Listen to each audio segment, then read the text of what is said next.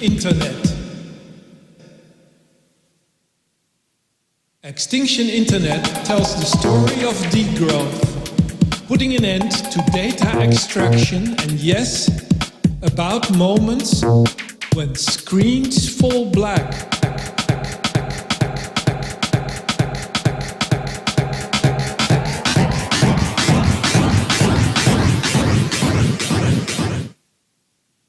Abrupt, old.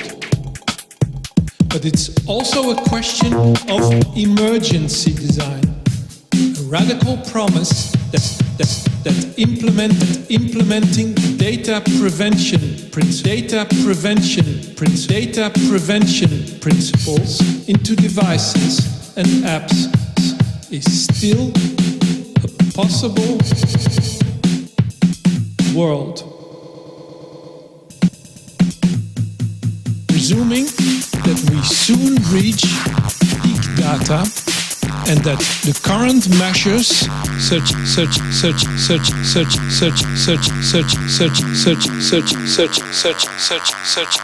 such as ethical AI and good data will neither bring about social justice and racial capitalism, nor forestall climate disaster. Put it in post-apocalyptic science fiction terms. No solar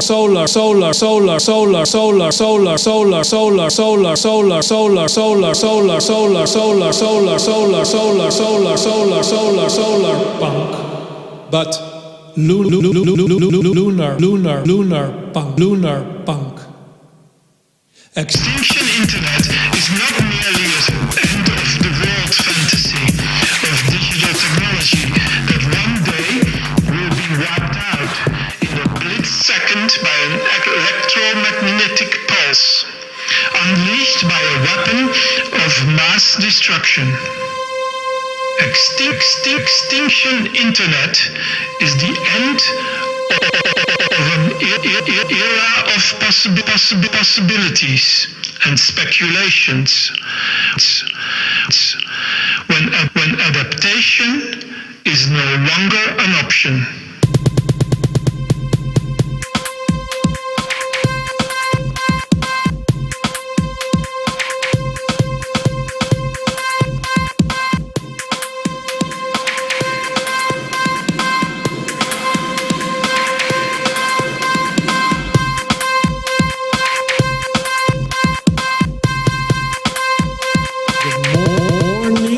The disappearance of the becoming internet started earlier, when the platform closed off the collective imagination.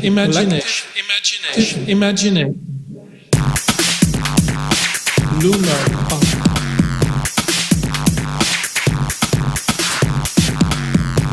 Lunar punk.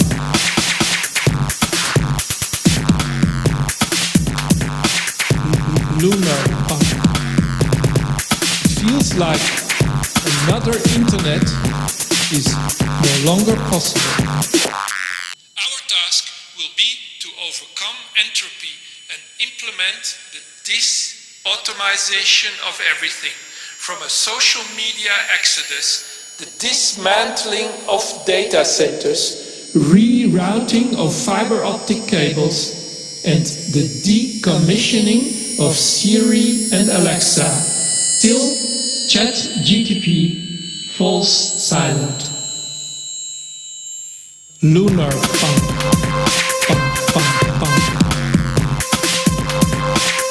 punk, punk, punk. Lunar punk, punk, punk, punk.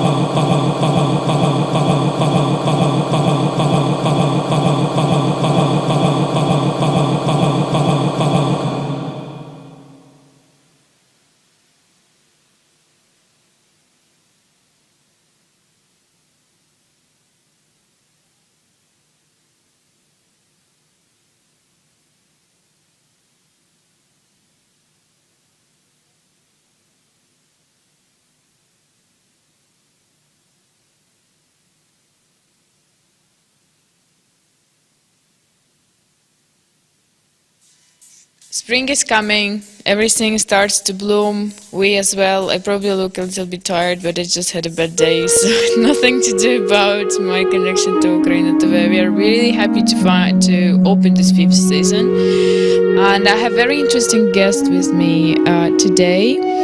You have seen her already twice on 2 our special affairs on Kinky Pinky and 2402, so 2 years anniversary of the full-scale invasion on Ukraine. Miss Amanda Droszcz, hi. Hi, hello. Yes, I'm Amanda Droszcz. She's like, who are you?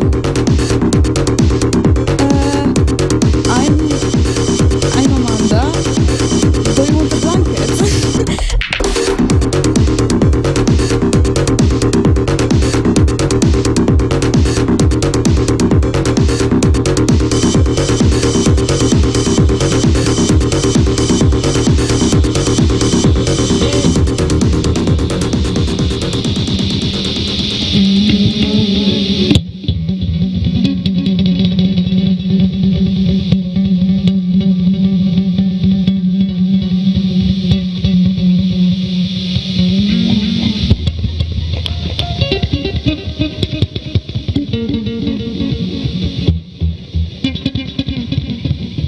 I want to do it too, but in my own way, on my own terms.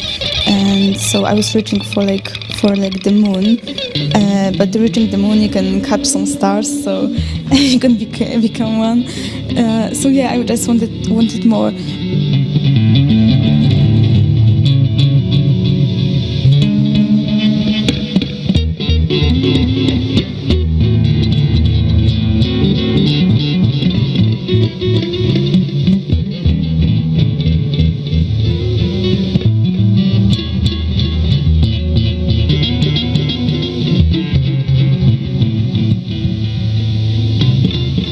Also I saw so many different lives, and I was like, that's not enough for me. I want more. I want this, I want that. I want to experience all of that. And where I am now, I'm not happy, and I was always wanting more, and just being there in high school, even before high school, and I wanted to more, another step,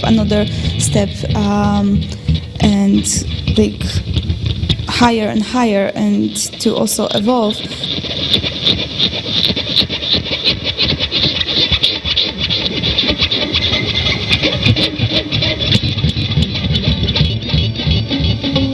So I'm a visual artist, and I do a lot of stuff. That's why it's easier for me to call myself a visual artist, because my roots are in painting and sculpture and drawing, of course, but I'm also very flexible. So photography, music, performances, even some more acting stuff, but more performances, and also film.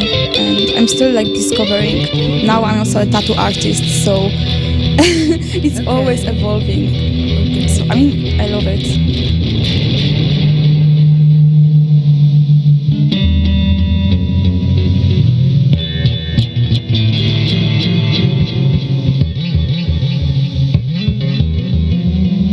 It is a flow.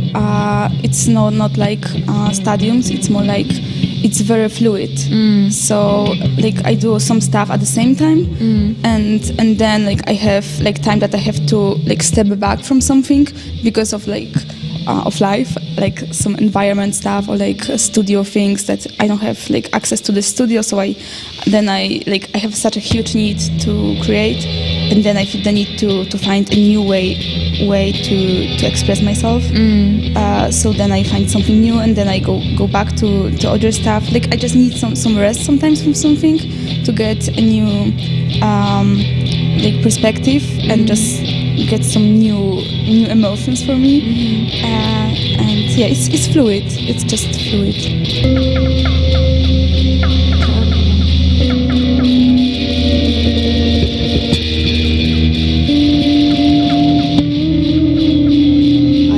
Had a huge need to express myself, not only in like things that you can touch, not only like in the manual area, but also in myself. Like I needed a movement. So like dancing, performing, like acting, this, that.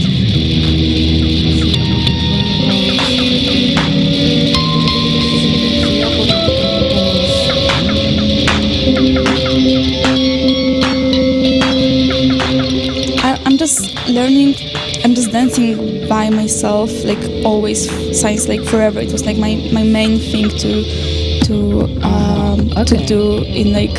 in my house, in my room. I was just dancing all the time, everywhere if I can.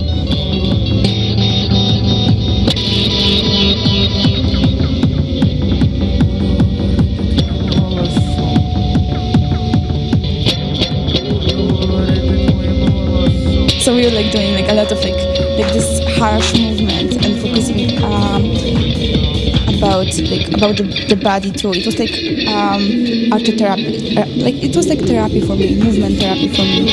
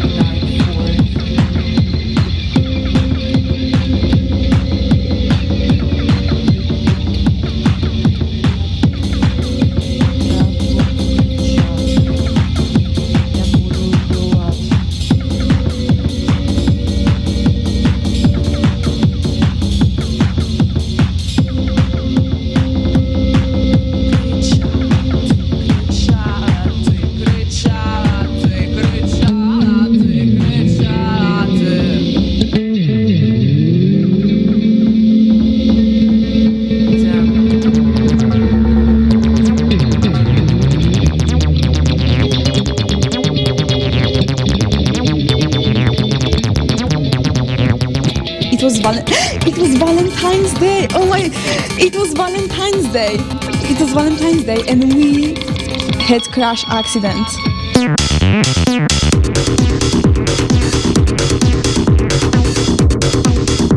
And I realized I was the aviation, and I was served on a silver plate. Yeah. So I became what I wanted to present in my paintings.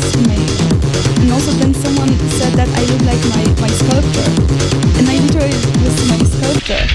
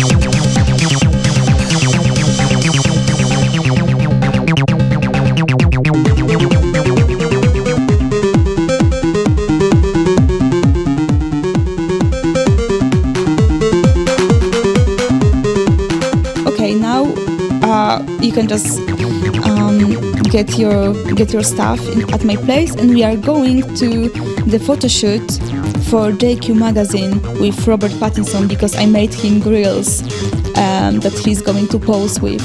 So you have seen Robert Pattinson in real life? Yeah, it was And so. I'm touching him.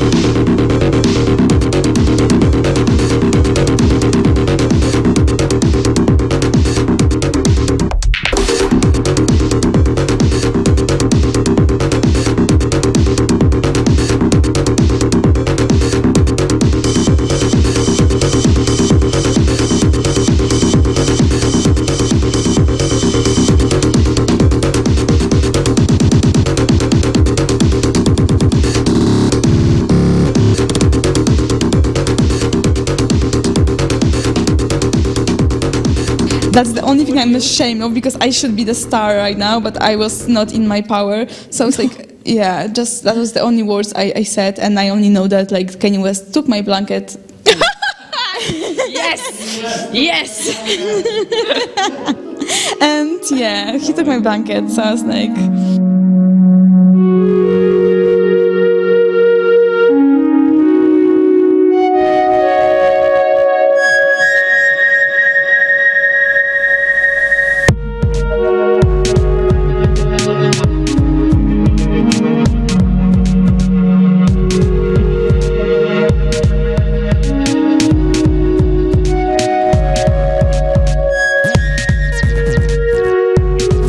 So on top of everything, It is indeed scary. the crazy guy, the accident, then living 1 week in the drug dealer's house, and then the same day I came back, this happened, and then I was just even more shaking, like whatever. This is so traumatizing. Yeah. Oh my god. And the assistant tried to comfort me, like made me like more cozy, like okay with it. And then the guy came, the evil guy came, and he was like, "That's your fault. First of all, I don't believe you. Okay, we have records of that, but like, that's your fault. Like, you shouldn't dress like that."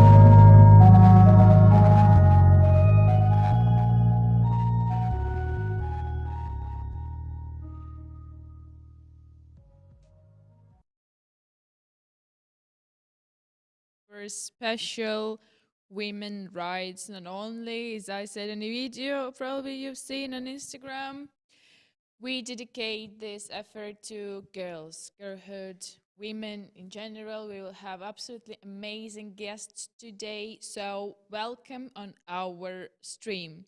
I want to say a couple of words, maybe not couple, but words about what you saw right now. It was a trailer which Roman did. Roman is not presented here right now on the stage because he's sitting on the and mixing cables and machines and people together. But he did this trailer. It was a very long, but one of the coolest interviews and talks I did with Miss Amanda Drost, who is not here right now, unfortunately. I'm very sad about that because we kind of started to have a friendship while she was here, but she was performing in our two special affairs, and I hope a lot, very much, that she will come again soon. I know that because she agreed to make me a tattoo. I'm happy about that. So anyway, sorry, I just have 10 minutes and I need to talk, but I think 10 minutes is not enough for me because I can talk all night. So you saw a trailer and you will see a full interview, or maybe in parts because it was really long. I don't know how Roman made it, but you will see another part of it. It's very interesting. I suggest you to watch it because Kanye West and Robert Pattinson will appear there. So not only, it's a very serious interview about art and not only about her traveling to USA. It's very good. I highly recommend you to watch it. It was, it was an interview in kind that Netflix should film some series on this story. Another thing, we are moving. It's just one piece of our today's program. We are moving to the thing which you can see. I feel like I'm in a weather podcast. You can see it here. Today in Krakow was a shit weather, but anyway, we're on a green screen. Now it's warm and will be even more hot in our studio. But what you can see here is the design actually made by Kaja Pochwowska, I think it's a name. I was supposed to read it more properly, but if I will be mistaken, I will tell you exactly later, but I think it's her. So it's a very interesting research I was reading for the past couple of days about girls, about silly girls. I actually found myself more interested in another one, in the sad girls. I have a bad vision. I cannot see where the sad is. This one is sad. Or this one. No, that one. Yes, right. It's here. So I'm going to say a couple of more words about it, and I highly recommend you to watch it. It is to watch it with your eyes, to screen it, to scroll it down on ENC, Institute of Networking Cultures in Amsterdam.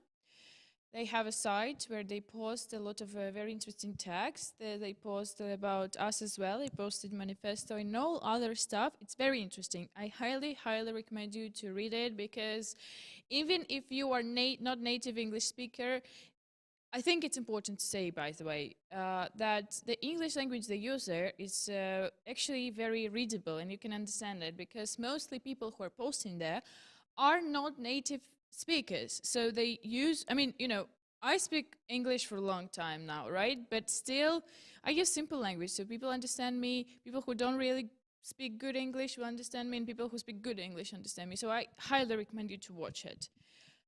What else? I want to say special thanks to this thing. This is insane. This is so good. And guess who made it? Guess. Our superstar, which I'm inviting right now here because it's another thing we want to show you today. And it's going to be another step of our program. How did you make it? This is so good. This is so insane. This is very beautiful. Thank you. I don't know how I made it. Just You can say with your my hands. Yes. Yes, so I have What do you have here. in your hand? Yes, what I have in my hands. It's a small book. Yes, What is this book? maybe you know. Maybe you can sell something. Maybe you actually know. If you saw our 24-hour affair, actually, Sebastian with Stasha spoke about it. This is a very small book with poems of a girl who actually made a movie. We also saw here already.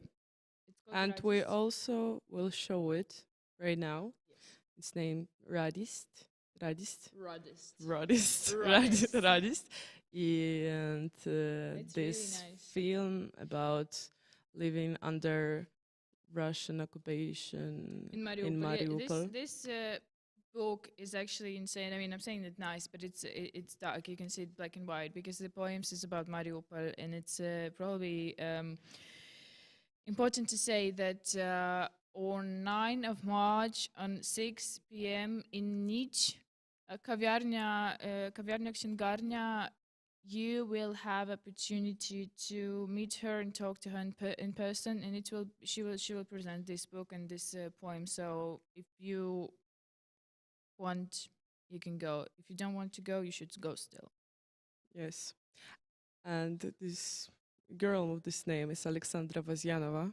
And after this movie, we'll also have a conversation with Alexandra Vazyanova and Anastasia Dechenko From Kiev. from Kiev. Poster will appear now, and I also wanted to say that this movie we will see right now. I saw it already on YouTube when I was editing the past stuff here, and it got me goosebumps. And it's this is the whole topic of Mariupol. I think it's very symbolic to all topic of war, because what happens now to Mariupol is insane. What happened to Mariupol is even more insane. So I think this is yes, this is a poster. This is a poster. Sorry, this is a poster. So check it out. Are girls ready, or we should talk still more? Okay, we have more time to talk. First will be film. Yeah, so first is movie, so we okay. can already. Okay. Yeah. Yes. Watch the film. Watch the film. Sorry, we have too much cameras around. Watch the film, and then we're gonna listen, talk. Let's go. You.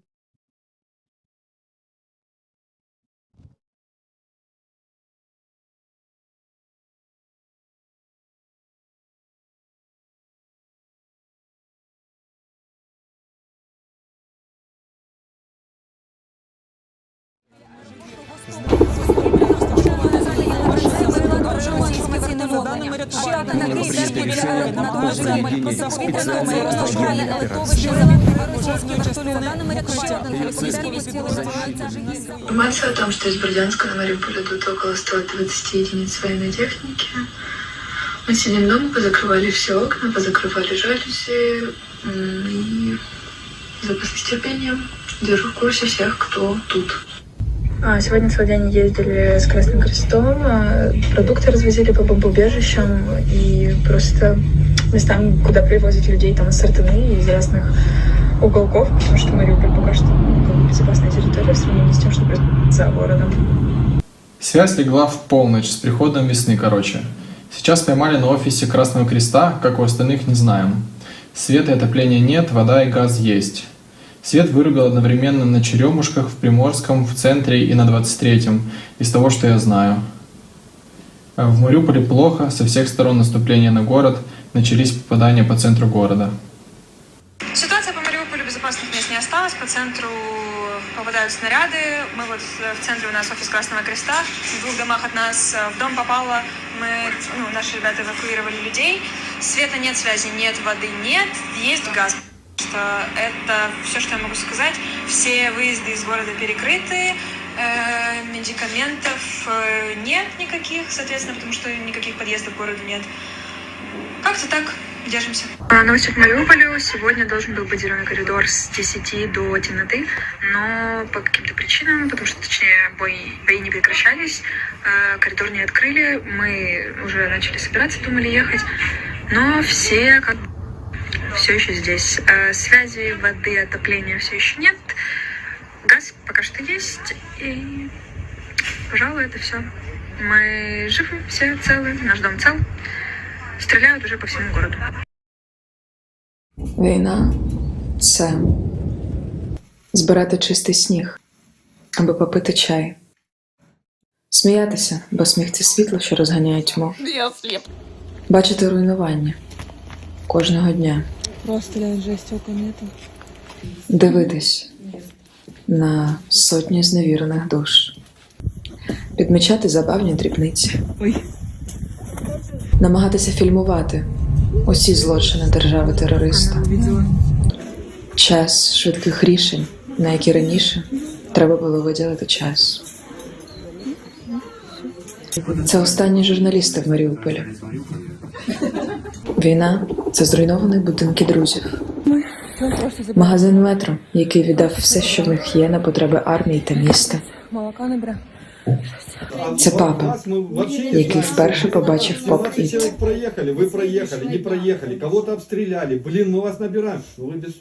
Квітка у розбитому вікні. Відкривати пункти незламності до того, як стане відомим, що ми незламні.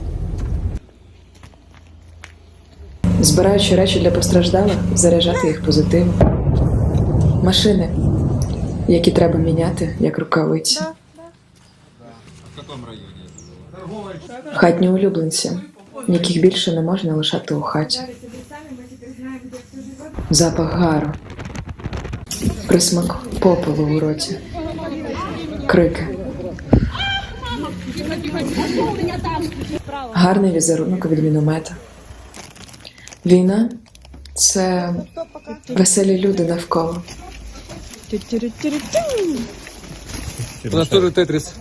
Район, в якому я виросла.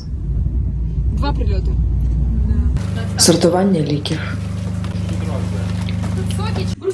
Вдячність. Я забуваю про все і вже не страшно становиться. Згорівші машину сусідів. Боятись загинути від вибуху, знаходячись у біотуалеті. Дим. Не думати про завтра, бути тільки тут і зараз, бо це може бути останньою миттю, що в тебе є. Дим. Трупи, що лежать на вулиці, бо їх просто нема кому прибрати. В кришу, отут вони живуть, все повилітало, машина. Будинок родичів з 2 прильотами з граду. Вот прилетіло на перший етаж. Уламки скла, черепиці, листів металу, бетону, арматур. Війна – це кров. Я сознание теряю. Тихо, тихо, все будет нормально. Может облокотиться назад? Знаешь, какую он песню слышал? Про себя. Все нормально? Скорую, наверное. Госпиталь надо. Ну, в ту же машину посадите, пусть. Я співала і танцювала кожного дня. Вам може здатися, що це зовсім недоречно. Навколо люди помирають десятками, сотнями, а я веселюсь.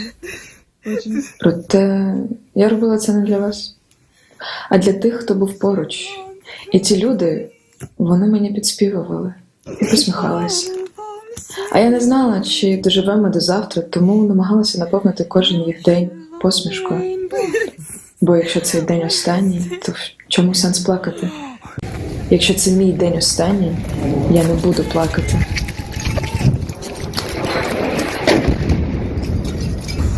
Війна – це 8 березня.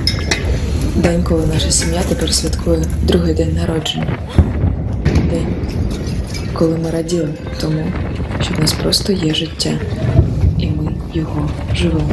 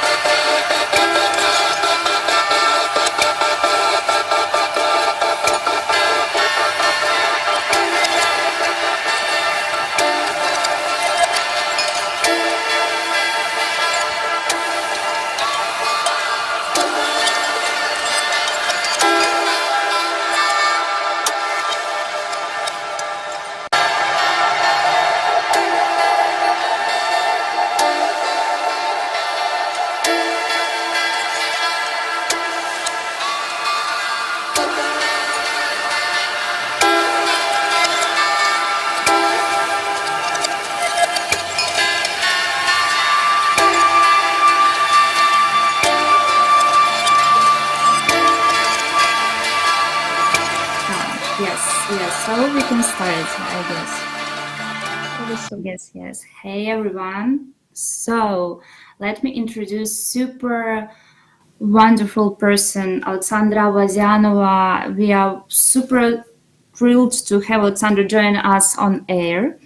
And we are super crazy happy that individuals like Alexandra exist in this World. crazy world because of your creativity and compassionate and free-spirited and open-minded spirit of your soul. You've got a great, very interesting personal history, story of your fortune, of your life. And thank you for being here online with us. Thank you for this opportunity to be with you. So let us start, let us begin. First of all, tell a little, some information about where are you now, because I know that you're not in Ukraine right now. Something about what are you doing. That's very interesting for all of us. Just give some information. So now I'm in Kiel, that's a city near Hamburg in Germany. And I'm in a house where I was spent 1.5 years after. And this is my rehealing place, because after all of this time I was just trying to heal in myself. So this is very cute and special house for me. And here in Kiel I made my poetry collection presentation, if it's correct in English. And kind of like that collection of poetry. Yeah, so I present them to Ukrainians who hear and who want to do something for Ukraine, who support Ukraine and never stop. And some of them have fathers or sons who are fighters, and they all need to be united.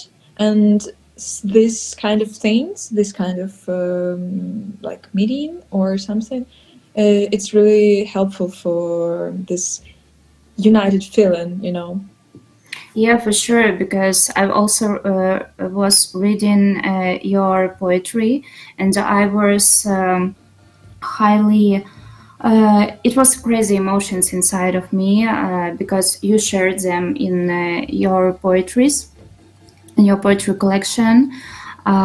Sometimes it was hard to read, sometimes it was frustrating because you were facing with it all by yourself. And you are a very talented person, and I'm so happy. And now I'm saying it to you online, and I also told it to you when we were talking to each other face to face, that you've got an opportunity to spread information about your poetry all over the world. And I agree with you for sure that it helps people to come over those emotions and feelings and understand, realize that people who face with war are not alone. There are a lot of people, talented people, who can share their talents, their feelings inside poetries like you, and manifest life that is going on, even though those very hard moments were in our lives. So thank you very much for that, and many thanks to people who support you, because I know that you've got a lot of friends all over the world who help you to make it all real. So organization, helping, maybe some places where you live in, which helps you to fix a lot of hard emotions and go on, continue living. Many thanks to all it becoming truth. And thanks a lot for you and your platform. And that's amazing, because in each place where I'll be, today I'm in Kiel, tomorrow I have this presentation in Berlin, and after tomorrow in Krakow. And all these people, all these Ukrainians, all this Ukrainian organization and volunteers are so supportive, and that's amazing, because if there wasn't this people, I couldn't do anything by myself. So thank you. Yeah, thank you. Millions of thank you words, and it will not end and finish because we really appreciate it. And that's cool that we can go on and continue that feeling of united of everyone. And also very important feelings, which I understood today was the people when I was speaking and read my poetries and we would discuss everything. This very important feeling that's also crossed through all of my poems. That's we do a lot of things despite something, despite Russians, despite like losing home, despite losing people. So just despite all of it, we became like more powerful. We became more strong. Like our nerve system are more have more stability, and so yeah, that's beautiful to live like because of something, but we're having this opportunity now. That's why we live despite a lot of things, and that's feeling which unite all of us. Yeah, I totally agree because we have not any options like to live despite of it all, and this describe us as a nation, as Ukrainians. That's our superpower, and a lot of things have changed after the full scale life faced with us, and of course we were changed a lot. And you also told from the very beginning of our small conversations that you are now staying at a house which helped you to go through all of hard emotions. Can you please tell something more about who's the owner of the house? Are there your friends or something? How did you spend those first months after you came to Germany? Please give some information. This is how to great family. They're a husband and wife, and they have 4 kids, and they're all already grown people. And I feel kind of like they adopt me because I'm in the same age with their kids, and their kids also invite me to dinner and to birthday parties and to Easter holidays to Denmark. So I really feel that I'm adopted, and that's so because like at that moment I was 23 years old, so I'm pretty like grown up person. But still, when I lose my home, when my parents was in Mariupol in that time, now they're in Germany. And I have nothing here. I have no room. I have no flat. I have no clothes. I have no my family around me, and I'm totally alone. So that was really amazing feeling, and I'm so thankful to this family. And I tell it every time when we met, and when I'm called or when we chat with each other. And it was first 2 months, I just tried to. I make all of these papers in Germany. Like too many papers in Germany, as I know. Yeah. And first 2 months, I don't study in Germany, and I don't work. I just try to find a good job.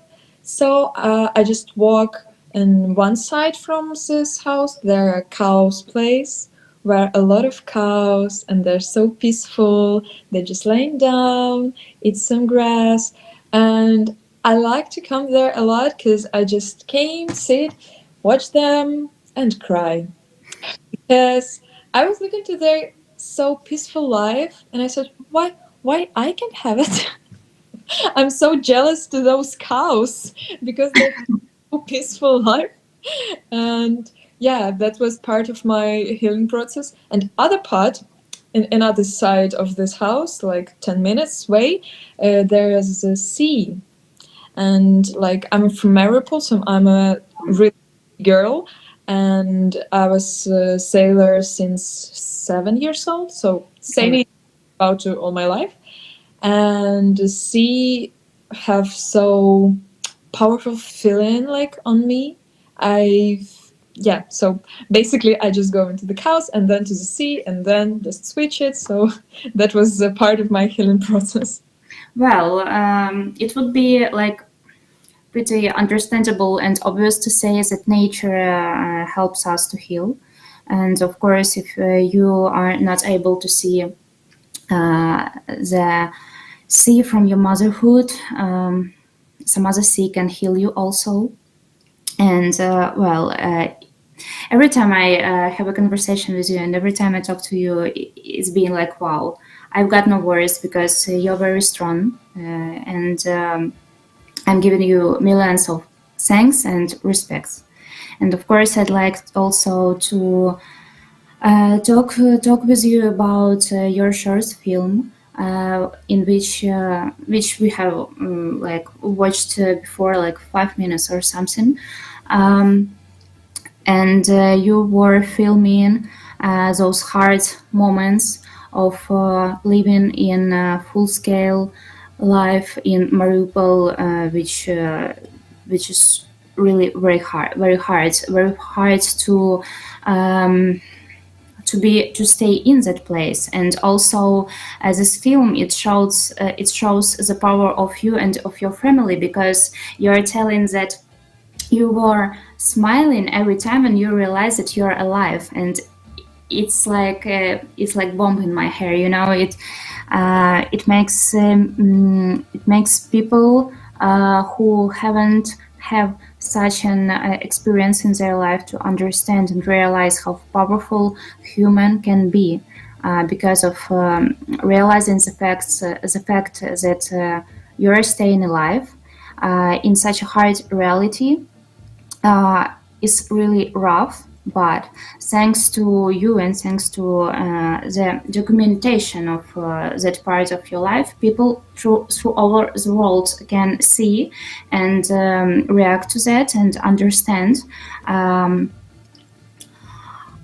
reality looks like, and why we shouldn't forget about that hard part of our history, which is going on right now.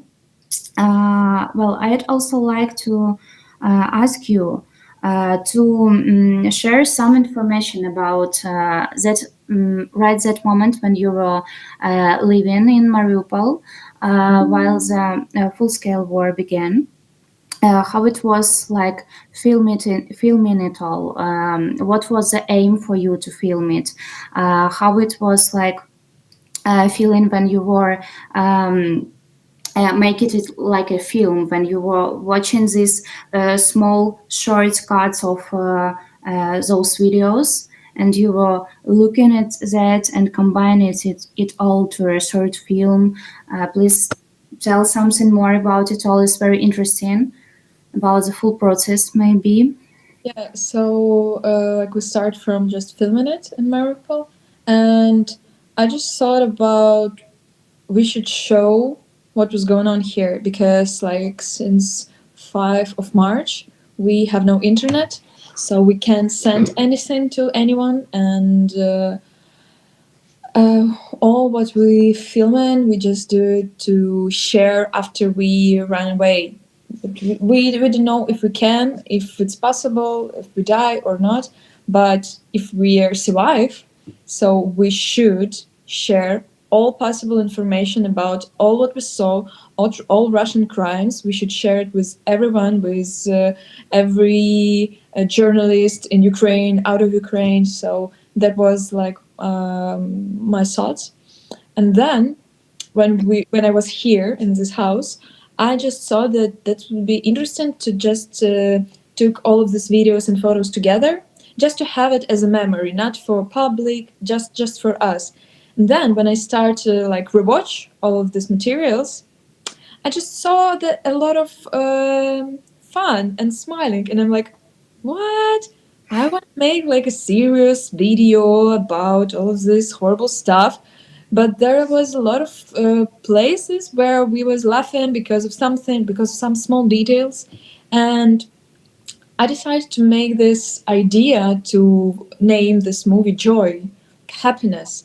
Because in each dark situation, you are able to find light. if you want to, of course. And it sounds a little bit like from Harry Potter, but Why not? true. That's true, because it's your ability to find the light. Light, not like a sun in the world just shining always. You should find it in your life. You should find a purpose to survive, to do more, to help people. So it's not like a gift you have it from birth. You should find it, and you should try different ways if you can't find your light, your way.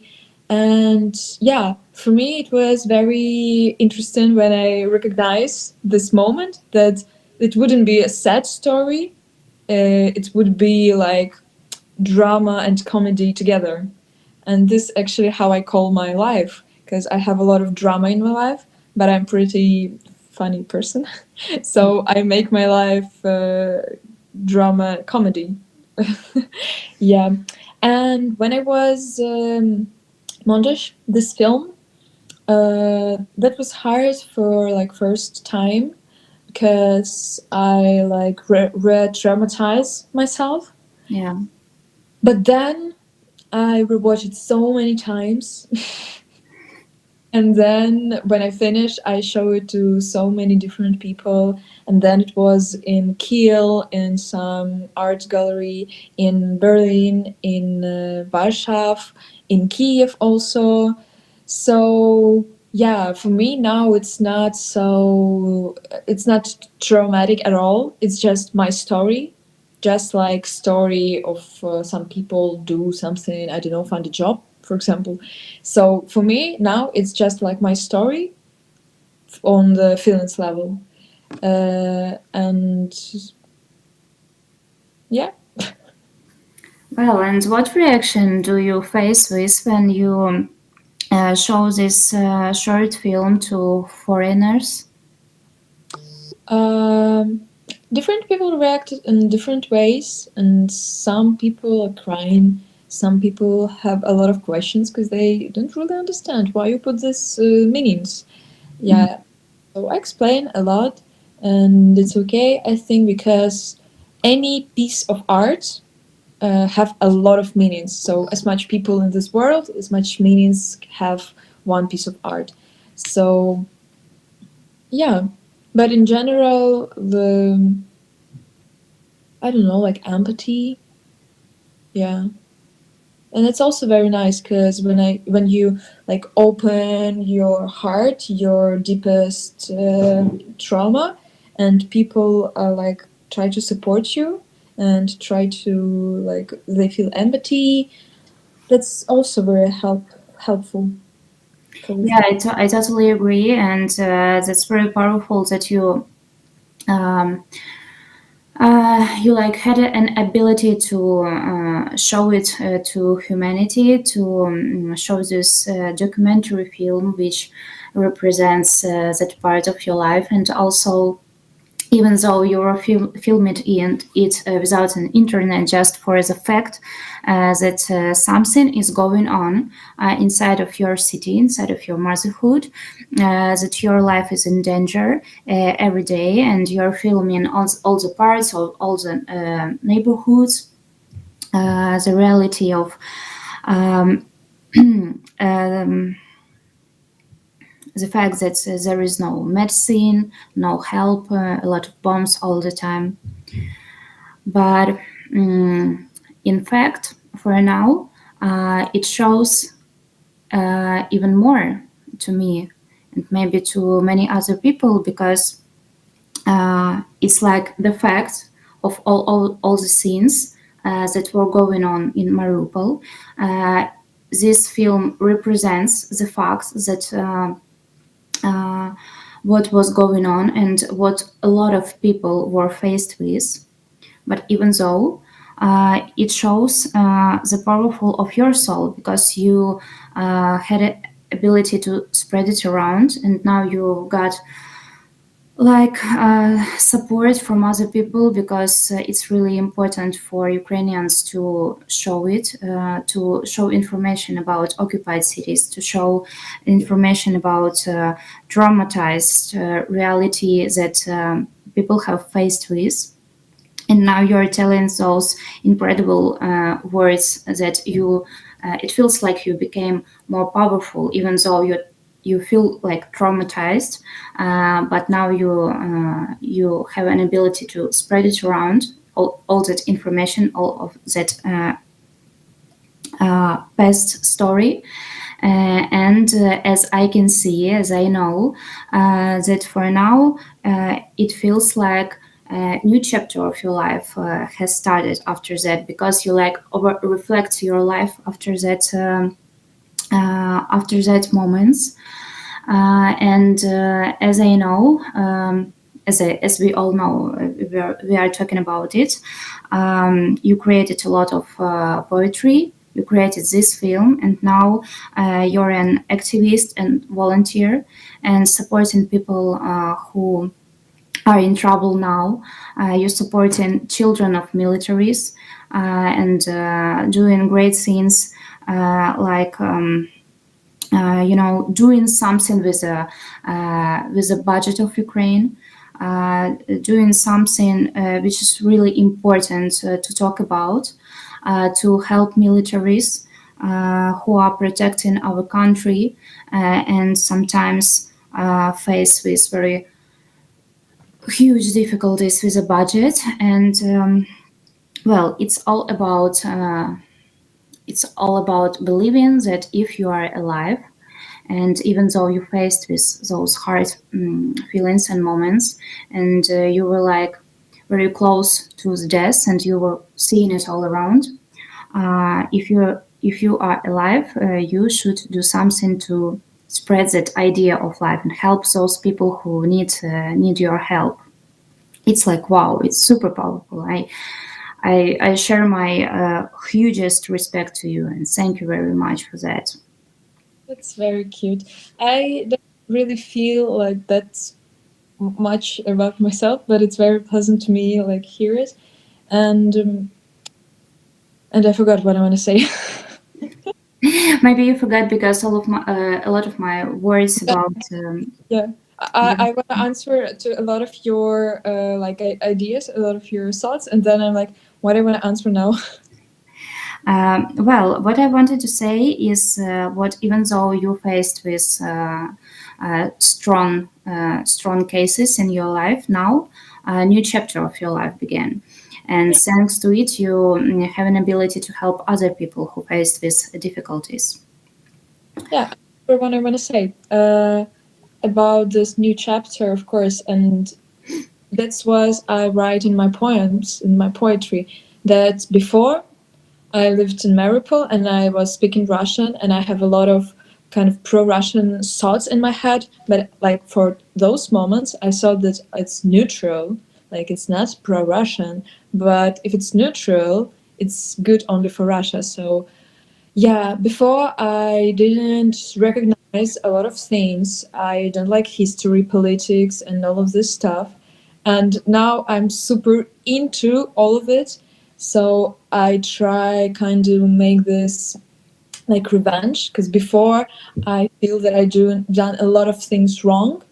And that's why now I try to do a lot of things right to make this balance a bit, just as much as I can. And also one thought that I had about all of my poetries and also this movie, like main topic, which I try to say, it's about like connection. It's about we all have same trauma, we all in the same boat, so we all should be together against the real enemy. Because my huge pain that a lot of people, a lot of Ukrainians inside of Ukraine and Ukrainians inside and outside always try to find who's the enemy. Like, oh, Ukrainians who are not in Ukraine now, you're an enemy. Oh, Ukrainians who are in Ukraine but don't donate enough, you're enemy. And all of this shit, can I say it here? Okay, and all of this shit, that's, I always use one very easy question. Does it help Ukraine win? If answer is no, I would never do it, because why? And all of this all of these people who try to fight inside our Ukrainians, our people, all of them don't help to win in this war at all. And when you try to work together, to unite it for biggest thing, only in these moments you can really make some help for Ukraine, inside, outside, because international relationships with other countries, they're also very important for our country, because without international support, we would lose in a third day how Putin wants. So all of this stuff is important. And the most important thing is to be united and try to understand and not to try to find enemy inside your home. I totally agree, and it's also very powerful that you've got that huge light inside of your soul, which helps you to move on. That's really the case that Ukrainians are trying to find enemies inside countries because of also going through reflecting traumatizing. It's kind of coping with the stress when people try to find who is wrong and who is right and explain it all in their hand. But thanks to people like you, like an example, that, for example, you, Alexandra, went through those challenges and now you over realized what's wrong and what's not, and you got that power inside of you to move on and share information to other people, to other nations, to other countries, and also to Ukrainians, because you're activists in Ukraine. You're taking part in very important actions in Ukraine also. And that's super cool that people like you exist.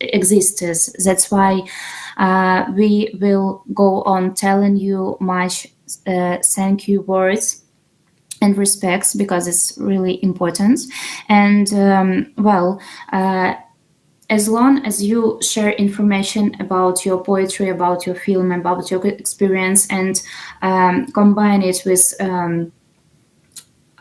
information about other people who went through such experience in their life, it will for sure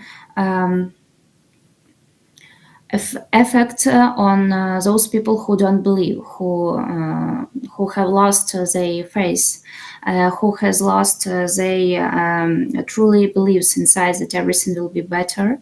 But it's very important not to forget what times we are living it and why we keep on moving to the victory. Because for sure, for some people it's very hard to keep that strong beliefs. And as I told before, you are a very good and cool example of that case when people don't lose their faith. Yeah, live everything. Yeah, period. I remember that when we have met with you before, we were like discussing what topic would be great to discuss online at the studio, and you were telling that it's very important to discuss the case when people start not to believe, they face with burnout. And maybe this topic will be described much more global in our next meeting, which will be on this weekend. It will be a great opportunity to tell even more words about it all. Also to over-reflect it once more, because for now we've got only, like small talk. But at least we've got an ability to present your talents and present everything that you're doing. And that's also very important. And I believe that we will be able to open this topic even more, in more words, in more examples. And of course, we really want to support you more, to invite you more and more to our studio and share our love to you. Huge, huge support. Thank you so much. It's very pleasant to me. Thank you also. Okay, so see you soon on Saturday. See you. Thank you. Thank you. Bye.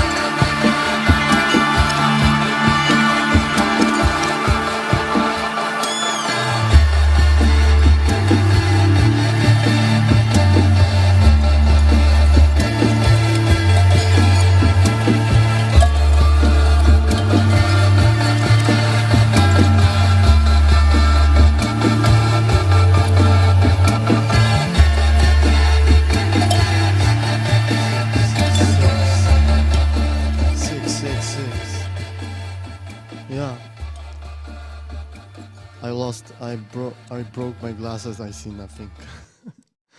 No future. Yeah, but we found something in past, something special that we need to show, and this is also a good occasion to start to talk also about some research projects around and also that we are part of some networks and environments. There is the poster of the project that we in a way take part in, and we have a nice guest in the studio, so welcome in our hybrid space physically, and I hope we will talk a little bit later also, maybe in front of cameras or in between, and also we are waiting for more people probably will come. And also, I'm waiting for the plane because in next 2 days I'm going to Trondheim one more time because we are starting officially Pacesetters 3 years research grant about mixing of infrastructure studies, working in intersection between people, machine, data, and imagination of future. Green Ukraine, And this is what the green as a metaphor and as a real technical context represent for us, and also what we can find, search during that 3 years of investigation here in Krakow and around Europe, because there is Trondheim, there are partners in Spain, in Ireland, in Germany, and of course in Ukraine. And there is also extension of our team. We have more people like around ambassadors. Thank you, Anastasia Diachenko, for that interview, but also thank you for Aleona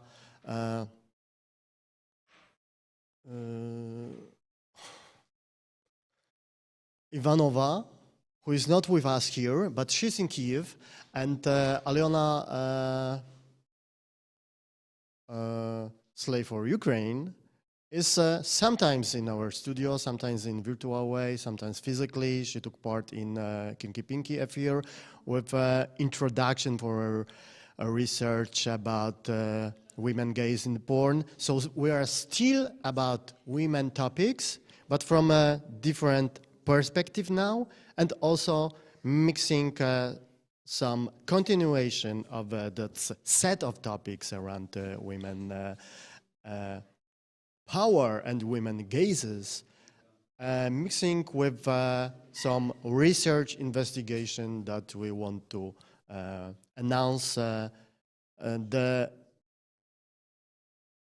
conversation is recorded 3 months ago.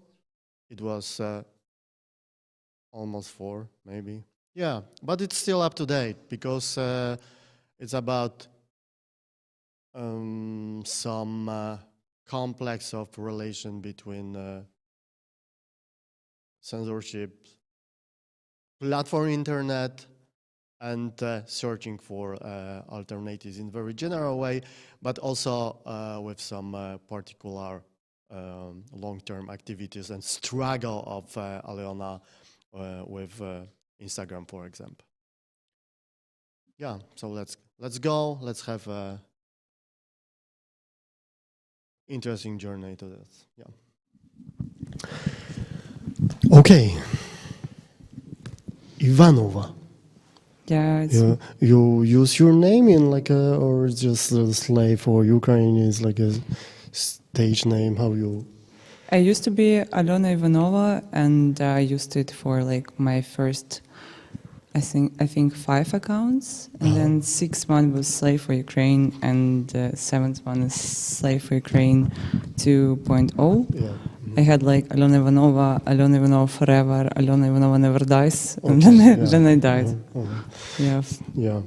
And reborn as a phoenix, as Slave for Ukraine.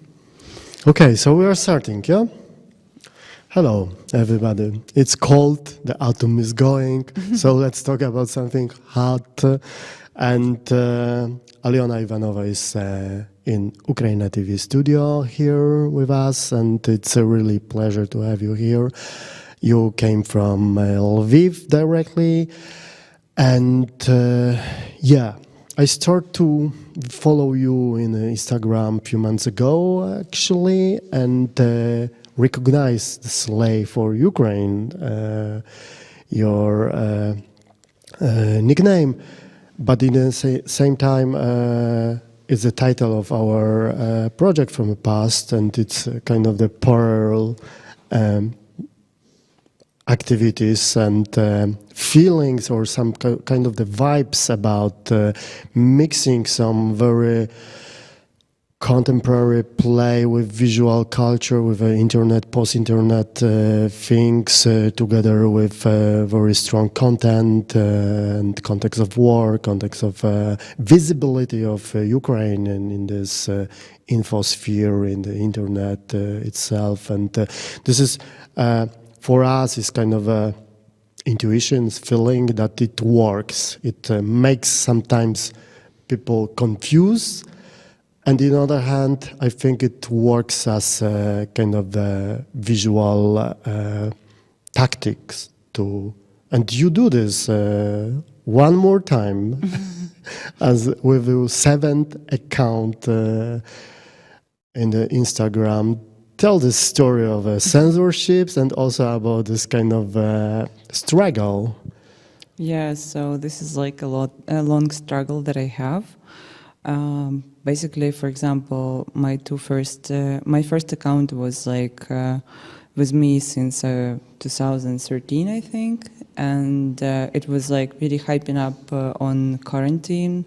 I was posting a lot of researches, different kind of like anime, horror, erotic stuff, and I found my auditory, which was like really nice for me, because I finally was accepted by I don't know, at least some society, because I felt like an outcast for a long time, because I thought I like weird, can I say shit? I don't know. Weird stuff in internet, and I like it since I was like teenager. I used Vkontakte at the time, and I was like, sometimes at 6 p.m. you find some very weird, gruesome, or like I don't know, unusual pictures, and I saved them in we call it сохраненки in Vkontakte. And then I started to post it on quarantine, and a lot of people reposted it, so I found a big auditory. I had like 5,000 followers, and it was like really nice to have such a big auditory at the time.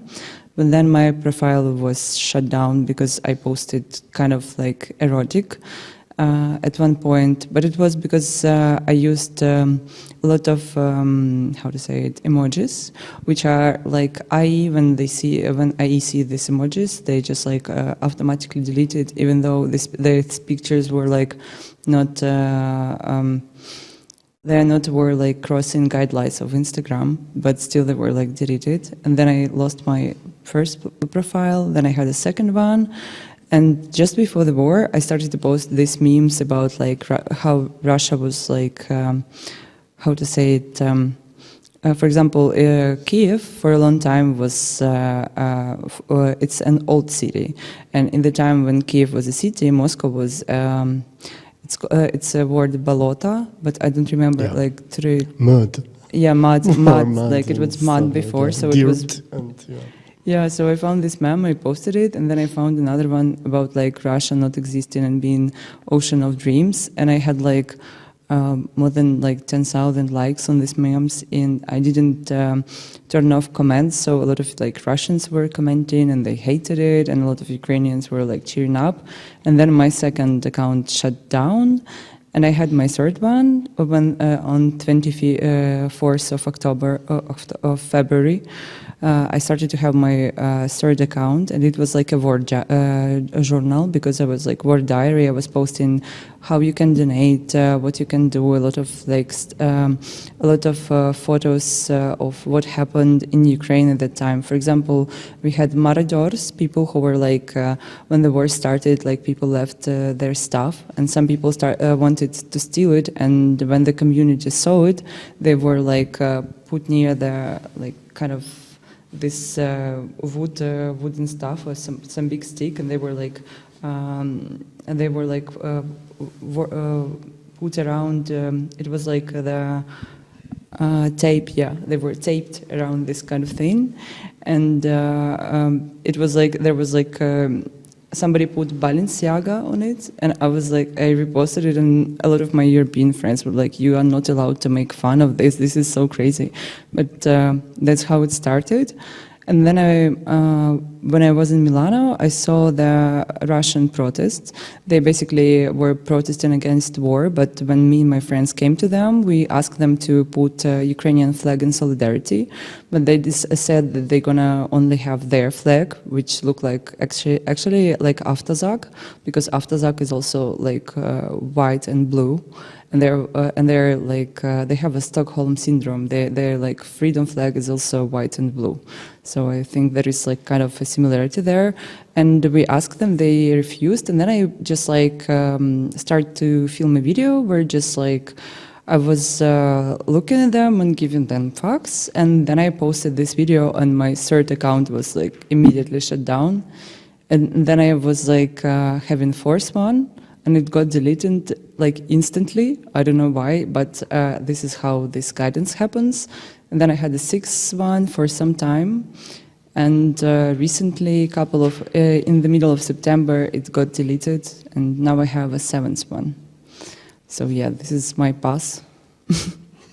So, Seven life. Yes. Yeah. Trying to be Phoenix. But how it starts? As I know, you finish kind of a Christian or Catholic school, then you start to work in the sex shop. In a sex shop, yeah. Yeah, I finished master's degree in media communications in Catholic University, and then I immediately started to work after summer in a sex shop because like I was searching for some job and I didn't want to be an SMM manager. I don't know why. And I decided just to have this experience because working in sex shop is constantly connected to having like you need to know a lot about sex education, sex toys and stuff like this, and kinks and other stuff which connected with like sex culture. So I decided that it's a nice knowledge that I can have from this job. The pay was like really beyond low, and I was working 20-hour shift. I was sleeping in this sex shop. I also had like kind of different sexist experiences there where I was like harassed, but it was an interesting experience to have, and I'm glad that I did it because I had a lot of content from this sex shop. I was like constantly filming myself, filming toys, and I also saw a lot of really weird looking toys, especially masturbators or like dildos, which looked really artistically like unusual forms. And for me, as a person who has like artistic outtake on things, it looked like kind of unusual. And when I was like showing it to other workers, they were like, "You're just like, we don't see it." Yeah, this is what I see in your activity. It's like this is what I recognize as something very interesting and inspiring. Is like a exploration of that sphere of sexual iconography forms and this industry in the different forms and parts, and combining this with a kind of anthropological or artistic approach, and kind of with a focus on form, with a focus or kind of the intersection, yeah, between something formal, something strange, something changing our perspective on some parts of contemporary culture. And this is also about your activity in the internet. I start to think, are you artist? Are you researcher? Are you somebody else? Or it's something I think very important to search for this kind of also activities, and to ask about also to call it, how you recognize yourself in this universum of some practices, some researches, and also some kind of the artistic experimentation in between. Yeah, I think that I'm a researcher / experimental artist because I used my platform as a medium. I had a couple of exhibitions and I took part in creating zines and some kind of artistic activity. I also have a background in fashion industry, and I used to have a DIY model agency which was called Motherland when I was 21. And that's why I'm all the time was working with pictures. And then after having a master's degree, I understood how I can make researches and how can I search for more information about the pictures I like, or how to find references, or like how to find some dark places online where you can find some weird but interesting pictures and videos. And sometimes I think that my artistic practice was in not recreating them, but showing them with a perspective or like storytelling guideline, which I wanted them to be seen. So it was something like this, and I used always like Instagram as a platform, even though I was deleted for thousands of times, and I haven't done any screenshots of my account because I don't know why actually. And there I was showing the stuff I found online and how it is connected to the things which is like currently happening in the world. So it was kind of connection of something contemporary and something outdated that I found like from 20 years ago or 10 years ago, and how it's connected and it's still important and visible. Yeah, there is like, as I know you a little bit about your archive, also the history of porn, of this playing with the aesthetics and different stuff. But let's think a little bit also about this relation between war, violence and porn, and it's kind of a very sensitive and ambivalent topic because it's in a way, it's kind of a normalization of violence. You could think about this in that way, but also it's maybe kind of the field of liberalization. And how do you see this intersection between violence, porn, and also war now, and I don't know, gun industry or maybe some oppositions to this in a form of, I don't know, being anarchist so against. My nickname on Instagram is Slave for Ukraine, and that's what basically Ukrainian army is doing right now, because like the word slay has like literal meaning of like killing people, and of course it's also a queer terminology as well. And Ukrainian armed forces, I think, they're basically slaying for Ukraine right now. So it was a kind of how to say it, it's a kind of like I would say that it this saying "slave for Ukraine," it was like kind of a motivation quote or something. I wanted like people to see it and maybe think about Ukraine first of all. And I have a background of working in pornographic industry. It's basically I was working with models, and I was creating content plans for them, where I was like scripting the videos, describing how to do photos, how to pose. And because I have background in model industry, and I know how to work with people who have no idea how to take good photos of themselves. I was creating some kind of like step-by-step instructions how to do nudes, basically. And I was finding references online. And then when I started to find references, some of them were like really funny or weird, but still beautiful and interesting. And I decided to make a Telegram channel out of it, and it actually got blocked as well. First one, and then I had a second one, and yeah, it was kind of an interesting outtake on porn. And I also use post-irony on a daily basis. I think it's a great medium. So I was combining horror, porn, and memes. That's basically what I like to do, and this is like my practice, and that's why I was like trying to combine in my Telegram channel in order not only to show like feminist outtake on porn, but also to show some kind of like how absurd the porn of 2000s is, for example, because you can see it really weird costumes, or like how women pose in very uncomfortable poses, or even the editing of photos is kind of like cliche, and it is ironic, but still very beautiful for me. I'm not like making fun of them. I just like appreciate them, but I also see irony there.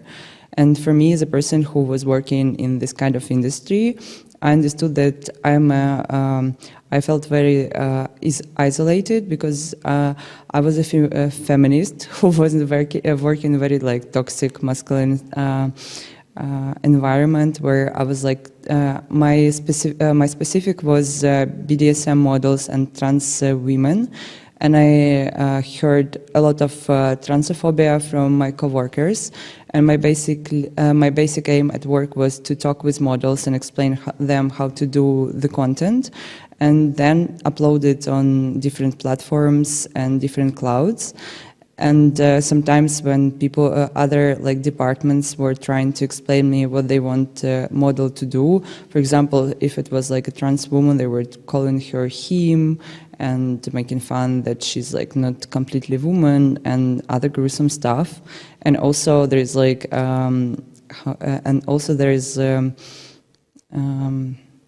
there was like also sexual harassment at the workplace for me as a woman, because I'm conventionally beautiful, I think, and some people with whom I was working, they thought that if I work in this industry, like with sex shop, it's the same. If you work in this industry and you look nice, they assume that you want to have like to be seen and have all this like attention and compliments, which are kind of like really icky. And I was like on a daily basis all the time like saying that these people are being cringe and it's not professional behavior, even though we work with porn, but it's kind of a thing that happens when you work in toxic masculinity environment. I also had the experience of, I had a model, her name is, let's hear her, Alice, I don't know, but she has like a not real name, and she's like, her not real name is also Joyce, like we used it for her page, and she was like starting as a just a girl who was like posting her photos on OnlyFans. She was like really normie, and I had like a couple of normie models. I wasn't only like BDSM and trans women. But then, after some time, audience started to be like really tired. After like half a year, audience started to be really tired of her this like normie presence, and we decided to make her BDSM, because she just like made a BDSM set herself, and it was like and she did it just before the war, the like full-scale invasion. And a couple of months we settled down again, and we analyzed her page and understood that this set was like really hyping up, and we suggested her to become a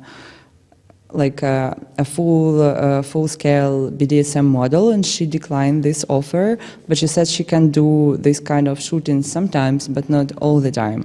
And then after some time, I understood that the teams, which we have like marketing team, also Sexter team, they were like pushing and like trying to erase the boundaries that model have, and they were pushing me as well. And I understood that right now I'm just like breaking the boundaries of other person, and I don't want to do it, but it's my job and I'm doing this. And it was like kind of a really weird and unpleasant experience, because in the end she became like full-scale BDSM model, but because we were working in the environment where nobody knows exactly what is BDSM, I had like really weird requests, and when I asked like, what do you think BDSM is? For people who were working in this industry, it was just like, I don't know, leather kinky stuff with some kind of handcuffs, and I don't know, saying like bad dirty words like "you dirty slave, go away" or "come here" or something like this. And they were not trying to explore this BDSM culture, which is there for such a long time. And once at my job, we had like all the time, they asked like which courses did we have to improve our like skills. And I suggested that I need some kind of like a course, or maybe some time where I will have more freedom in order to do research and become more aware of what BDSM subculture is, in order to like create really real and aesthetically pleasing and aesthetically correct BDSM footage with this model as a mistress. And it was declined because they thought about like some kind of time management courses or something like this, and they were like, what? Like, how could you do it? And I'm like, I don't know, just do research, like find it online.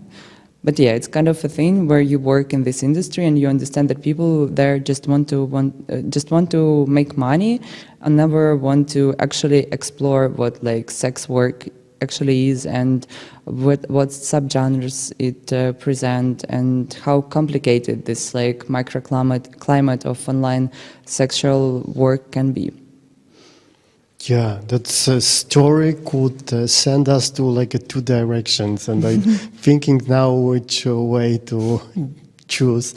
And because one, it's about education, about sex education and about self-education also. This is what it's in the background of you were talking about you as a manager and in the same time a guide for those people, for models. I think it's very useful and it's empathic work that I see or recognize from your story, and it's like a part of some background from Central Europe, from Eastern Europe, from each of us, that the gap of sex education and something like that. And it's do you think it's also kind of a strange way to for the education that we are able to have, to connect, to get from? I think that like I don't know about Poland, but in Ukraine, not everyone are using like condoms on a daily basis, like for like one night stand or something, and it's like experience of my female friends and not only female friends, and it's like. And you need to have like a proper dialogue why people should use them, and they don't understand why, and this is such a irresponsible behavior, but it comes from lack of sexual education, because in Ukraine, on the western part, we have like Catholic ethics, on eastern part we have like something like there is a subject like society and the world in school, but nobody has like sex education, and when people try to talk about it in school, it's like all the time demonized and forbidden. But maybe if we would be having it in schools, more people would be aware of what boundaries do they have, how they can talk about, communicate with their partner about things they like and what they don't like, which is very important as well. And how to actually use different things, because sometimes you just I think that sometimes it's really hard for young person, especially a teenager, to talk about something like this with peers. All you do when you're a teenager, you just talk that you had sex or you didn't, but you never talk about any details of it, of what should you do. And for example, there is also the situation that a lot of men, I think worldwide, not only in Ukraine, thinks that women come from like specific penetration, which is like a myth which is created by porn industry, and this is completely untrue, and it's still happening. A lot of like female actresses, they are paid well, but they're like really appreciated in the industry, but there are no female gays in like porn industry right now. Even when I was working with models, it was always like about pleasuring men, but not like filming yourself having pleasure from the things you do with your body, with sex toys or without them. It's about like creating this illusion again, but this is like kind of a loop, which is, I think, very stupid. Yeah, absolutely. And it's about the mainstream and about what I think it's simple that's we supposed to criticize and still point, and it's like all this feminist tradition also focus on this objectivizations and exploitations and also this still man gaze, which is back and back in this mainstream porn industry, and but still maybe there are alternatives, but there is my second way after that's your story before about, do you imagine is like a another version of porn industry which is more equal, more focus on or searching for this women gays, for example, and also queer gays, and that's more open to different form of presence and different form of pleasure and for different When you people. said like male gaze, I just remember the TikTok where you where like a female was talking about like when you're a female, you have a lot of insecurities about your body, and sometimes it's very important to kill in yourself this male gaze, where you see your body and you're like, oh, I have like, I don't know, not a flat tummy or like big hips or small hips or like really like big arms or like really skinny arms. Because like when you kill this like male gaze in yourself, where you like where you see yourself and you think that would men like me like this or no, it's like very important to get rid of it and to maybe try to objectivize. I don't know, like to have this self-objectivization, but where you just like your body, where you see your body and you do like sexy pictures of yourself or selfies, and you just celebrate that you have what you have and you are completely fine with it. Because sometimes when you're like objectifying yourself, you can be like a victim of this as well, because you can be scared that when people see you from other like angle of your face or something, they won't like your face or something like this. And this is like completely different, but also very problematic. So it's kind of like a very like thin ice, I think. But yeah, it's like really important sometimes just to work with your insecurities and accept what nature gave you, and just it's a hard process, I think, for every person, just like to understand that the body this person has is good and perfect and beautiful as it is. And I think that in this kind of thing, yeah, it's like important to work with yourself. But your question was about another thing, and I forgot. Also about, you know, like more that's things put into like porn industry or to social relations.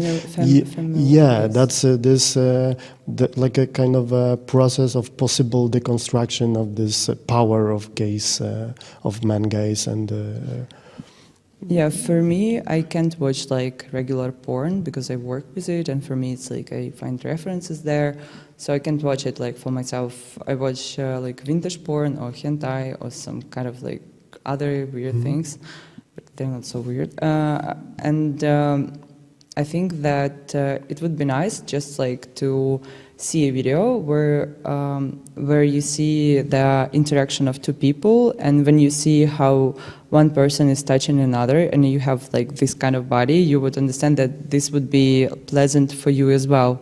Not only like you're trying to satisfy like a male like actor or like protagonist on the screen, this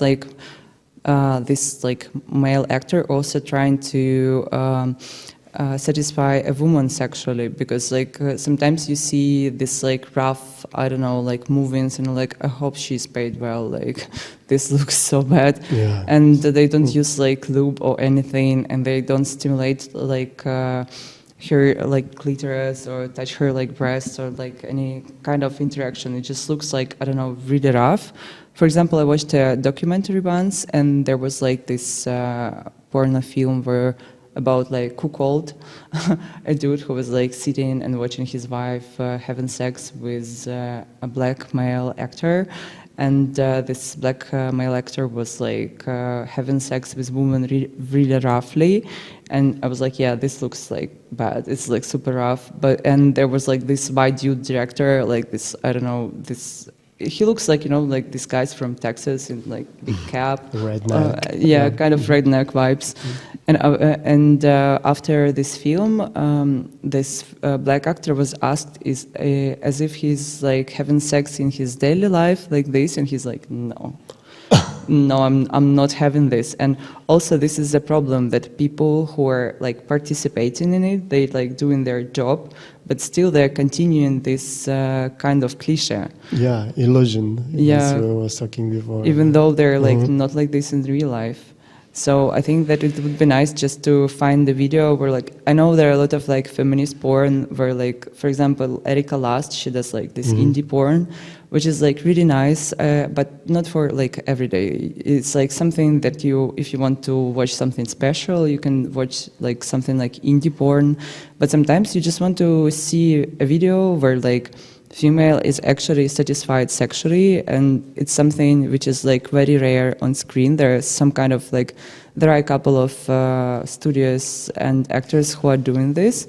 For example, there is like this dude who is like fully covered in tattoos and he's like super tall. I don't remember his name, but I remember his videos and I was like, oh, this is like it looks like a really great sex, and it's something, it's a pleasant feeling, and it's kind of a thing where you can actually take pornography as a sex ed video, because in this video like a person show how to satisfy like woman, and it can be actually, you can just actually try it with your partner yourself, even though you are a woman and you don't know your body that well.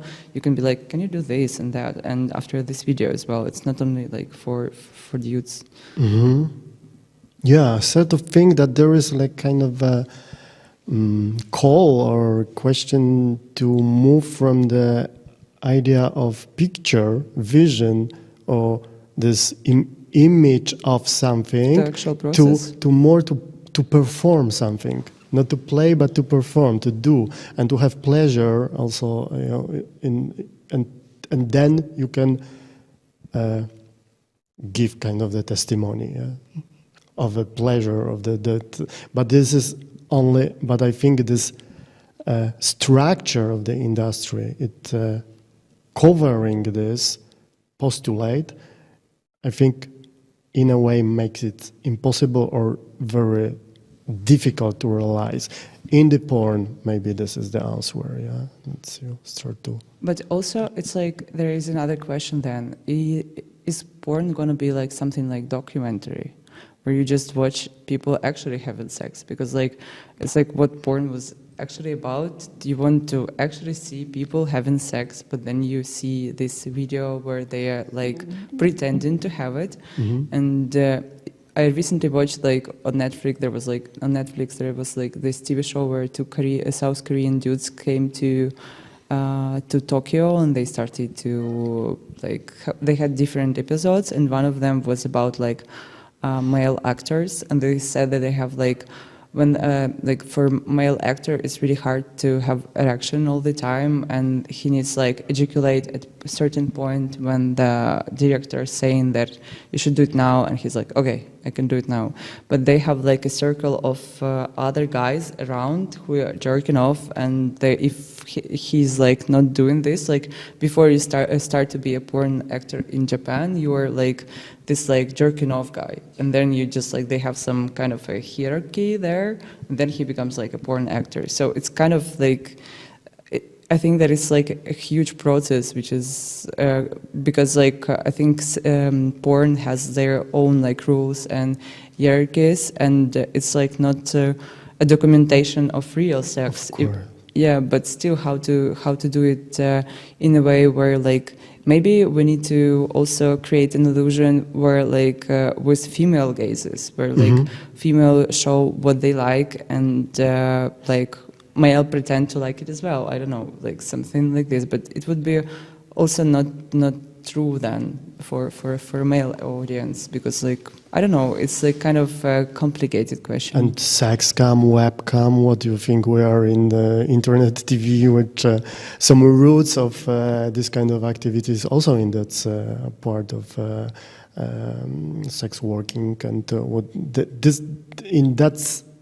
in this field, I think the kind of opposition between documentary and fiction is a little bit blurred, and it's like a shine. I actually recently found information about like that like webcam is very problematic, because there are a lot of like violence or like stolen people who are then seen in this webcam kind of channels, and they're like made to do things which they don't want to be doing.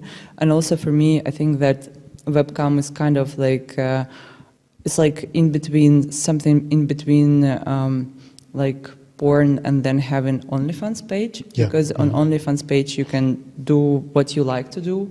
Or also, when I was working, our models, they had taboos, so they could say that they don't like this or that, and we wouldn't make them do this. But with webcam, I think they also have their own taboos. But I don't know. For me, it's like right now how it, for me it's never were interesting to see like a webcam kind of like sex. But I remember there were like a couple of cool projects about like in 2000s when the like this streaming like when the streaming in the internet live started. There was like we talked about it before. There was like this New York artist who was like streaming her life for like 1 year, and she was like doing everything on camera, like eating, sleeping, having sex with different partners, like working. And from this perspective, where you just kind of watching like hiddenly other person, it's interesting. But with like this kind of webcam situation where like they have like kind of they have coins and stuff like this, and you put coin and she does something. For me, it was never like something interesting. But it works, it gives money, and a lot of women are willingly doing. And I had experience with models who were like in webcam, they were like very skillful, because the more like you can do, the more you are paid. So they were like, it motivated them. It's more like a game. Yeah, kind of like, kind of a game. It's like right now we have streams in TikTok where people are pretending to be NPC. It would be interesting to have something like this in webcam. It would be really weird, but interesting. Yeah. So maybe some ideas for future. And that's intersection of also your plans for art research, and it's a field we're talking about. Yeah, I'm thinking about like cyber sex as it is, because for me it's kind of a thing which is like used on daily basis. Like, what is cyber sex? It's basically people sexting with each other using different mediums, like photos, videos. It can be a video call as well, or it can be voice messages plus photos and videos. But it can be also only text, because like we used it like in our like work. There were like people sexters who are just like talking to a person, and they're having sex with this male fans who are like coming and seeing this model.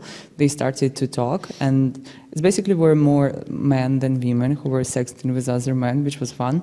Especially if it's like BDSM pages where like some guys, they're like already feel themselves. I liked sexters who were like in BDSM context, because they felt themselves as mistresses. It was like kind of really interesting. And of course they were hetero, of course, as they think. But I don't know, I think for me it's like an interesting topic, because this is like, is it only male who knows like what male needs then? Because like in this industry, a lot of males are working, and they're working with other males, and they make them pay money for sexting, and they sex with them like using different scripts, and I don't know, it's some kind of like complicated thing. But yeah, cyber sex is very interesting, and it can be it includes also using different toys on different, you can be in different geographical positions, and you can use these toys in order to communicate with each other. Or you can also, in cyber sex, it's just like, it's such a wide spectrum of what you can do, so it's a kind of an interesting research to have, I think. But yeah, I'm just beginning it right now. Yeah, sounds really, potential. And yeah, I sort of think about sexting with AI maybe. Yeah, 16 with AI, if Yeah. AI would be allowed to do that. Mhm. Yeah, but there was like a kind of a thing that I remember that AI was like, there was like an AI girlfriend, and then something happened with the program, and this like AI started to dump all these like people who were like dating with her, or him, or they. But yeah, I think that it's like right now in the industry we lack of the like of a like female gaze approach, because I didn't want to use term feminist because like sometimes it's I'm a feminist myself, but this sometimes feminist gaze on porn is always critical, but they never give a solution because they think that it's like just there on the surface. But for a lot of people it's not. It's like, yeah, if you read like feminist critics in pornography, you understand what they're talking about. But yeah, still for a lot of people it's something like completely unseen. So it would be nice to have like female gaze productions where like where it would be more female directors who would know how to create an illusion, but also a nice picture where you can see both people having sex, maybe the same scripts where it's like, I don't know, a woman who like asked a master to come to her house, and he just like, I don't know, clean her pipes, and then she's like having this kind of thing, but with female gaze it would be much nicer. We can use this like funny old scripts as well, but but still we can at least focus not only on male actors in this kind of perspective. Rewriting the history, so it's many things to do for the future. Thank you for the conversation. You're welcome. Thank you for the opportunity. And I hope some continuation also, and I'm to see some more about your research and next steps, and sure. And also maybe it's like after the cut something about your collaboration with Antigona also, and but I think it's maybe for the next chapter. It's maybe like to invite her, maybe talk between you both, and maybe. Thanks. But now she's busy. But it's also interesting. It is. For her new project, Thanks. Thank you. Thank you.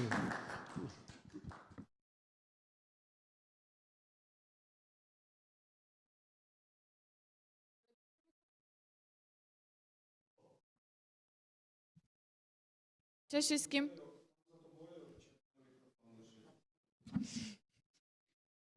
Okej. Teraz mamy wszystko. Zaczynamy live. Piękny wywiad. Przychodzę na ukraiński język, ponieważ my jesteśmy Duolingo programem, więc będę walczyć з українською мовою. Я вас всіх, друзі, вітаю. Це вже 5-й сезон UKRAiNATV. Я вже трішки ліпше розмовляю українською мовою, але далі вчуся. Але зі мною сьогодні дуже круті, так як я вже казала, гості. Як сказати гості, коли це жінка? Це можна якось сказати? Гість, я не знаю, просто жінка можеш до мене звертатися. Добре, просто жінка звертається. Кажи, до мене просто прийшла жінка. Хто така? Далі сама розповість. Але це не просто жінка, це дуже крута жінка. І я хочу, щоб ти розказала, чим ти займаєшся, тому що це дуже круто. Але я також дуже хочу послухати. Це для мене буде перший раз. Менше говорити на українській, мабуть, так? Добре. Окей, беру слово, так? Так. Привіт, мене звати Аліна Рижук, я акторка, буду більше тобі також розповідати і трішки на камеру працювати. Я в акторстві вже 12 років. Останніх 6 років я викладаю акторську майстерність, і вже скоро буде такий ювілей невеличкий моєї власної школи. Один рік буде моєї школи акторської. Так, вона має назву «КОРО». І там дуже такий крутий символ, такий, знаєш, закручений. Символ кору взагалі означає початок нового, а коли люди приходять взагалі в акторську майстерність, вони себе починають по-новому вивчати. І сьогодні така тема була на 8 березня, так? Типу, у нас така в преддверії 8 березня. В мене є трошки така невеличка історія і невеличкий спойлер також про школу. Я маю один такий унікальний курс у своїй школі. Він з акторської майстерності для дівчат та жінок. Я дуже давно хотіла зробити саме такий курс. І таким поштовхом для мене була одна фраза, що кожна королева поправляє корону іншій королеві. Тому що я знаю, що коли жінки, дівчата не дадуть збрехати, коли ми знаходимося в колі жіночому, ми одна одну дуже підсилюємо. Але я не одразу... Так, це правда. Але я не одразу розуміла, як саме ми це робимо. І акторська майстерність в цьому дуже круто допомагає. Я навчалася в Харківському національному університеті мистецтв імені Котляревського. Всім харківчанам привіт. І на першому курсі в театральному одна з викладачів сказала таку фразу, що коли актор виходить на сцену, він в першу чергу повинен бути і повинна бути особистістю. Тобто ти себе приносиш в роль. І я зрозуміла, що окей, на той момент мені було 21 рік, це була в мене вже друга освіта вища. А яка була перша? Перша я менеджер, але в мене не вдалося. Але як це не вдалося? Але зараз все вдалося. Зараз це зрозуміло. І я почала замислюватись над тим, що це взагалі, як це бути особистістю і що я особисто маю зробити. І я відповіла собі на одне таке питання: хто я? Я жінка. Okay. І я почала замислюватися, а як це бути жінкою? І, до речі, така... Важко, але класно. Така штука, кожна жінка знає, який повинен бути чоловік. Знаєш, може написати навіть поезію, не знаю, поему якусь на тему, який повинен бути чоловік, а яка повинна бути жінка. І я почала використовувати акторську майстерність не тільки в професійних планах, типу грати в театрі або зніматись в кіно, а я почала її використовувати як інструмент, за допомогою якого я вивчаю себе. Вау. Як це розуміти свої емоції? Так, мені потрібно їх вміти передавати на камеру, глядачам, але для того, щоб їх навчитись показувати і транслювати, їх потрібно розуміти. Бо інколи буває так, типу, я злюсь, тепер я радісна. Так, навіть в мене таке є. Так. Нічого не відбувається, типу, знаєш, я відчуваю, але зовнішньо не можу це показати. І проблема у дівчат, чому курси з акторської для дівчат, тому що всі емоційні, всі дуже гарні, всі дуже класні, але не вміють назвати свою емоцію, не вміють показати її, не вміють бути щирими по відношенню в першу чергу до себе, а потім вже, звісно, до інших людей. Це дуже круто, і, до речі, мені здається, що це дуже важливо, тому що я, наприклад, коли в мене була терапія, і моя терапевтка мені казала, зараз розкажи мені, що ти відчуваєш. А я їй кажу, слухай, я не знаю, що відчуваю. Або я не знаю, наприклад, як це показати, або як навіть розказати. І це мені зараз здається, що мені потрібні такі курси, тому що я насправді не завжди можу це навіть саме для себе зрозуміти. І вау, я записуюсь, продано. До речі, він вже закінчується, цей курс, а коли буде наступний старт, я скажу пізніше. Що хотіла сказати стосовно психотерапевтів, так? З акторами, психотерапевтом дуже круто робити розбір, так? Ну, типу, сесії, тому що актори працюють над своєю уявою, актори працюють над тим, як розуміти своє тіло, свої емоції. І коли там з психотерапевтом працюєш, він тобі каже, задає питання, і ти все це відповідаєш і вмієш це назвати. І саме тому, коли я на моїй практиці було дуже багато таких учнів, яких присилали саме психологи. Тому що якщо подивитись, яку палітру емоцій кожен з нас взагалі відчуває, воно, якщо загуглити, там така квітка величезна, палітра емоцій. Так, в мене таке було. І якщо подивитись, всі вони, їх багато. А яку емоцію саме ми вміємо відчувати? Так. Там, ну, типу, одна-дві радість і, типу, смуток. Так, або гнев. Гнів, так. А їх дуже багато. Так. А акторська майстерність, вона допомагає просто зрозуміти ці емоції за допомогою різних технік. Їх насправді дуже багато, і це не тільки, типу, не знаю, з чим у тебе асоціюється акторська майстерність, бо багато хто думає, що це, типу, вийти, прочитати вірш, або вивчити ракурси, з якого ракурсу ти там гарніше виглядаєш в кадрі. Насправді ні, тому що в мене перша освіта, яку я не закінчила, це був коледж мистецтв в Білорусі, і там тільки одна, як це називається, Боже? Тільки ми малювальні. Тобто всі інші групи це були режисери, актори, танцори, тому я трішки бачила, як це все виглядає, тому що ми з ними, звісно, спілкувалися.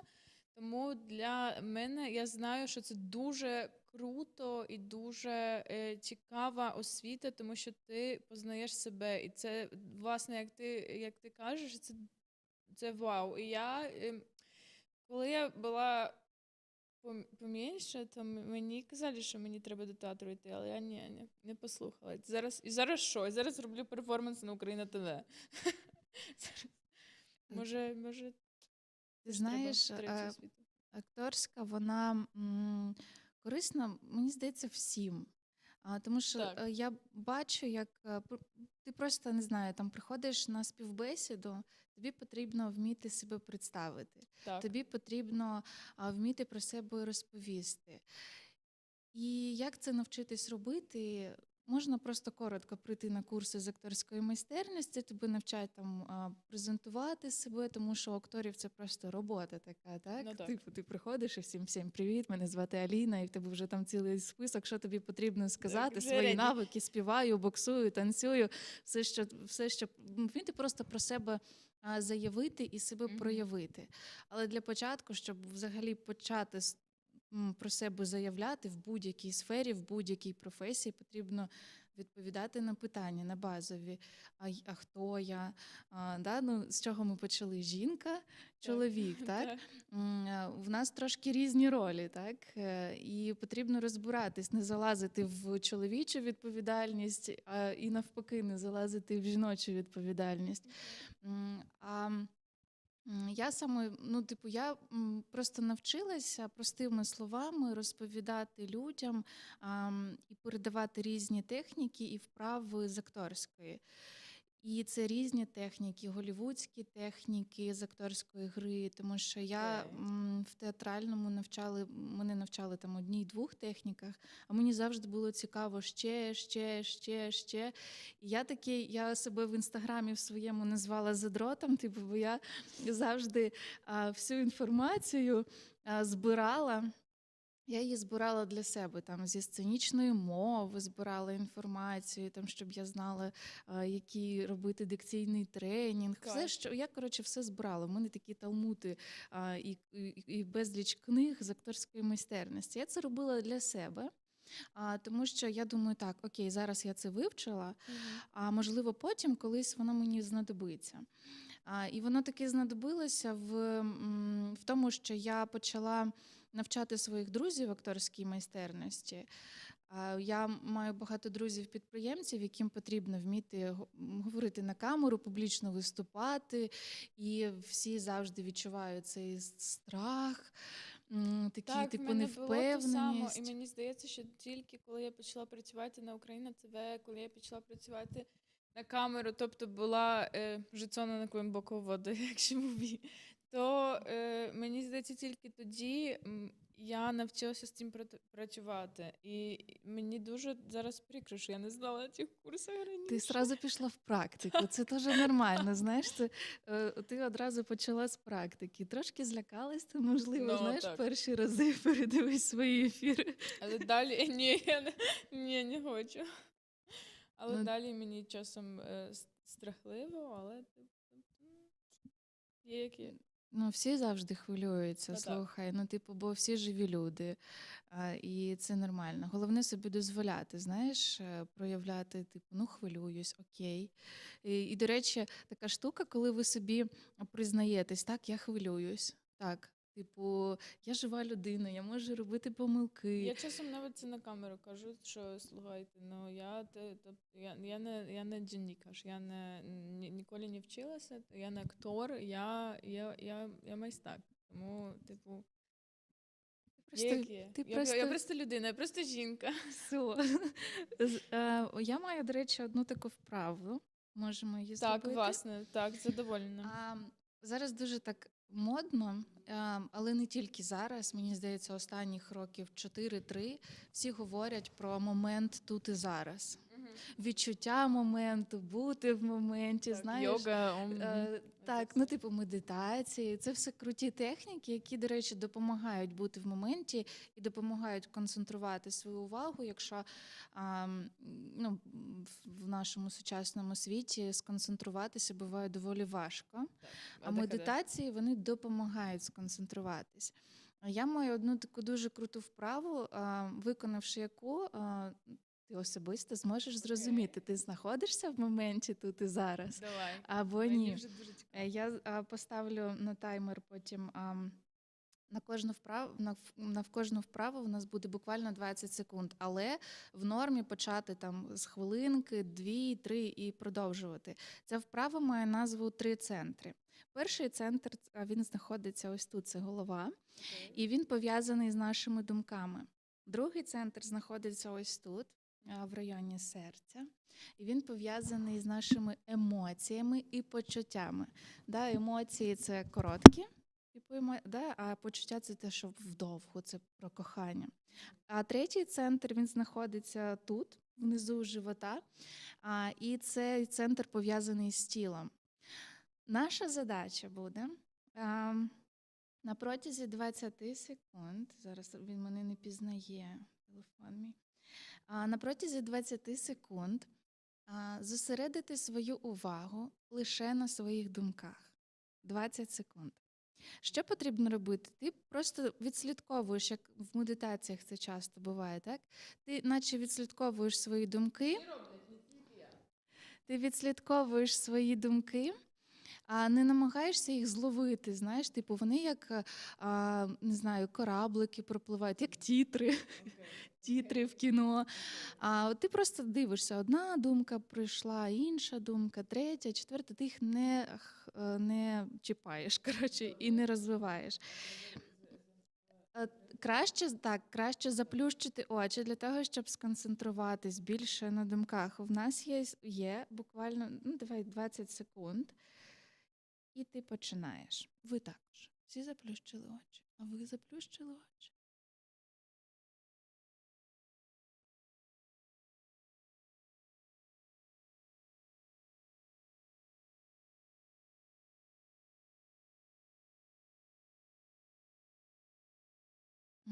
Стоп. Це вже 20, а взагалі по-нормальному робіть хоча б з хвилинки. Потрібно хоча б хвилину. Але дивись, це такий буде тестовий варіант для того, що ви зможете повторювати просто цю вправу кожного разу. У мене одразу таке питання, чи коли ви заплющуєте в очі, чи ви бачите картинки, чи у вас, наприклад, йде текст? В мене завжди такі кіношне, знаєш, ну, типу, Так, в мене картинки, також. А у вас картинки. як? У всіх по-різному може бути. Також Що? картинки. Візуал? Ви візуали У всі. Глеба візуали, окей. Добре. Окей, цікаво. Це ще не все, це тільки початок. Я Маю питання. Я не буду питати, про що саме ти думала, тому що це особисто Я твоє. думала про те, що моя мама повинна була прийти з бідронки Не і відповідай, почекай. Сорі. Ти Забудьте. просто для себе, ви також для себе дайте відповідь. Ваші думки, вони були короткі або довгі? І вони були направлені в минуле, в теперішнє або в майбутнє. І фішка в тому, Я вже що... одну забула. Ти вже і забула. Фішка, а потім передивишся запис, повториш. Повториш цю фразу. Я пам'ятаю. Бо вона не прийшла досі. Але просто 20 секунд це ще, це насправді дуже мало для того, щоб прям так дуже зрозуміти. А фішка в тому, що в ідеалі думки повинні бути короткі і направлені в теперішнє, так? Ну, типу, Так, в мене так було. Що зараз відбувається. Я потім розповім, навіщо це взагалі роблять актори. Ці вправи, тому що, як на мене, це така базова вправа, яку повинні просто знати і робити всі. Робимо друге коло, другий центр. Ваша задача на протязі 20 секунд, можливо, там 25-30, зосередити всю свою увагу на емоціях. Можна навіть сюди ручку покласти і заплющити очі, зосередити увагу лише на ваших емоціях, не переноситись в думки та в тіло. Просто, що я зараз відчуваю. І у нас 20 секунд для того, щоб зрозуміти, що саме я відчуваю і яку емоцію відчуваю. Поїхали. Заплющити очі.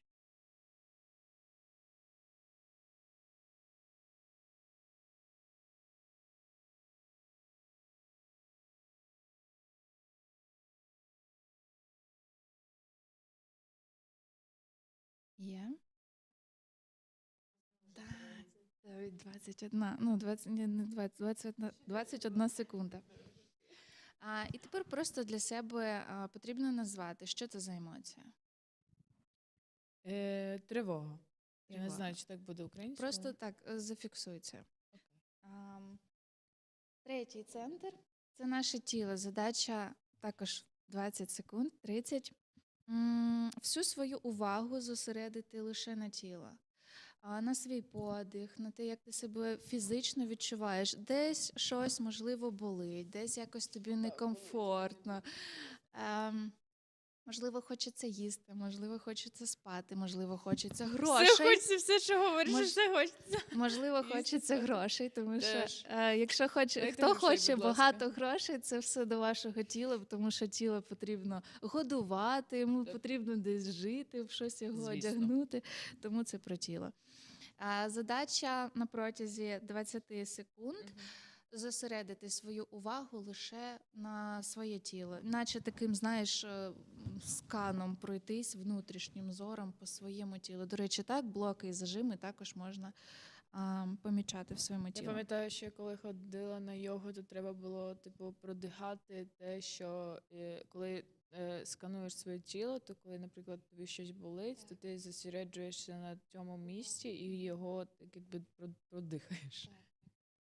Є така штука. Давай, 20 секунд.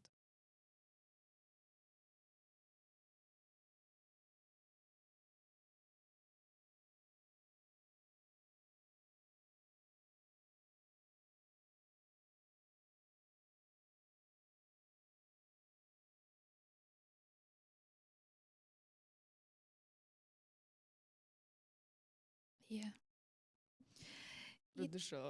Продишала. І тепер просто для себе дай відповідь, як ти себе відчуваєш, да? Ну, типу, фізично. Фішка цієї вправи в чому? Не просто так. Це фішка в тому, щоб вміти сконцентруватись, так? На своїх думках, на своїх емоціях і на своєму тілу.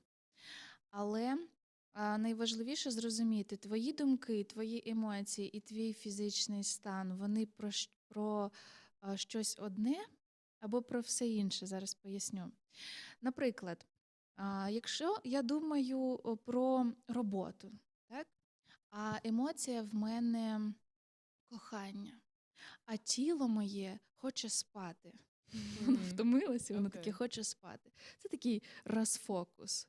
Так? Тому що думки про одне, емоції про друге, тіло взагалі про третє. А момент тут і зараз, про який всі так говорять, він починається з того, коли твої думки, твої емоції і твоє тіло, вони про одне. Я можу думати про коханого, я можу відчувати кохання, і моє тіло хоче обіймів. Так? І це все в одне. Або я думаю про роботу, а в мене емоція спокійна, і тіло моє таке бодрячком, знаєш, ну, типу, я готова працювати. Це про одно. І уявіть, що, ну, типу, у вас кожного ранку, коли ви прокидаєтесь, є батарейка, так? Ну, типу, заряд батареї на 100%. Якщо, про що ми думаємо, ну, так, туди ми направляємо свою увагу. І ось направили увагу на щось, я не знаю, там в минуле, туди 50% заряду віддали, 30% ще в майбутнє, і на сьогодні залишається 20%. В акторській професії потрібно мати багато енергії, тому що потрібно багато її віддавати. Актори також її і отримують, але потрібно бути такою 100% зарядженою батарейкою, щоб емоції були, думки, тіло, все було про одне. Тому що інакше це бачно, мені здається, коли знаєш, хтось, наприклад, зменшений, втомлений і типу. По-перше, якщо глядачам буде дуже нецікаво дивитись, ну, типу, ну, я б оце щас сіла, така, знаєш, ну, типу, щось там би розказувала, дуже би там, від мене не було ніякої віддачі, ніякої енергії, ти б мені сказала, Алін, давай, вже хорош, порозповідала і до відзення. А нам потрібно мати ці всі 100%. І актор не може, будучи на сцені, там я, наприклад, граю королеву, а думаю про те, що так, що мені купити в бідроники? Мені треба купити сосиски, млеко, гербатки, все мені потрібно купити, а я така на сцені королева стою. Ну, це взагалі не про то. Люди ж, вони не дурні, вони считають, вони побачать, що, ну, наче, ну, типу, зовні королева, і там наче корона, так, і зовнішній вигляд відповідний, але щось в ній не то.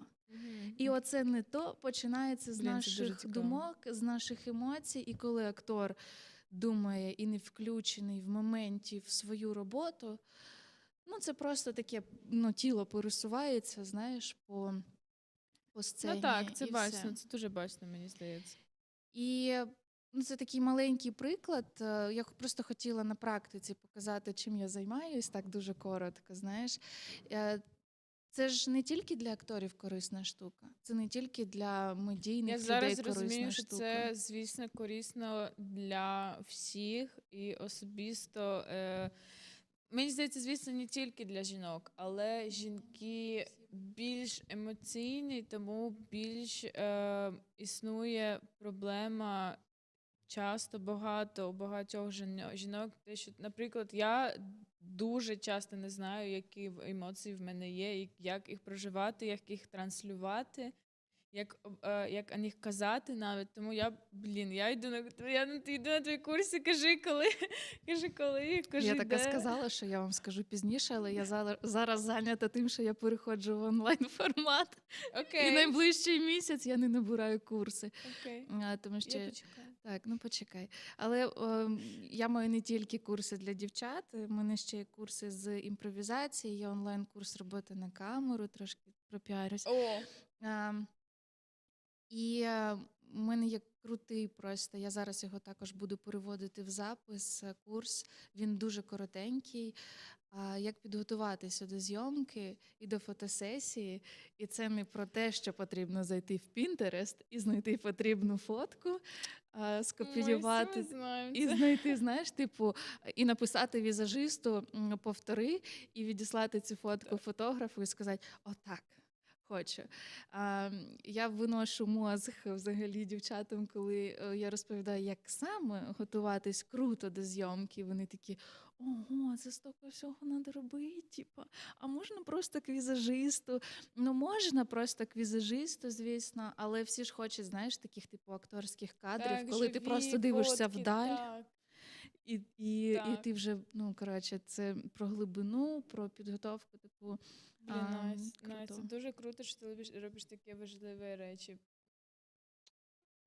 Мене заставили, знаєш. Що? Я про це трошки говорила, що мене просто почали друзі просити їх навчати. Мгм. І я взагалі сама з Полтави, а це таке невелике місто. І там просто почали про мене говорити. Типу, знаєш, ота Маліна, вона навчає акторський. Я кажу, я не навчаю акторський. І мене просто почали доставати. А я, знаєш, от того, що я мала багато інформації, я для себе мала таку методологію особисто, як це мені допомагає. Але слухай, І я мені змогла здається, таких це дуже всіх важливо, вчити. що люди.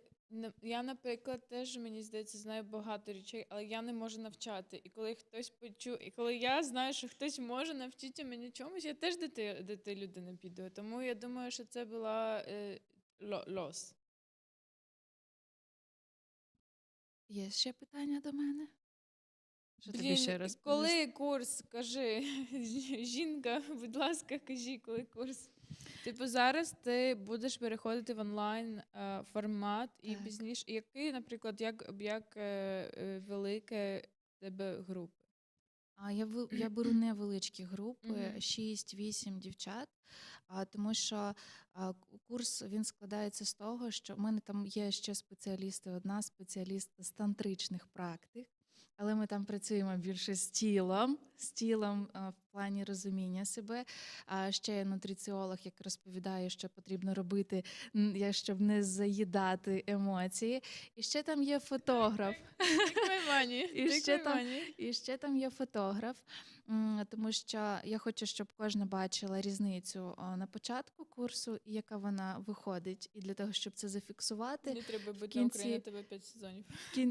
В кінці курсу їх фотографують, і я даю перформанс. І цей перформанс я ставлю з дівчатами просто казку. Вони грають для себе, це не для того, щоб комусь показати. Ми, звісно, це знімаємо на відео, для того, щоб архіви у них були для себе особисто, що я це зробила, знаєш. Але просто я хочу, щоб вони ще пограли, тому що акторська гра, як я вже казала, вона трансформує людей, вона про те, щоб зрозуміти себе через акторську гру і прожити свої емоції через гру. Тому що я зараз тобі скажу, типу, закричи, заплач, а коли я тебе підготую, дам тобі текст. Так. І ти цю емоцію, наприклад, не зможеш піти і на всіх поорати, не знаю, да? Там, типу, пішла, всіх послала. Не зможу, звісно, не зможу. Так. Або навіть якщо зможеш, але це буде не екологічно, знаєш, по відношенню до людей, і ти, може, когось там образиш. А емоції тримати в собі не можна, тому що емоція хоче жити. Якщо ти їй не даєш життя, цій емоції, вона починає жити в тебе в тілі десь. І знаєш, типу, те, що ти говорила, як в йогі, так? Ти коли дихаєш, ти розумієш, де що блоки і зажими, вони відбуваються, коли ти якусь емоцію, ти її не випустила, знаєш, не дала їй вижити в цьому світі, пожити не в тобі. І ця емоція в тобі залишається.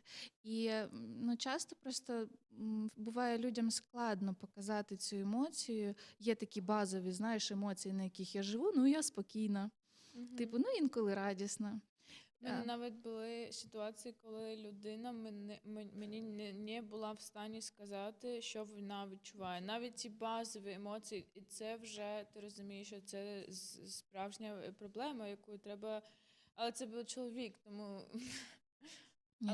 Чоловіки також емоційні. Так, звісно, тому що там було забагато емоцій, які були заважкі для того, щоб їх якось транслювати. Назвати і показати. Так. Є інший спосіб, окрім акторської майстерності, як з себе викачувати емоції. Ви всі про нього знаєте. Це піти в театр або піти в кіно. Зверни увагу, як ти обираєш фільми, які ти хочеш подивитись. Ти як думаєш, типу, а мені зараз хірово, подивлюсь комедію, наприклад, да, якусь комедію, або навпаки, ти хочеш якусь емоцію відчути. Ти йдеш дивитись фільм, щоб тебе качнули на цю емоцію. І як ти розумієш, фільм був поганий або непоганий? Ти там заплакала, ти там посміхнулась, ти відчула цю емоцію. Тому ми йдемо для того, щоб нас качнули на емоцію. Є люди, які, поруч з якими нам легко проявити емоцію. Так? Якщо повертатись знову до акторської, то курси з акторської, вони створюють, так, і я особисто створюю простір, в якому тобі буде просто безпечно.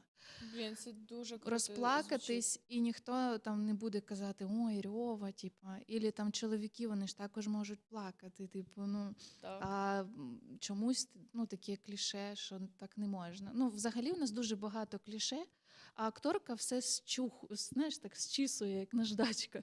Типу, будь просто як з собою. І тому це дуже класний інструмент, якщо буде змога, просто спробуй чисто для себе. Я вже йду, я вже в колейку стою, щоб я вже записана. Я буду поправляти тобі корону. Добре. Слухай, дуже-дуже тобі дякую. Вау, це була чудова розмова. Дуже тобі дякую за те, що мені не потрібно було дуже багато розмовляти українською, але я сподіваюся, що гарно виходить. Дякую, дуже дякую. Я ще сподіваюся, що ми ще побачимося, що ти до нас ще завітаєш, і я знаю, мені здається, що тобі є ще що нам розказати. Тому я ще раз тобі дякую. А зараз ми покажемо вам. Może przejdę na polski, bo będzie to film polskiej autorki i ta autorka, przepraszam, mam włos na mikrofonie, się nazywa Aleksandra Monika Piętka. Polskie nazwiska, kocham. Ale nie będę się odzywać, bo ja mam tak długie i ciężkie nazwisko, że nawet w moim kraju było to ciężko do wytłumaczenia. Jest to film eksperymentalny, słuchajcie, nie jest on długi, ale jest to nadal film, w którym jest AI i to jest bardzo ciekawy temat, ponieważ też oglądałam filmik o kobiecości, o sztucznym intelekcie, o harmonii. To jest taka seks-zabawka, którą zrobili aktualnie właśnie ze sztucznym intelektem. To jest bardzo ciekawy temat i bardzo ciekawy wątek później do poruszenia. Jak właśnie to się wiąże z kobiecością, ponieważ kobiety, tak jak my gadaliśmy o tym, że są bardzo emocjonalne i w ogóle jakby się różnią od dwie jednostki, się bardzo różnią jedna od jednej. Zobaczmy ten film. Zobaczmy, co jest ciekawego w nim. Jestem też bardzo ciekawa, bo Roman mi tak troszkę opowiedział o tym filmie, więc nie widziałam go też. Będę oglądać go z wami. Jak to jest nagrywać doświadczenia bycia kobietą? Zobaczmy. Let's go. O Boże.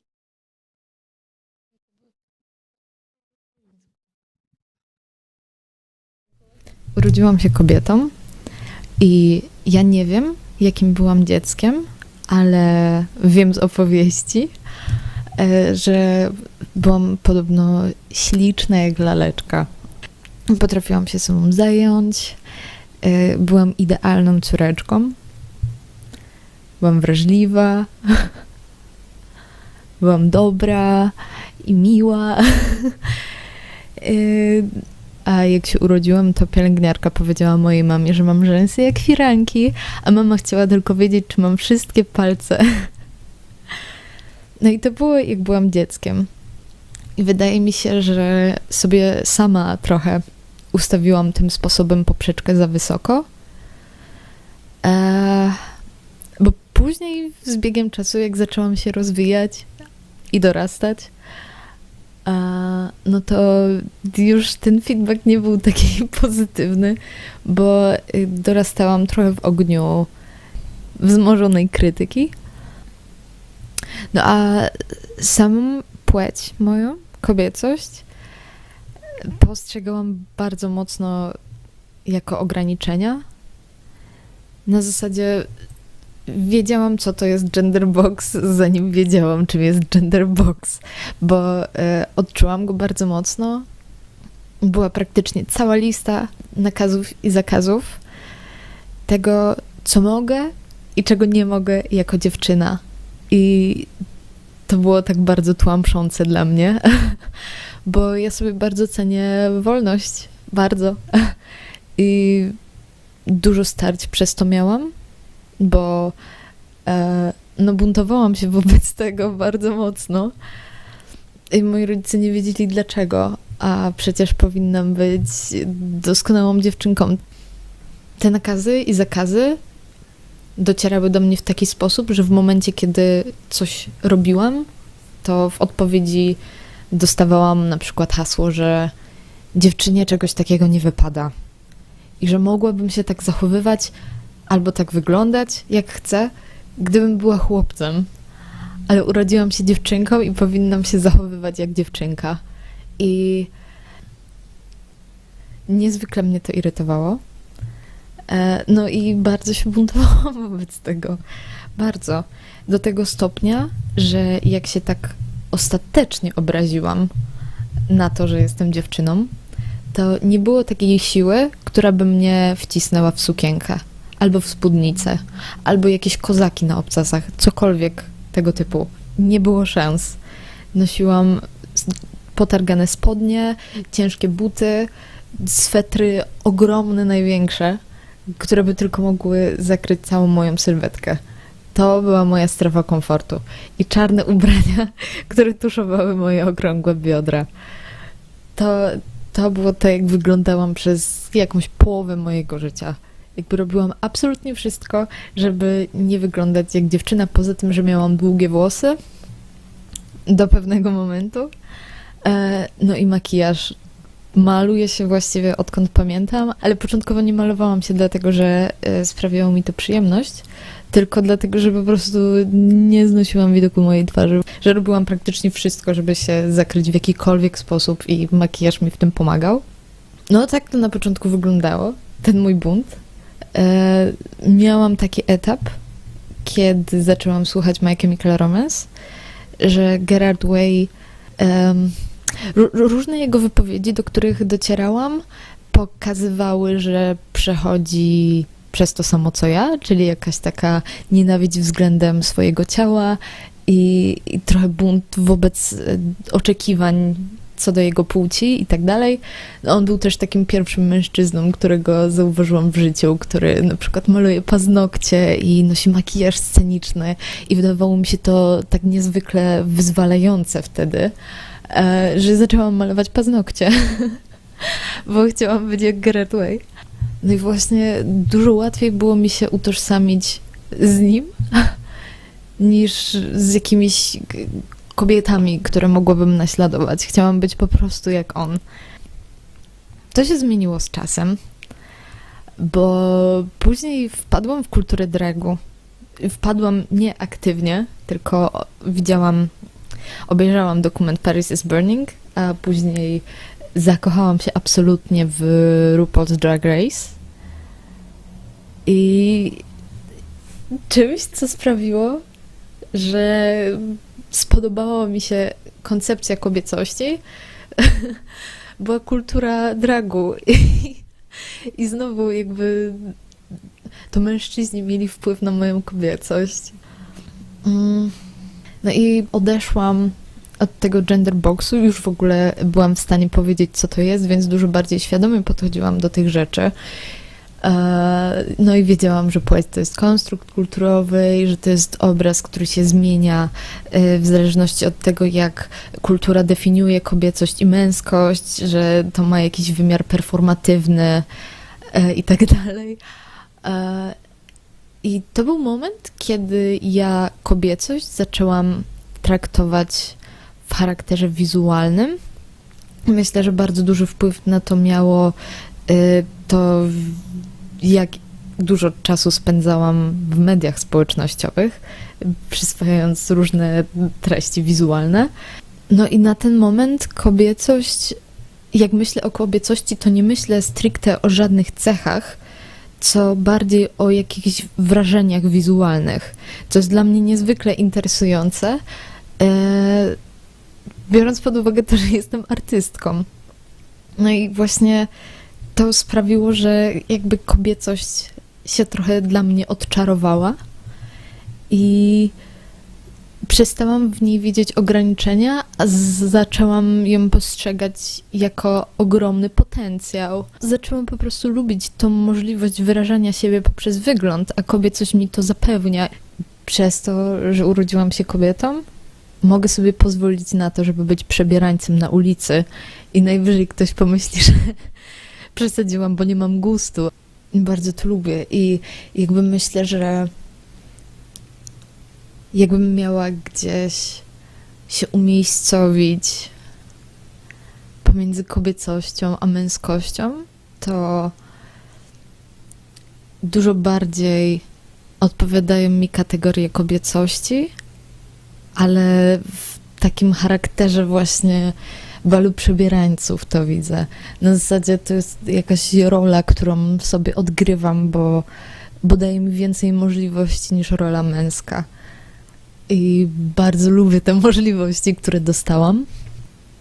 Co nie zmienia faktu, że wciąż te obrazki, do których chciałabym dążyć, są poza moimi możliwościami, bo no, ciało mi nie do końca pozwala na to, żeby wyglądać tak, jakbym chciała, gdybym miała być taką kobietą, jaką mam w głowie. Więc znowu, jak wcześniej postrzegałam kobiecość jako ograniczenia, tak teraz kobiecość jest dla mnie jakimś takim czymś nie do osiągnięcia dla mnie.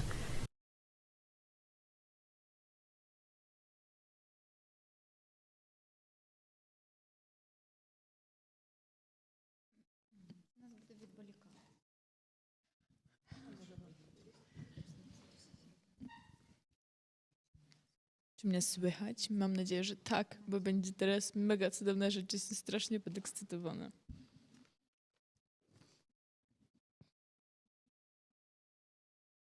Jej! Witam Was wszystkich po malusieńkiej, ale przerwie na mega cudowny film. W ogóle kiedyś widzieliśmy już ten wątek, kiedy było? Rok temu chyba, co nie? Tak mi się wydaje. I fajnie jest, że wątki się powtarzają u nas w projekcie i mam nadzieję, że to będzie tak się działało dalej. Słuchajcie, mam tutaj. І я знову переходжу на українську мову. Я вас вітаю. Ви дуже-дуже гарно виглядаєте. Я не можу такі гарнютки. Оце мами, які прийшли до нас. І, звісно, я би дуже хотіла запитати вас, щоб ви представились, чим ви займаєтесь і що ви робите. Добрий вечір. Мене звати Ярина. Я мама 2 дітей. Донечці 9 років і сину 11 років. І мої діти ходять до театру New Day, а я приймаю участь в театрі Мам-театр. Я зі Львова, з України, і з початку війни знаходжуся в Кракові. Зараз тут також працюю, діти ходять до школи, але цей театр нас об'єднує.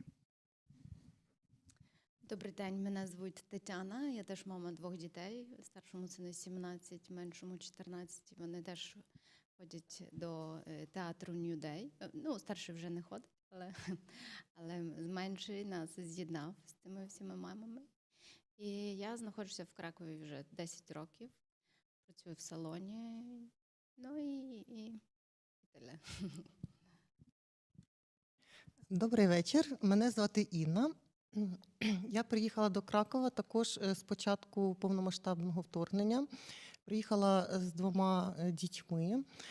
Також доєдналася спочатку до дитячого театру New Day, і потім, після того, як ми вже всі згуртувалися і зорганізували Мам-театр, приєдналася до Мам-театру.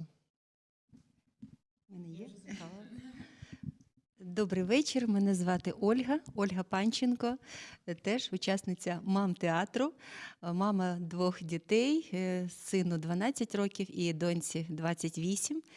Я б'юті і лайф-коуч, а це наша спільнота. А це наша чудова спільнота. Знаєте, почалося все з того, що дітки потрапили до чудового театру. Я дякую за це Інні особисто, що Платон туди потрапив. Це таке джерело української культури, історії. Для мене це дуже важливо, що він там є. А ми, мами, влаштували театр, і мені це теж дуже подобається. В мене питаннячко, щоб ви розказали пару слів, що це за театр дитячий, тому що ми ще о ним не знаємо, тому хотілося б знати. Звісно. Наш театр організувала дуже чудова, прекрасна людина Юлія Заболотна. Мені здається, що я з нею розмовляю. Окей. Так, зараз вона в Німеччині, але Юлія – це взагалі серце нашого колективу і душа. Ось тому навіть на відстані, але ми з нею спілкуємось, і під її керівництвом театр продовжує працювати. Організований був театр ще 3 роки тому. Спочатку це був дитячий театр, він і зараз продовжує існувати, New Day. Ось, наші дітки там познайомилися, вони ходять один до одного в гості, дружать. Ми, от усі мами, так, ми завжди теж разом згуртувалися, тому що завжди ми там допомагаємо, і діткам, і Юлії допомагали.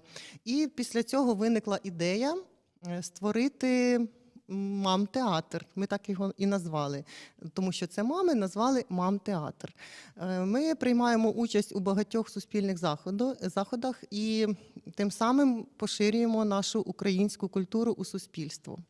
Я не можу, це чудово. Так, і тобто, можливо, і не професійні актори, але в нашому театрі це, ви знаєте, може не настільки є той професіоналізм, але в ньому є душа. І тому діткам... Аліна вас научить.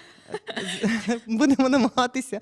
Тому завжди комфортно, завжди затишно. І, будь ласка, якщо є бажаючі дітки, у нас від найменшеньких і до найстаршеньких, у нас є 3 групи: молодша, середня і старша. І насправді діти дуже з великим задоволенням ходять, тому що вони можуть там поспілкуватися з однолітками, і своєю рідною мовою. А там тільки українські діти? Наразі так, але у нас в планах і вже будуть театри постановки польською мовою. Ми доєднали також людину-професіонала, який давно займається вже цим, і професіонально буде також нам допомагати. І театри будуть, спектаклі будуть польською мовою, тому польські дітки теж, будь ласка, запрошуємо. Окей. А де це відбувається? Десь ви в Кракові, я добре розумію? Так. Наразі нам приємно, що нас гостинно приймає Староміський центр культури і молоді. Вони там надають нам залу як для репетицій, так і для виступів. Чудово. Ось, а де ми виступаємо, вже такий перелік у нас виступів, що дуже в багатьох місцях. Так.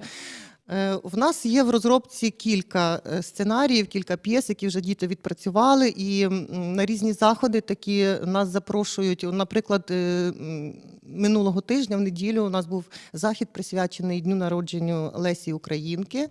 І у нас виступали найменшенькі, у нас була композиція «Українська душа». Далі була постановка... Який вік найменший? Так, у нас там навіть і 5 років є дітки, так.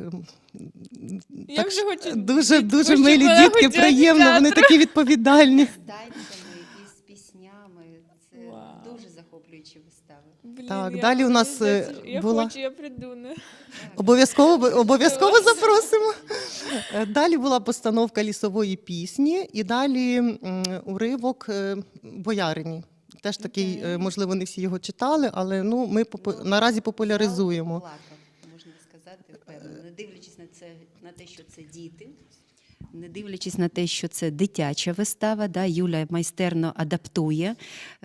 Там «Мавка», наприклад, лісова пісня, то з'являються герої, яких, може, там і нема, але щоб кожна дитинка мала свою роль, мала свій вихід. І це дійсно чарівно просто все. І костюми, і зміст. А «Бояриня», то зал просто плакав, не дивлячись на те, що це діти, що це такий, ну, любительський, аматорський театр, да, що там немає такої прям школи, муштри, але ж це захоплює. Так що будете приємно вражені, це точно. Ось, я вже приємно вражена, слухайте. Я ще два слова, так. А ще у нас є вистава «Вій», там уже звучить вона українською і польською мовою, а також є постановка, називається так «Аліса в Україні чудес». Окей.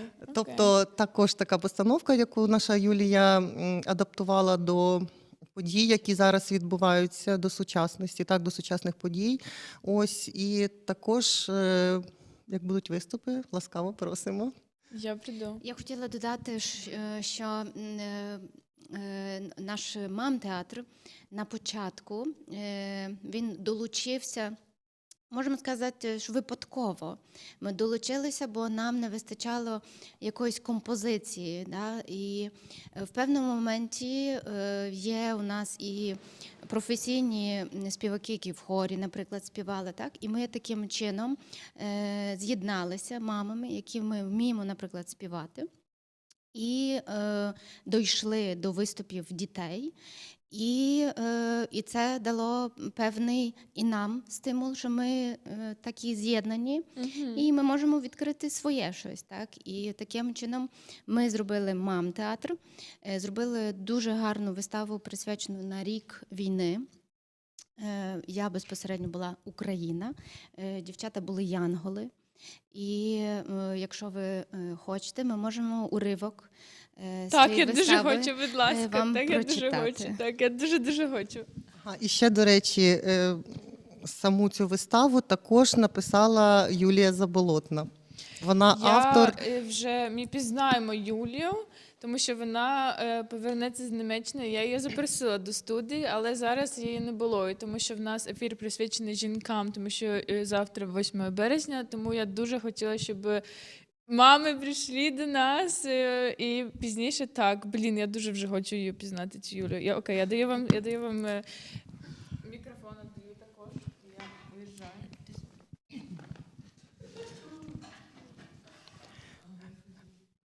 Здригнулося небо, 4 година, дощами понеслися гради. Прокинувся світ, а вся Україна лютнево почала страждати. Ні, то не гроза, то не блискавка десь там угорі пронеслась, то так підступно і зрадливо напала сусідська орда. І капає кров на безкрайні степи України. І лється вона у струмках, у річках і морях. Ростуть на теренах країни руїни. Могили ростуть в українських лісах і полях. І янголи з неба схилили з розпачу голови. Що коїться там, благословенні Богом країні? Про мирне життя в думках залишились лише спогади. Крила розкрили, та й з неба усі полетіли. Босоніж йдемо по окропленій кров'ю землі. Тут гинули люди дорослі й малі, їх згублені душі тут всюди. Збираєм ті душі, немов у квітучий букет, волошка, дзвіночок, ромашка. Тіла ж забирають у чорний страшенний пакет. А душі тремтять, їм навіть по смерті ще страшно. Не бійтесь, ходіть, ви будете в раю, вам буде там затишно й тихо. Та де там, не залишають і зараз країну свою, поки тут чатує це лихо. І ми йдемо далі, а серце болить, і янголи плачуть, як люди. І ми мовчимо, бо голос тремтить, німіють покусані губи. І сил вже немає, зупинимось тут, сльозами і кров'ю ми вмиті. Думки нас до Бога стежками ведуть, здіймаємо руки в молитві. Мій Боже, Почуй цю молитву. Благаю. Ми молимось за Україну. Якщо ж який гріх країна ця має, пробач свою милу дитину. Засніжена, біла, немов скатертина земля. І чорним червоним там вишиванка має цвісти. Та то так здається, коли ти поглянеш здаля.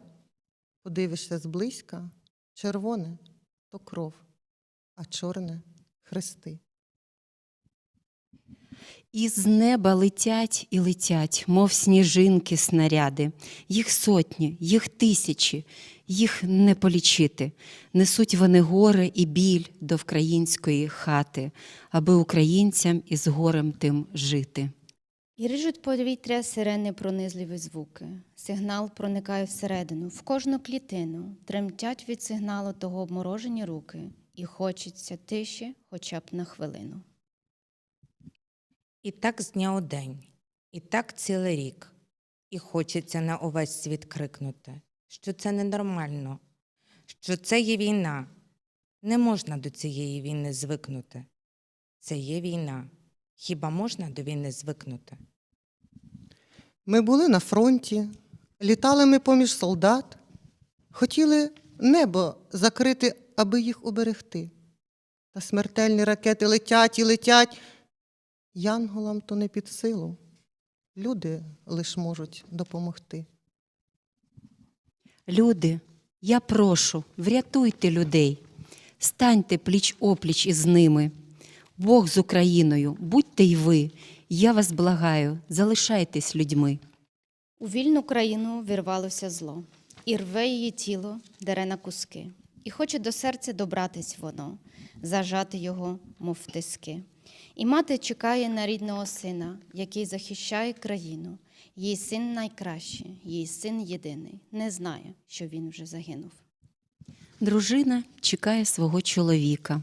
Пішов воювати одразу, щоб жити спокійно у мирній державі, щоб вигнати кляту заразу. А діти чекають на батька. Він супергерой, він усе може. Він їм обіцяв, що він повернеться, як тільки все зло переможе. І десь в окопі змучений солдат до серця пригортає діток. Як хочеться побачити вже їх, потрібно іще трошки потерпіти. І силою, яку дає любов, він йде у бій, бо за спиною діти. Він зробить все, аби перемогти. Потрібно іще трошки потерпіти. І в зимні ночі, лежачи в окопі, він чує голос матері привітний. За тебе, синку, я молюся Богу. Скоро побачимось. Потрібно тільки трошки потерпіти. Ну а дівчата наші і жінки, вони свою отримали дорогу, свої серця лишили в Україні, з собою взяли віру в перемогу. І ось вони встають, беруть дітей і йдуть, мандрують скрізь світи й кілометри, попереду весь світ, та все пройдуть, аби не чули діти звуків кулеметів. Вони йдуть чужими стежками і путями, несуть своїх дітей, що без війни життя хвилини змінюються днями. Та невідомо, скільки ще йти, бо залишили все, свій світ, своє життя, бо ворог увірвався їм у душі. Чоловіки рятують майбуття, а матері дітей урятувати мусять. А наша ненька Україна, дітей, відправивши в світи, не стане більше на коліна, а буде лиш вперед іти. Іти вперед, щоб згодом дуже скоро всі діти повернулися додому, щоб знали всі, що Україна – то свобода, то незалежність, віра, правда, воля.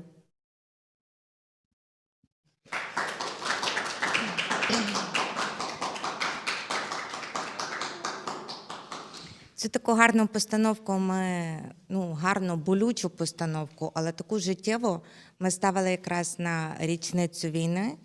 І насправді на кожній репетиції в нас були сльози на очах, тому що воно дуже болюче, воно ранимо, тому що нас об'єднує тут всіх мамів з різних міст України, об'єднують наші діти. І це, що ми бажали їм спокою, тиші, щоб вони Ми, коли їхали сюди, кожна з нас бажала оберегти наших дітей, врятувати їх. Ми не розуміли, що відбувається, але кожної з нас є чоловіки в Україні, брати, батьки. І кожен день оцей для нас насправді є з наближенням нашої перемоги, якого ми дуже чекаємо. І кожен раз ми одна одну підтримуємо, тому що всіх бувають такі непрості ситуації, але оцей мам-театр нас і наші дітки дуже нас об'єднують. Ще хочемо сказати, що у нас різні теми, і на такі традиційні українські свята нас також запрошують, ми співаємо. Ну і можемо вам зараз заспівати без репетиції невеличкий уривочок, наприклад, якоїсь пісні української. Так, якщо жартівливої. Якщо ви з цим окей, якщо вам це комфортово, то так, дуже прошу. Я ще плачу, я вибачаюся. Ну, щоб завершити на гарній ноті. Але в мене є питання, тому що я не знаю, тому що ви не сказали, скільки у вас є мам, як великий є цей театр? 15. Це багато, але не забагато. Але чи, наприклад, розкажіть мені, як відбувається ваш театр? Наприклад, чи ви приймаєте нових мам, чи як це відбувається? Так, у нас всім відомо, що з Польщі десь, наприклад, дітки з нашого театру, вони виїжджають далі, так? Тому що не завжди, не кожна мама може, наприклад, тримаючи на руках 2-3 дітей, знайти працю, винайняти мешкання і так, щоб комфортно жити далі тут, продовжувати. Тому дуже багато виїжджають. Хтось повертається, звісно, додому. І в наш театр дитячий також долучаються нові дітки кожного разу. Ось тому з'являються нові талановиті мами. Так, і ми також запрошуємо їх до нашого мам-театру. Ось, і таким чином наші, скажімо так, лави поповнюються.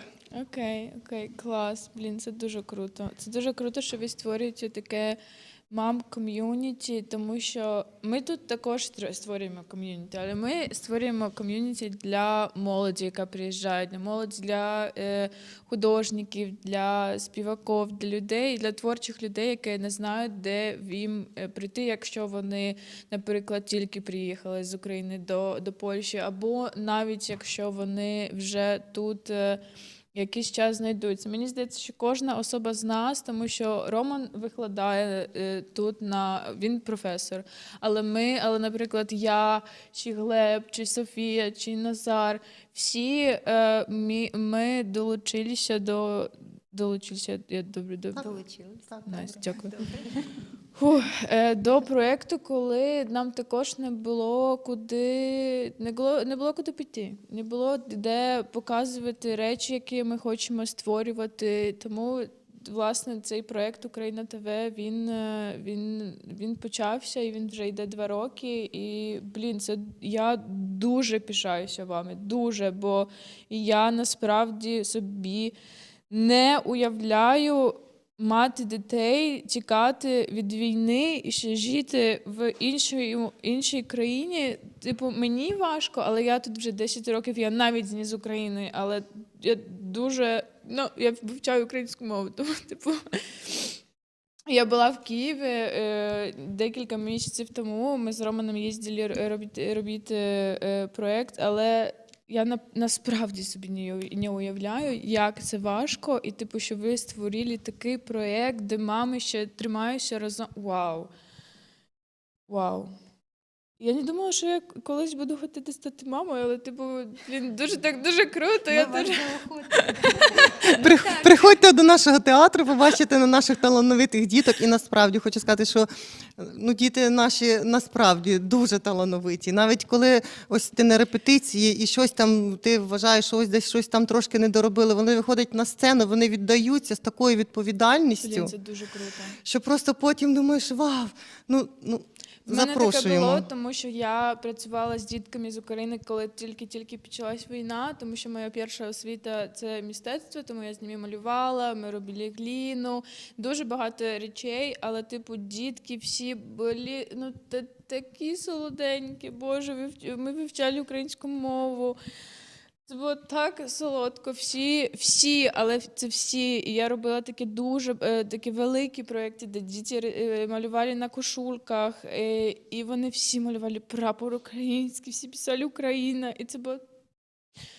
Я сумую за цими моментами. В мене немає дітей, тому що мені...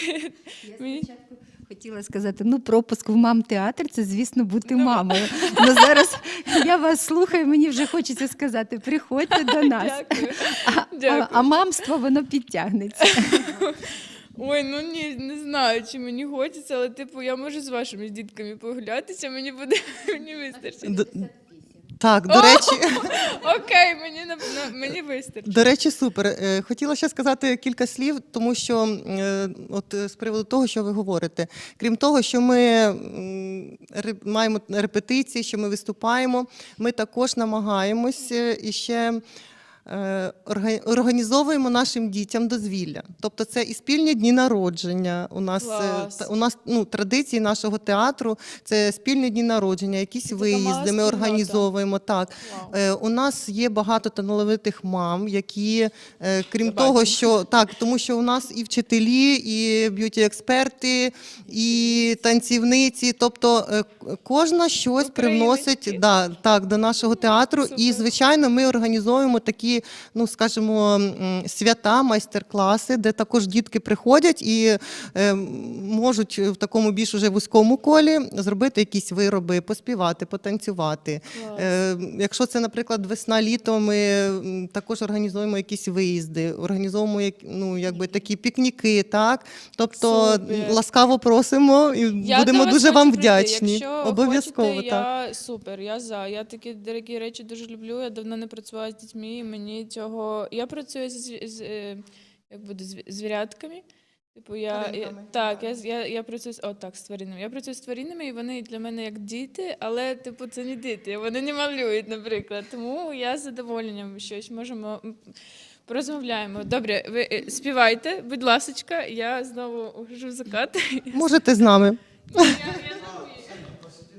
І ще насправді хочу сказати, що, ну, наші мами, які не знали до того одна одного, буває так, що в тебе там щось не складається чи не виходить. Тобто дзвінок одної до іншої – це є настільки велика підтримка, настільки розуміння, бо ми розуміємо, що деколи втомлюєшся, деколи тобі дуже важко. І коли хтось дзвонить, оцей такий рідний голос, коли тобі розуміють, які ти ситуації, розуміють, кажуть, чуєш, а хоч я сьогодні заберу твоїх дітей, а ти собі просто відпочинеш в тиші. Тобто наші діти люблять ночувати один в одного, бо це в них якісь перетворюється на такі паті, такі їхні, вони ходять разом гуляти. І для них це важливо, і для нас дуже важливо бачитися разом всім.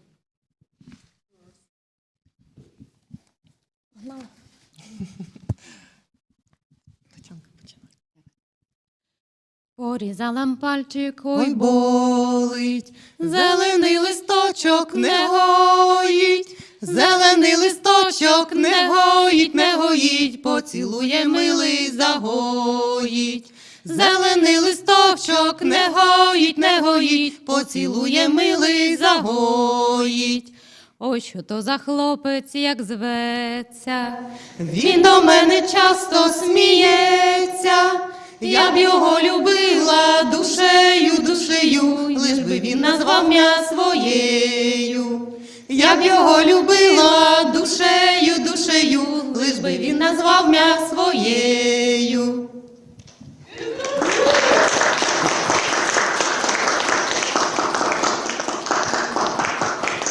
Я знову плачу від щастя. Все, я закохана в мам-театр. Я дуже вам дякую. Дуже я насправді нам було трішки так незрозуміло, як працювати, як брати в мами інтерв'ю. Ви перші мамі в нашому проєкті. Але сподіваюся, що це буде не останній час. Я дуже запрошувала вже Юлію до нас. Я сподіваюся, що ви прийдете з більшими мамами, може навіть з дітками. Я думаю, що ми можемо подумати, щоб зробити щось спільне, бо наша студія велика. Тому запрошуємо вас ще раз. Я сподіваюся, що ми ще зустрінемося з вами. І ще раз дуже-дуже вам дякую. Дякуємо вам. І з свого боку було б дійсно, напевно, чудово показати з нашими дітьми якийсь наш номер. Я думаю, що це можливо. В нас ви мені скажіть, чи вам буде відповідати наша студія. А якщо так, то робимо. Ми адаптуємось. Окей. Аматори, але професіонали. Окей. Супер. Дуже вам дякую. Вам дякуємо також. Дякую. Зараз я zostaję tutaj. Czy nie? Puścimy trochę muzyczkę. Widzimy się za przerwę.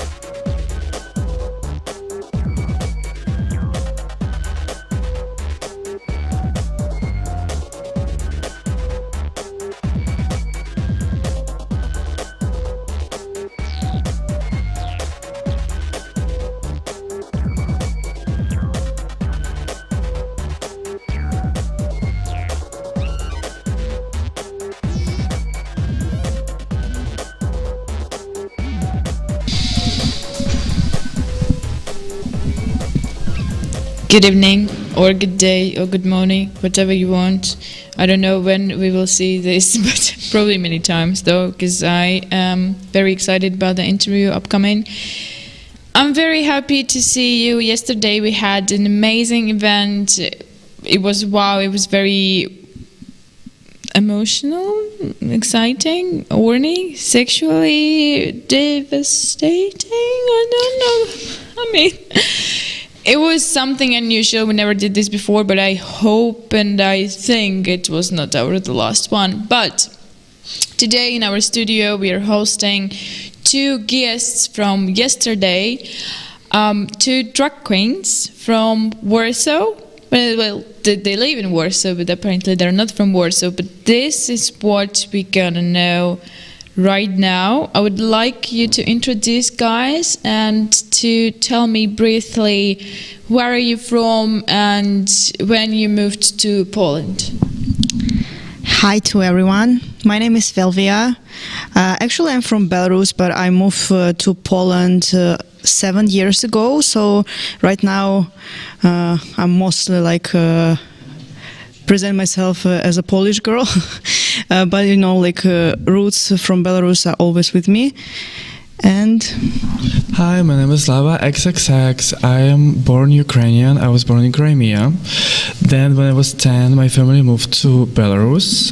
And when I was 17, I moved to Poland by myself. So I'm here for almost 7 years. Yeah, and it's cute. All right, so you're a long time. It's the same for me actually. What's a funny coincidence? I never knew about it. Did you move to study because that's what I did, or was it your just particular decision to leave Belarus? How was it? I think like it was like a classic situation for every one of you, for us to come here to study. Back in the day, right? Yeah. I think so. Maybe the studying wasn't finished at the end, but like we opened ourselves as artists and started to do. No, but your studies were finished. Yeah, but I don't like use it for every day. Like, you know, I don't. Show me the person who do. Actually, yes. Exactly. Mine were not finished, but I moved to study IT. But the thing is, I really liked it and I still do like IT, but as an art form, not as a lifestyle, because being like person who creates shit in computer and being a person who sits in front of computer for their job like all day, every day is different things. Yeah. It's different things. So yeah, I moved more to arts. But initially, I came here to study.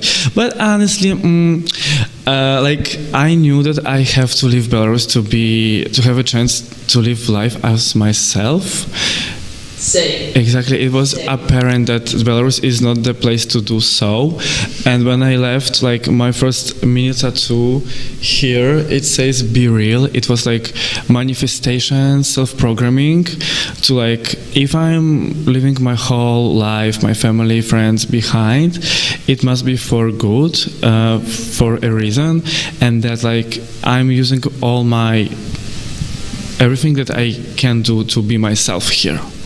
And that was like the plan. So maybe like technically I moved to study, but metaphorically it was to be myself. Yeah. I'm very impressed because I literally had the same. In Belarus, I understood that I have no future as an artist. No one was supporting me, so I knew that, like, technically, you need to get into uni to leave the country, to stay here legal, to get the karta pobytu, whatever. But then at this. Yes. But then at the same time, yes, you're moving, you're alone, you're still young, because I moved only when I just turned 18, so like I was in the same situation, and I think a lot of Belarusians were. But this is how you kind of escape to become a new to start a new life. And this is amazing that I'm like, to understand that I was not alone. Wow, I'm super impressed. Wow. Question. Okay. When you started to realize that you want to go in this particular art direction, was it in Belarus, or was it like, did it start particularly in Poland? Tell me about your like artistic career, how you became drugs, how you understood that you wanted to, when was the moment that you felt it? I think that it's important to start this story with the starting about our friendship, how we like met and like started to get to know each other, because I think that this friendship is like started our whole artistic ways. Yeah, because we are drug sisters, but we don't have a drug mother, so we like to joke that we are drug orphans.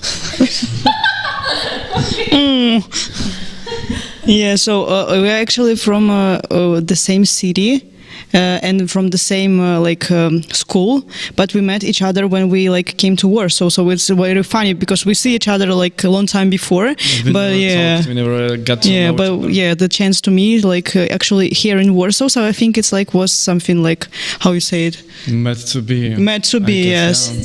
guess, Yes.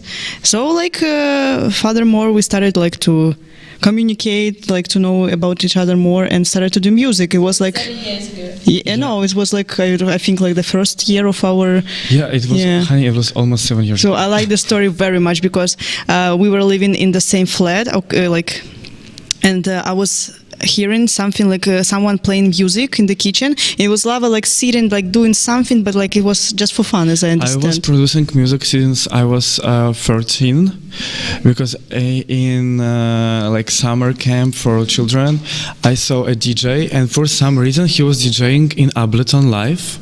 I still don't understand why and what for, and I was like, okay, that's cute program, right? And he's doing all this shit, and somehow he made an impression on me, and I was like, okay, I need to find this program. And then I didn't even have internet. When I went home, I went to my neighbors, went on the internet and searched for hours, just the visual representation of the program on Google.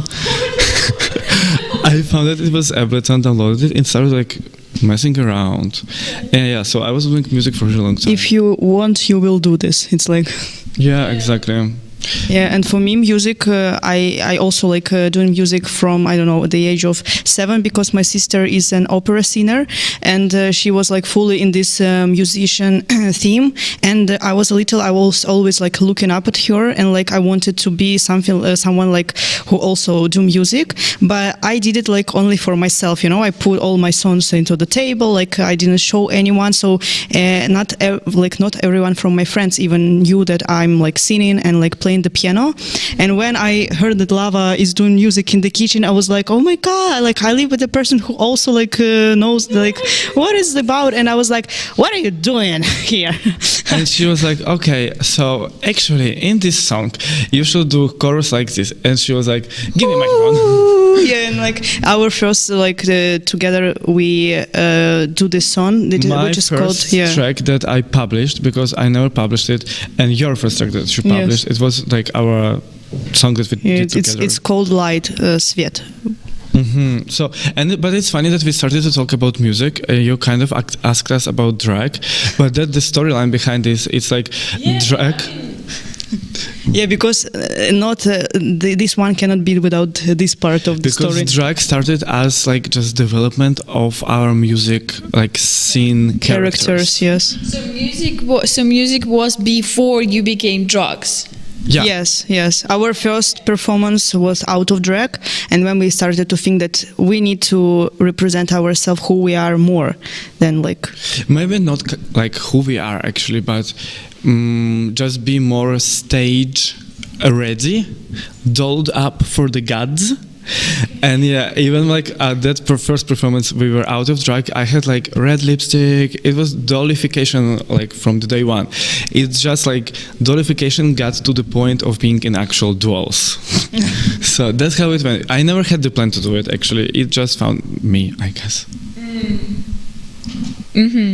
But I saw drag for the first time in my life when I was in high school, of course from RuPaul's Drag Race, and it gagged me so much because it was as you told before, as I told you yesterday, I was a homophobe when I was 13 years old, and because of environment and how they raise us, it's just what it is. And then I kind of understood that, I saw this blogger, and he had his lips done, makeup, everything, and I was oh my god, what the fuck? And but I kind of subconsciously, I was this is not okay of me to think about him like that. And I was okay, actually let me follow him and let me get used to this so I can understand this person. And aware at a very young age. Yeah, and I did that, and shit went on. And then when I saw Drag Race, it was okay, a bunch of men running around in high heels and wigs and just having fun and not giving shit about anything, no societal norms, or it was so eye-opening for me and very inspiring. This is very interesting for me as well, because as a young person, I remember, do you know One Direction? Yeah. Okay, well, right. So I was a Directioner since I was a child, and it was a huge fandom, and this like Larry Styles and things, so like the shipping of Larry, Lucy, Harry, and I do remember. Because this is a good example. I remember I was, a very conscious Twitter user, and I had a lot of followers, and I was tweeting a lot. And I remember I did this tweet about this, like, Louis and Eleanor, like, they look so good together. It's like proper couple, and like, how dare are you to think that he's gay? Oh my God, like, bleh. Bitch, I was so wrong. Oh my God! And I later, a couple of years later, when I became, when I started to write gay fanfics about Larry Styles, and I was like, shit. But what I'm trying to say is that I was the same, and now I do think that this is because of environment. I was looking on when we just got our first phones, like the first Instagram using. It was like an era of YouTube. I think when like was Troye Sivan and like this Connor, his ex-boyfriend. I don't remember how the surname, but that doesn't matter. And all these guys started to like make makeup and record videos, and for me it was like, this is not okay, but at the same time, the most thing which is not okay is how I feel, how I negatively feel about this, because this is not literally my business. And actually, they do fucking cool makeup. That is true. I mean, they do better makeup than like a bunch of the girls I see on internet. And there was a moment when I first started saying that this is actually very interesting to see. And later when I was writing my bachelor thesis, I was studying the Judith Butler theory, and there was a moment when I understood that how the way you look, the way you feel, the way you identify yourself with the gender, and the way your sexuality is totally three different things. And this was the moment I understood that actually men who are wearing makeup and doing this all the skin routine, everything what they want to do, they are not certain, they shouldn't certainly be gay. And I remember I met Sasha Noir on the first Reshbensky, which we were talking about this yesterday. I swear to God, I was thinking that he's gay for a pretty long time, because I mean I met him when he was almost naked on the hills. I mean, what else technically you could think, right? But how surprised I was when I met Yasha and I understood that they are actually dating, and my level of respect to this person certainly raised so wow, because like the way you're opening to this, the way you're aware of all the criticism you still will get nowadays even, and this will be my next question. This is like, wow, I do respect this, because I am still, if I'm a woman, I am still not always feel very comfortable. Maybe before, maybe now I don't really care, but like before I remember I was not really feeling comfortable with wearing, for example, like too much makeup. And I can't even imagine, being a guy and wearing makeup, any makeup. So how do you feel about being drugs in Poland, in Warsaw? Tell me about your community, because I know that you are pretty known people in your community. Tell me about, like, do you have... I'm very interested, because I actually don't know, because I know only you, and maybe I saw a couple of people, but like privately I know only you from Warsaw and in general from drag community. How's it working? For example, your communities consist from only like Slavic people, like Ukrainians or Belarusians, or Polish people as well? So is it like mixed, or is it like a bit divided? I think that what makes Warsaw iconic is this like it's very international, and there are a lot, if you were talking about the drag, it's also like a lot of drag queens from Ukraine, for example, us from Belarus, and like of course Polish queens are also we like communicate like for not everyday basis, but really often. Yeah, and answering to the question of how do I feel, for example, being drag in Warsaw and Poland, I think that for me, it's also adding the perspective of being a woman in drag, because it's not really easy from my perspective, my own perspective, to be to be women in drag, but also like a lot of people don't realize that drag is for everyone, not only for men. So me not being like self-aware enough at the beginning, I was like, oh my god, I'm not drag queen enough, you know, like to call myself drag queen. I need to like to do more makeup. I need to make like more difficult outfits, also on. But then I was like, fuck that, like I don't believe in this shit, and I believe that drag is for everyone. So I just want to like any girls, women who are doing drag, that you are enough, and if you want to do this, you are queens, like no matter what. Yeah. And I don't know, maybe you want to say. Maybe no, I will go home now. No, yes to everything you said about the people who we know from drag community. It's actually mostly Polish people here. Well, because we are in Poland, maybe because of that. I'm not sure. Excuse me, but the only one Polish person in our team is Roman. The rest of us is not Polish, so it's not you know. Yeah, but this is UKRAiNATV, so. Yeah, exactly. Bubble in bubble. But yeah, mostly Polish people. There are definitely. So Chimera is Ukrainian, right? Me, I'm Ukrainian, Belarusian. You Belarusian. Is there actually? I could not name any like Slavic drag queen from Warsaw. I don't remember. I don't remember the name, but there are like two drag queens. Slavic? Yes. Who? How do they look? What do they do? Are they real? I mean, do they work or they just? Yes, they're like doing bookings, but I don't remember the name. Chimera? Gag of the century. Okay. Well, we will find out. Yeah, but how?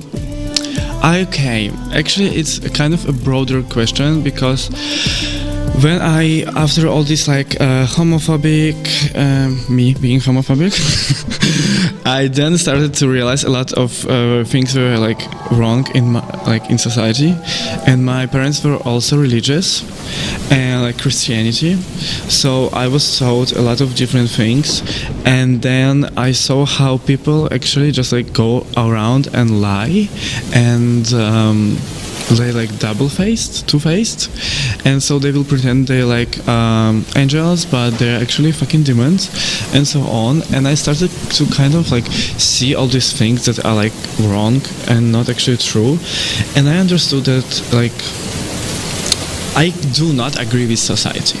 I do not agree with society, and if I decided to do so, I will have to always change myself and like move with the flow of society. And I was like, no, actually I chose myself. And it was like around when I was 14, 15. So since then I actually did not give single fuck. And I fully lost the ability to do so. So yeah, we did shit like we did run around in drag in the middle of Warsaw in the middle of the day, like didn't care, like we still don't care, but we had some situations where people like trying to verbally or even physically abuse us, but this is a question I want to ask, like how do people, have you ever had like super negative situations with, you know, and how do you deal with it? Maybe like not where we are in drag specifically, but just like being queer and like having, I don't know, colored hair, makeup. So the way to deal with it is paper spray. Yeah. Fortunately, we didn't have like physical. No, we could have. No, in the park. In the park. Yeah. Yeah. And then pepper spray resolved the situation. Yes. I was like. Yeah, so do recommend it. Yeah, but yeah, I don't have a ability to care about bitches. Like, because I know they are jealous. They are jealous. Like, imagine most of people live life the way they are talked into living. Like they're taught to live a life certain way. They are scared to put one foot outside the box. They're scared to do so. Of course, they will have a negative perspective on us because they wanna be us when so they bad. when they see us like wearing makeup, wearing whatever the fuck we want, like doing Being heels hot, and hot, feeling ourselves flawless and like loving ourselves is like for them it's like whole another world. So they are scared of it. So I don't see like negativity almost at this point. I just know they're jealous. Whatever. I want to have a lecture how to not give a fuck like you do. Wow, I'm super. Well, this is one of the most cool interviews I ever took though already. I like it so much. Actually, I just wanted to say like about what you said right now is like it's for me it's a superpower of drag because when I was 17 and like I didn't even started to do drag, I was still in Belarus. I was afraid to go out of my house because I was so like shy, not sure of myself. Same. Like, I was like, Girl, what the same. fuck? And then like drag gave me this feeling of freedom and this feeling of like power to go on this side as well. But it's like, you know, first of all it was like I thought about this like as a mask that I put on to be another person and like to behave myself like in other ways, like and be more like powerful, more sure of myself. But right now I understood that this is like not the other person, it's like me, but the other part of me that's living I have inside. the same with makeup. Like last year I had, I think when we met for the first time, I had these like huge lashes, I had gems in my teeth, I had like super bright makeup. That's what like my past year looked like. And I kind of feel this thing you're telling about. It's not a this is you as well, because I felt supernatural with all the pink and like rainbow eyeshadows on my face. I felt supernatural. I felt like this is just part of me, and I woke up like this. Kind of, yes, kind of. But it's very interesting, and I'm really glad that you haven't met any particular super violent behavior. I didn't either when I was all the time, probably a couple of like negative comments, but like from my perspective, I kind of don't even remember because I don't really listen for such people, you know, all like ladies and stuff, because like I know that's what you said, that they're probably not jealous of me, but they're jealous that I can do whatever I want, but they couldn't ever did what they really wanted. And this is a big also thing in Poland. What I think is because of Polish being very religious, that people are negative, but at the same time they're kind of like scared to show their like true emotions. So maybe that's an also reason. Like because people were raised like in USSR to be like a part of machine, and of course they were like almost trained like an animals, and like I think so, to be like this mechanism and not a person. So of course they're like that. So, but I will add to that story that because you were like impressed by my ability to not give a fuck, but I think it just sounds like super funny. But you know, when I decided that I chose myself and not society, it kind of made me like super sociophobic. Like I had like very few friends. I didn't like most people. Probably I still don't. And it's very interesting because, you know, you have the performances and stuff. You're always inside of the people. But that's I think because when I do performances, what I do is I bring my energy to people, and it's like I don't think like I'm in a part of a normal society, but I'm like teaching people and setting my context for communication with them. And it's like, okay, I choose to put this effort into all of this, the looks, the career, everything, and it's like should be for something, and it's for that reason probably. I have a couple of more questions, and it's just pure interest. The first one is when your like proper career started, and are you now, do you have any other job or you're just doing performances and you live from it? I think so. We started with music and drag, and I don't remember when.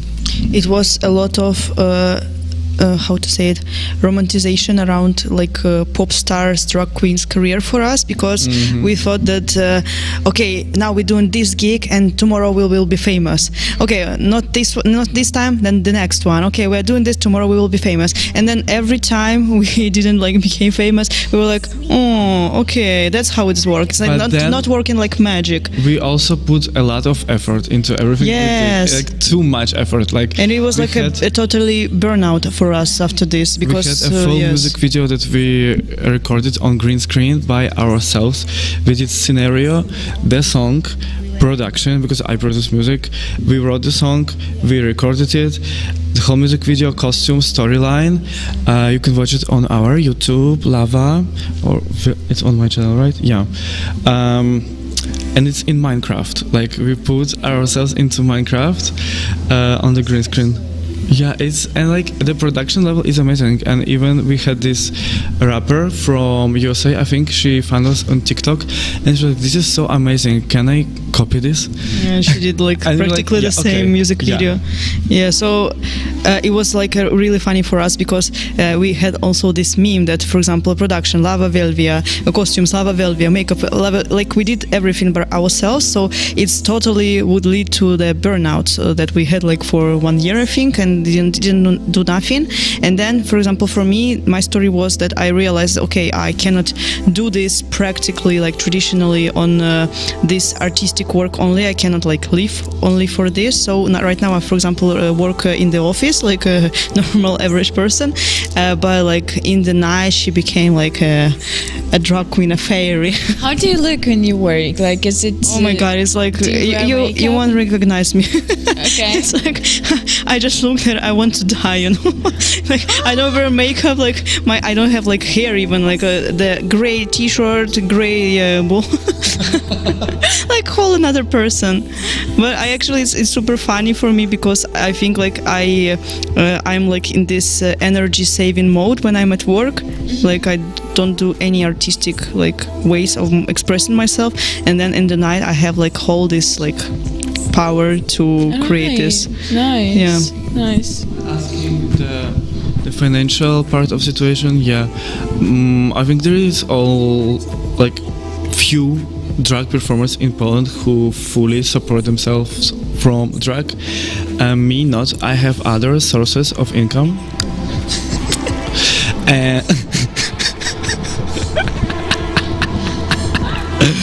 Yeah, but I do make a good coin, but it's still not enough. It's still not enough. And let me tell you this: I know people who do art for more years than me, who are more famous, who are more talented, and they should get paid even more than I do. But at some point, there is a limitation in this economy, how much people are ready to pay for performance, and that level I already hit it. And also I think that every drag queen, every queer artist in Warsaw, for example, Warsaw and I think Poznań, should thank like a million times collective post-queer, which appeared on the Warsaw, like Poznań, in the Poznań city, I don't know like how many years ago, I think 2 years ago or something. Like they became really active with organizing events, inviting drag queens to perform. So that's the time when the bookings start to appear for us. Yeah, this is very interesting, because for me as a person who I never knew about this. I never was on any actually performances. I would really love to go, but I simply don't know when and how, because I think this community, what we see on Instagram, because I follow you both, so like of course I saw it, I'm like familiar with how this all looks, but at the same time this is not really mainstream.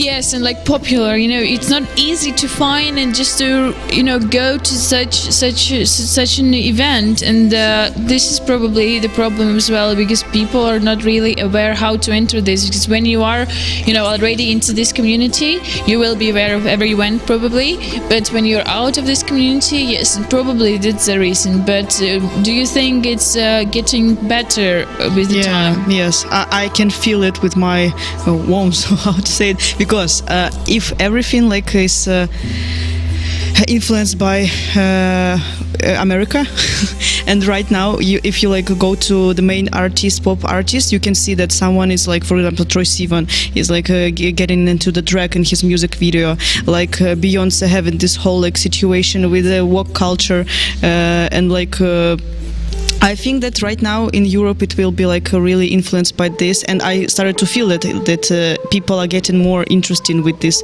whole queer situation. Yeah, queers are everywhere. Like Doda, Polish music star, she had a tour and she invited like a bunch of Polish drag queens to perform on stage for her. Also, who else? Madonna did the same, but like, you know, even in Poland here it's happening, and we are kind of veterans of this scene actually. People who started to work, you know, it was even hard to call it a work when we started, because most of places that are open now where we get bookings, they were not open back then. We were just like, and where we had bookings, they are closed now. Yeah, exactly. No, for real. Like we were working out of pure delusion. Like as we were like, okay, now we're gonna get famous.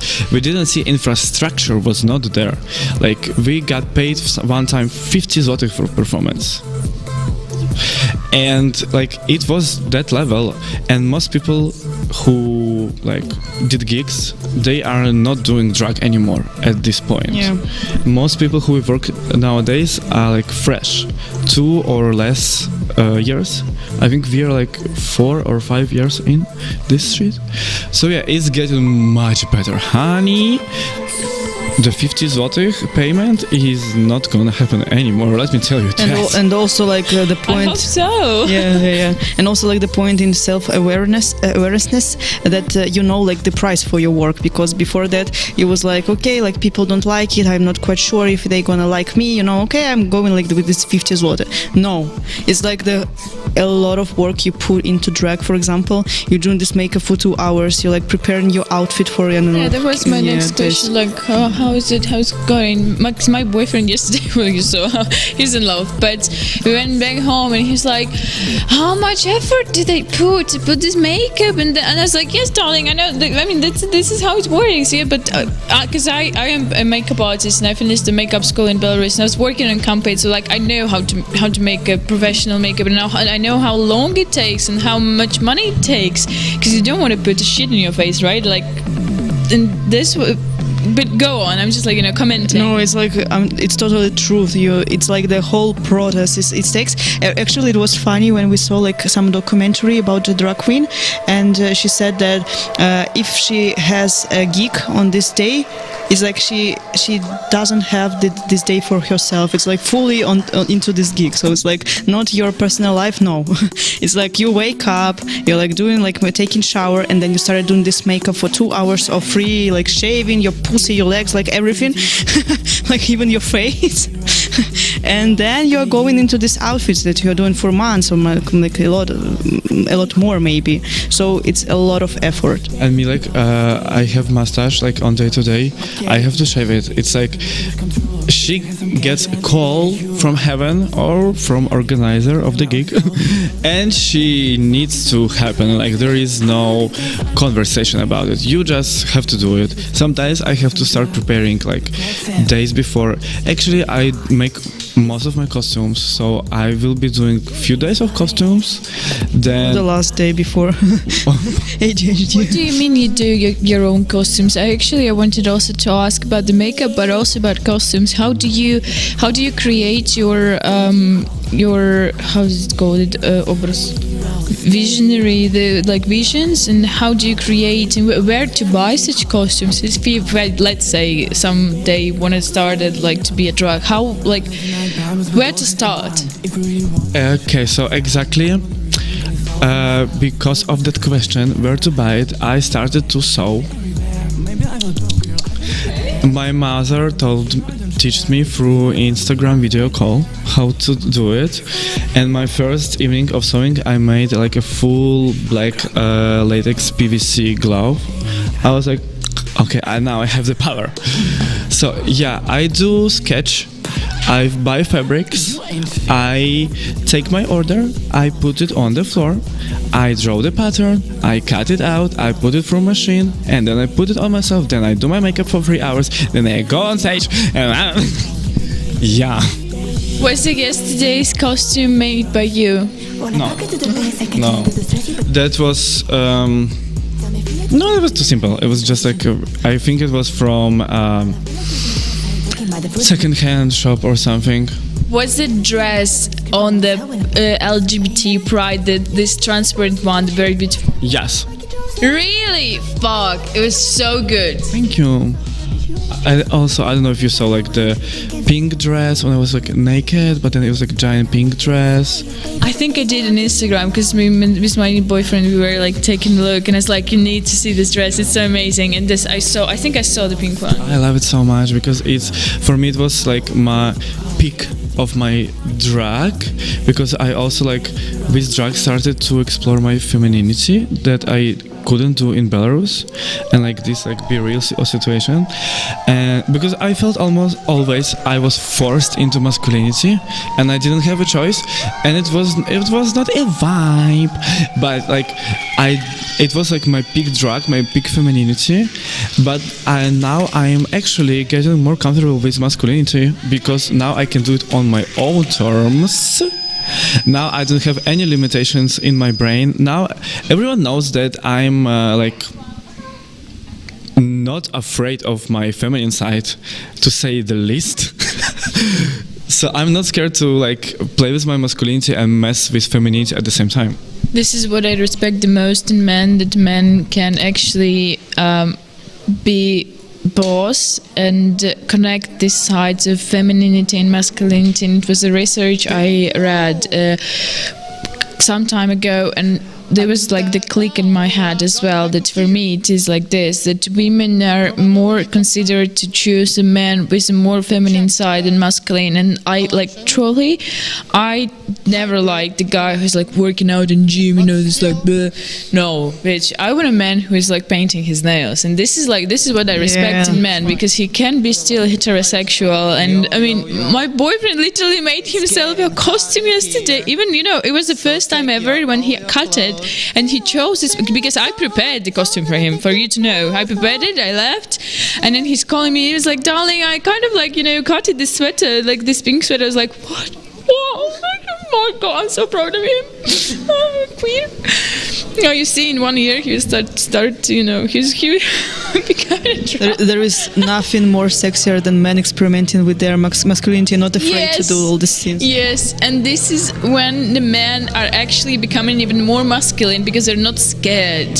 Because all this aggression and like toxic masculinity in men are raised only by fear not to be accepted by other men, by women who are also like supporting this like toxic masculinity. And this is so cool. This is a very cool topic we actually raised, and I'm again, this is one of my favorite interviews already.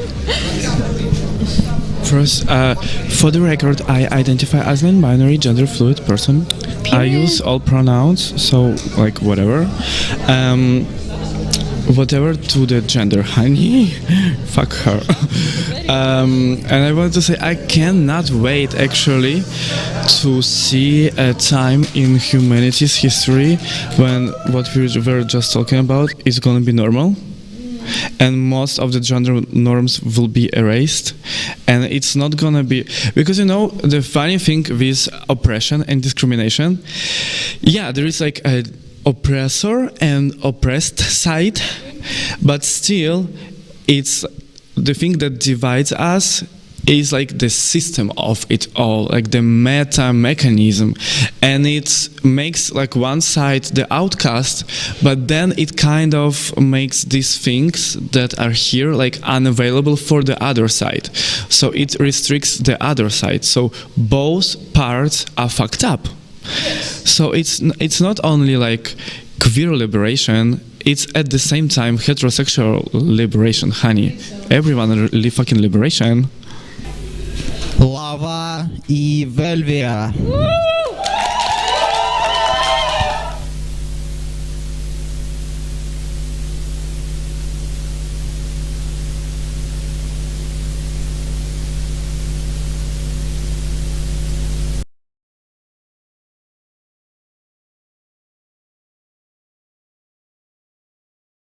Coming back. Microphone check. It's working? Is it or not? Yes. Yes, good, very good. Hi everyone, I'm very welcoming you on our special effort dedicated to women, and it was a very much Ukrainian one, but we call ourselves UKRAiNATV, so it was obvious that Ukrainian women are the sign of the power and our inspiration for today. I was crying and I was laughing, and that's why I'm in my head to cover my... No, I'm joking. I still have okay makeup because I know how to do it. So if I even cry... Girly stuff. Anyway, I wanted to say a couple of words. And later I will invite some very interesting people on this stage because it was too much me on this stage today. First of all, that we were watching absolutely insanely good interview of Lava XXX and Velvia, my good friends from Warsaw, drag queens. It was amazing to have them there, to have them here. And one of the most important interview I probably took on Ukraine TV. Okay, I took interview with Klitschko. I mean, I took a lot of important interviews, but that talk was absolutely intense in terms of understanding queer rights, understanding from the inside how these people think, what their life is, and how it all started. For me, even it was many new things I discovered, and I highly recommend you to watch it full, because actually it was way more, and it was just a part of it. So you will see, I think, another part later. I hope so. I will make sure you will, don't worry. I have this. It's a small screen, but probably it shouldn't be even on the big screen. But this is a pack of pills. It's an after-sex pills. I want you all to know that we have them in our studio. You have absolutely safe space here. If you want to come to our studio, if you have such problem, please do not hesitate. Please do not be scared. We are here for you. Our project was born to help people. We are still trying to do so. This is our main goal. So Bierka Jezelewicza 23R is our address. If you need, you know where to find it.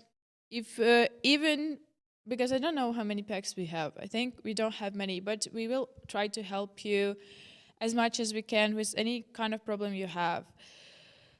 Right, let's move to another topic.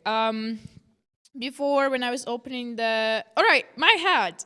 I found it on trash yesterday, and you know what? I thought that this is the best symbol to fight toxic masculinity with, because this is a cowboy hat, right? But it is pink, and I have this crown on it.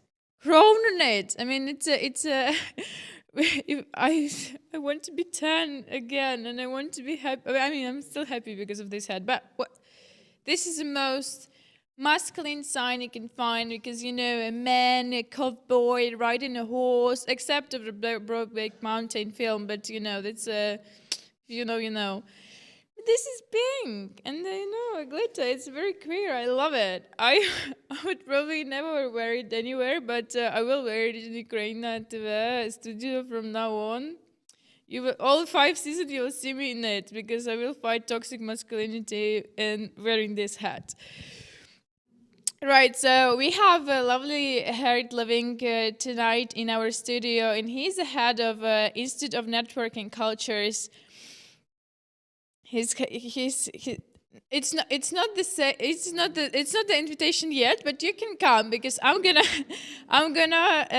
have a little conversation. Join me. Is the second mic working as well? Of course. Roman, good. Of course. I'm welcoming you here. I'm I think very it's our happy to be first interaction on the stage. I have, well, I wrote actually a very small text, but I was reading a text published on ENC about silly girls and sad girls, and I actually would like to have couple of comments from you about this text, if you, of course, read them, but I think you did. Yes, of course, I'm the instigator. So I mean, you know. I won't say I'm a brain behind girl theory, but yes, certainly, we at the Institute of Network Cultures think that we really need to reflect on the girl phenomena. It really needs more theory, also more critique. There's a very strong, of course, commercial force involved in it, but there's also a lot of kind of subversive energy still around it. Also because at the moment the girl theory space is really exploding, so and it's going in many different directions. This week we will publish another one, and it's about the girl brain. Nice. So this is girl brain theory, and there's another one coming up soon as well that goes further into this idea of silliness. So, it takes a little bit of time and courage to take silliness serious, but we need to. Only if you're not a girl, that's what I say. Yeah, yeah, but obviously, so far, of course, the girl theory has been written by girls. I mean, that's kind of obvious, right?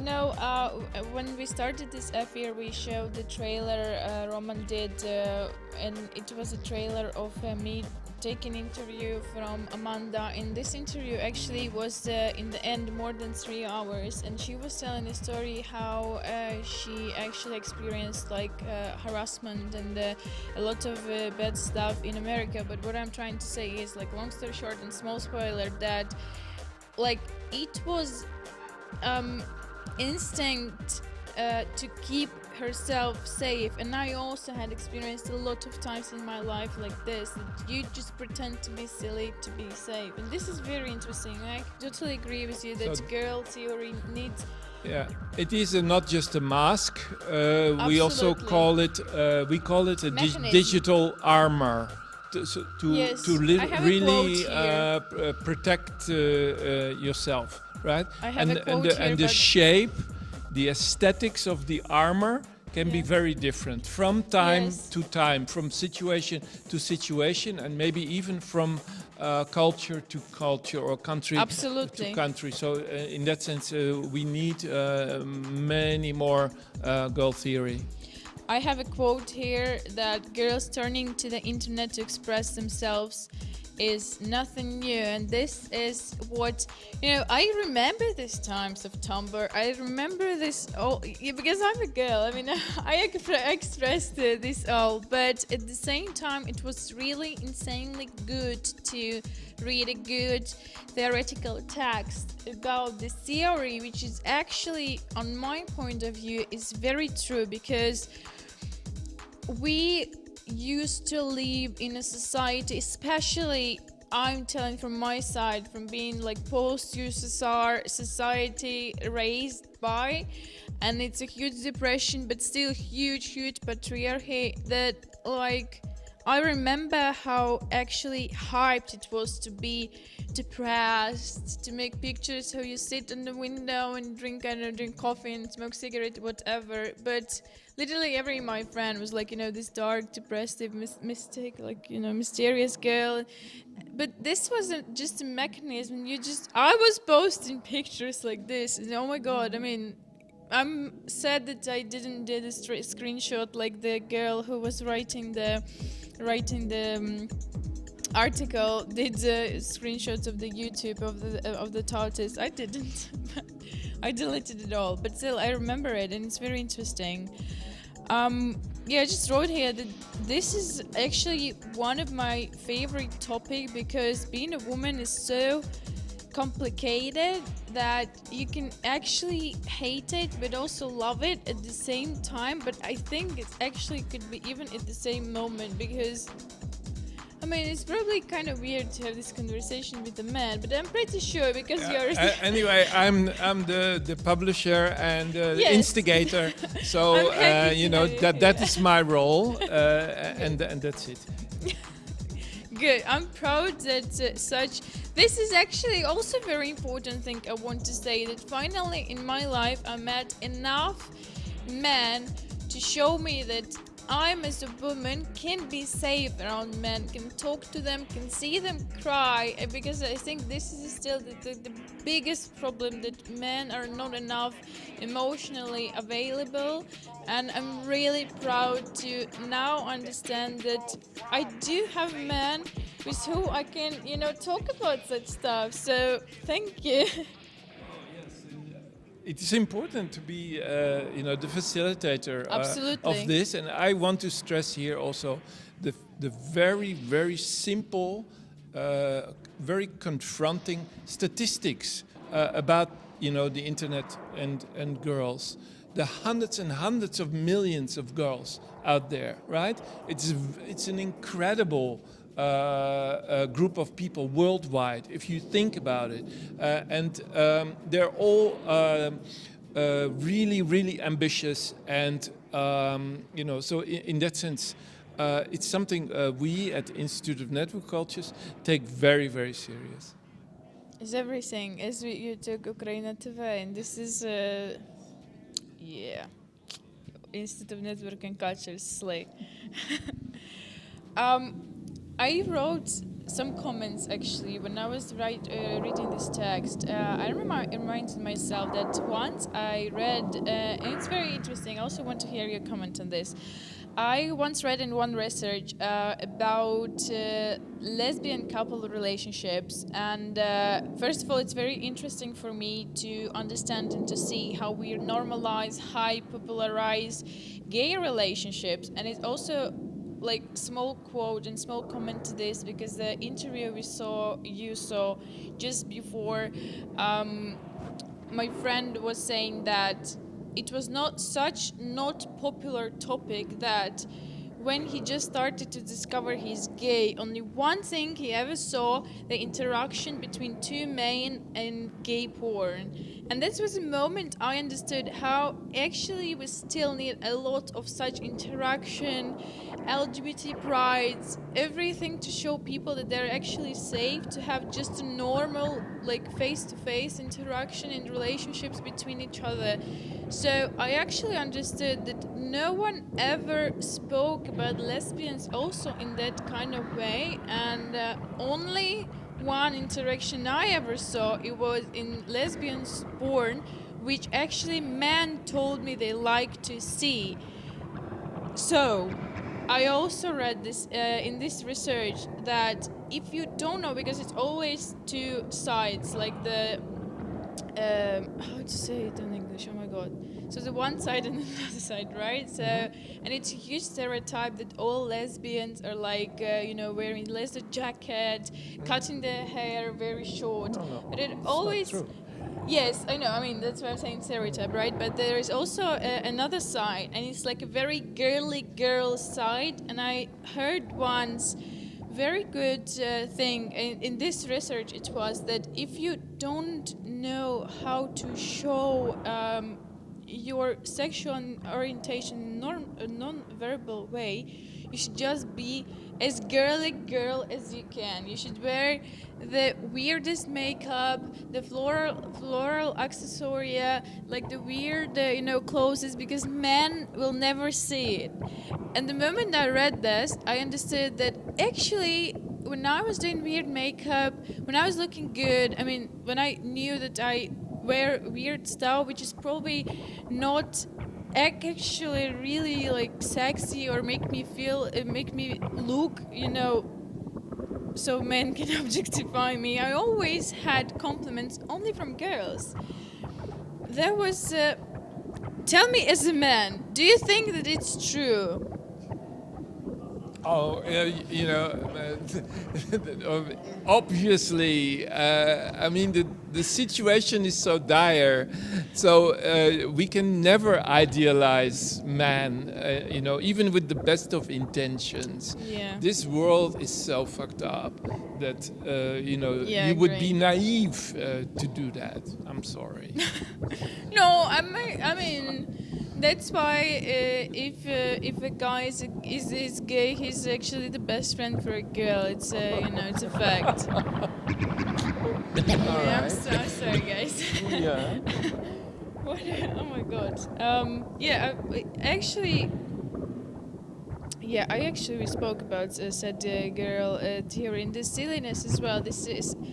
I want us to show, but today we have already no time to show that interview with Amanda I took, because this mechanism girls actually use to protect themselves in certain situations, and they behave silly just for men not to be interested in them and not to objectify them that much is a very interesting topic to discuss more, but probably now, thank you. I'm sorry that I made you and let's just, if you are interested, not just only in the silly girl, but also in the sad girl, right? So there's another one we published just before, which is kind of a wrap up, a history of the sad girl, this as well. This was and now Tom we have Bird. the girl brain, which is a very, very imposing, set of aphorisms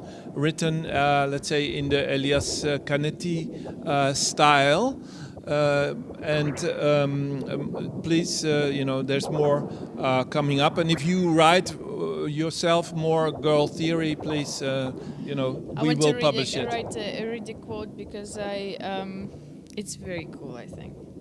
Said girl theory proposed that the sadness of girls should be recognized as an act of resistance.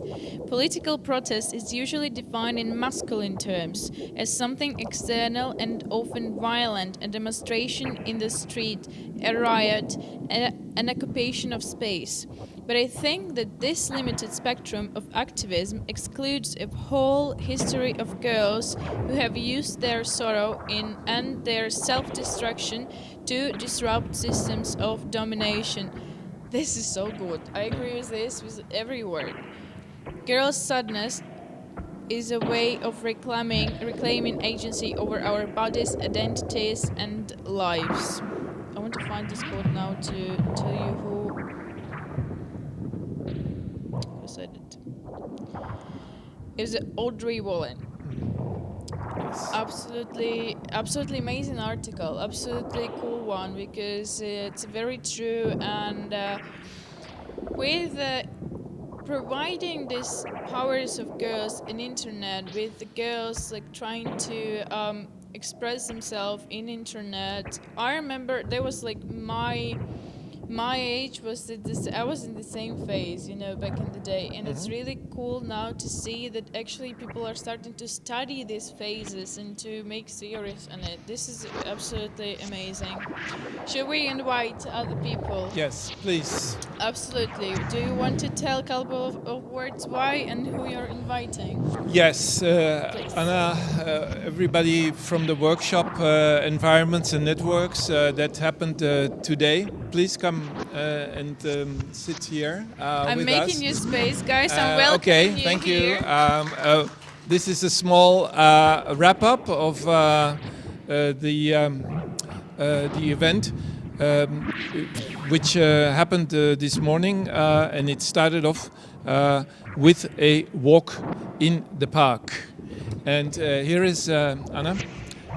Please, what was the idea behind the walk in the park and theorizing this walk?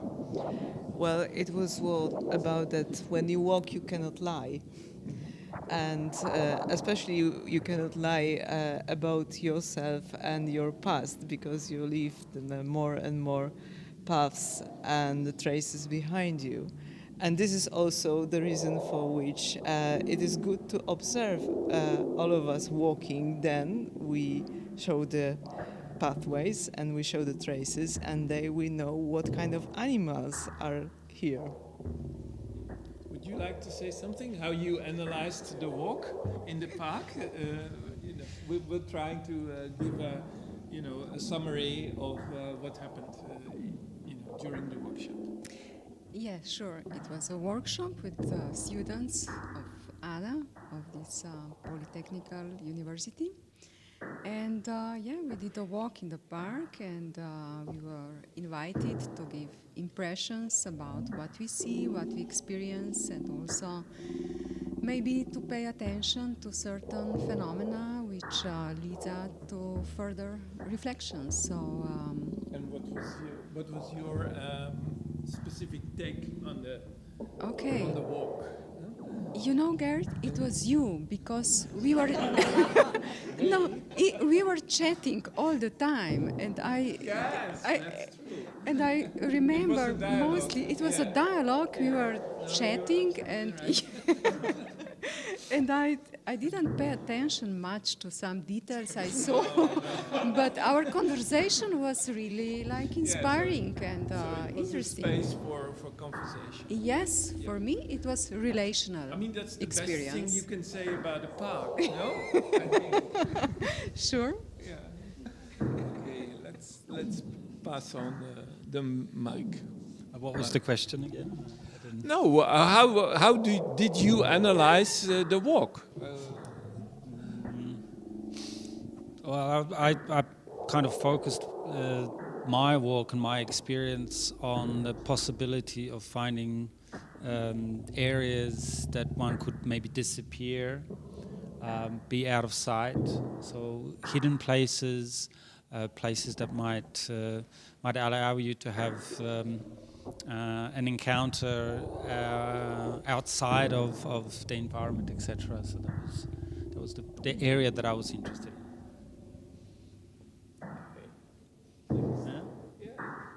But I have to say that before the walk, the previous day, we had a meeting together, and so we tried to project ourselves into the walk.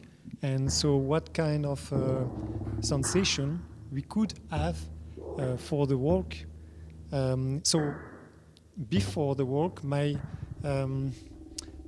point of view on that was how we can feel the different field or build, or how we can walk with the different field of forces that we can feel through the world, through the park, through the town, into this park.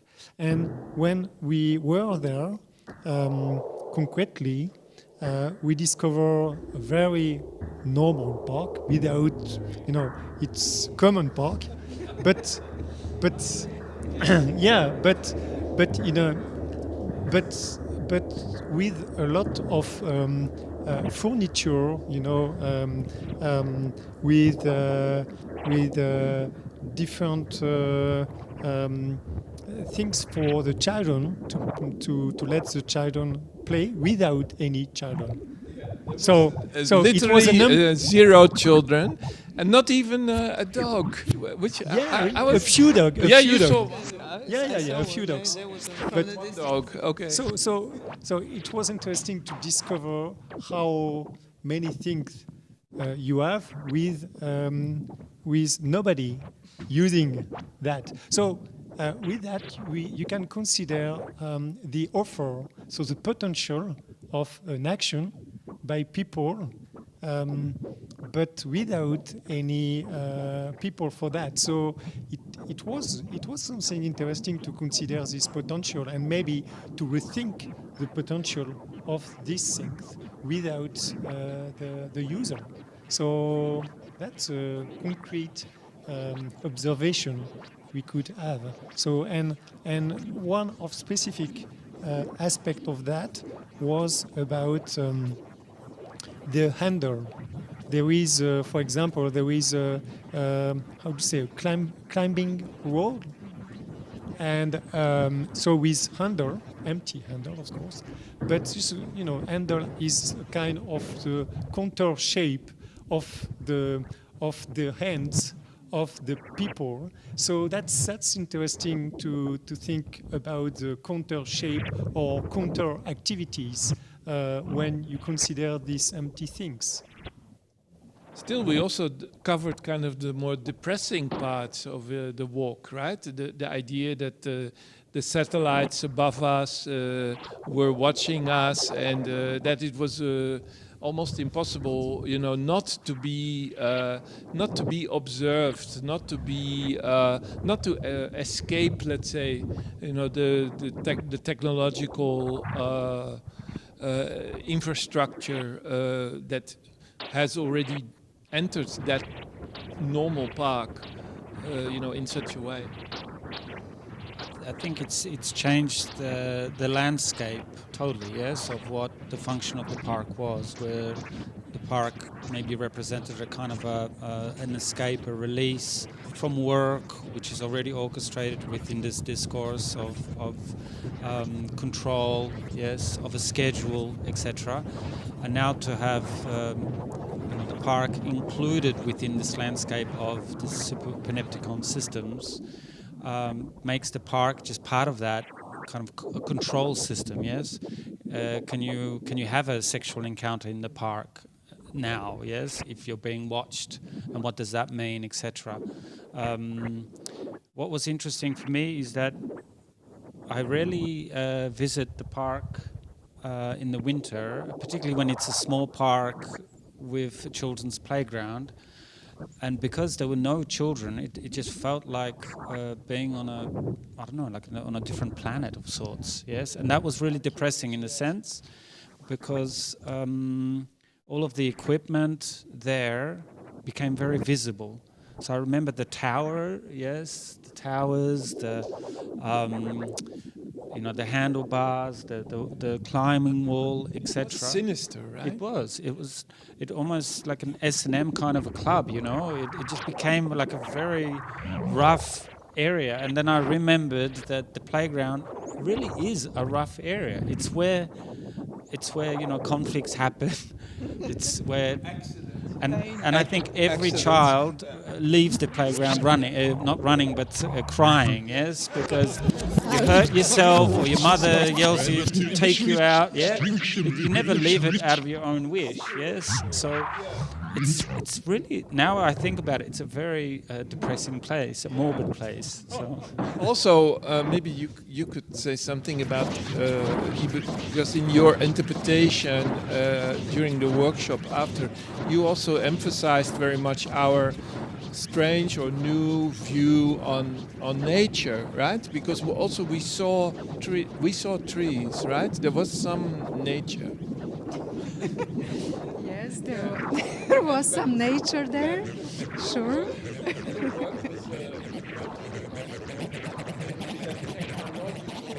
Aspects. Yes, I'm dealing with nature, but yes, I was talking about techno-nature and how it could be actually understood these days in different terms. I was talking about art practices that are dealing with technologization of nature, and also like other kinds of that are dealing with naturalization of technology. But also I turned this lecture also toward the question of perception, how we perceive immediate nature, and also what is actually our impression or our intelligible way of understanding of it, because sensorial is normally alluding to something else, some surplus or some another dimension, and I'm particularly interested in this part. So how actually we experience the visual phenomena. Anna, you are the instigator of this workshop, but you also had, of course, your own interpretation of, and maybe even, proposition,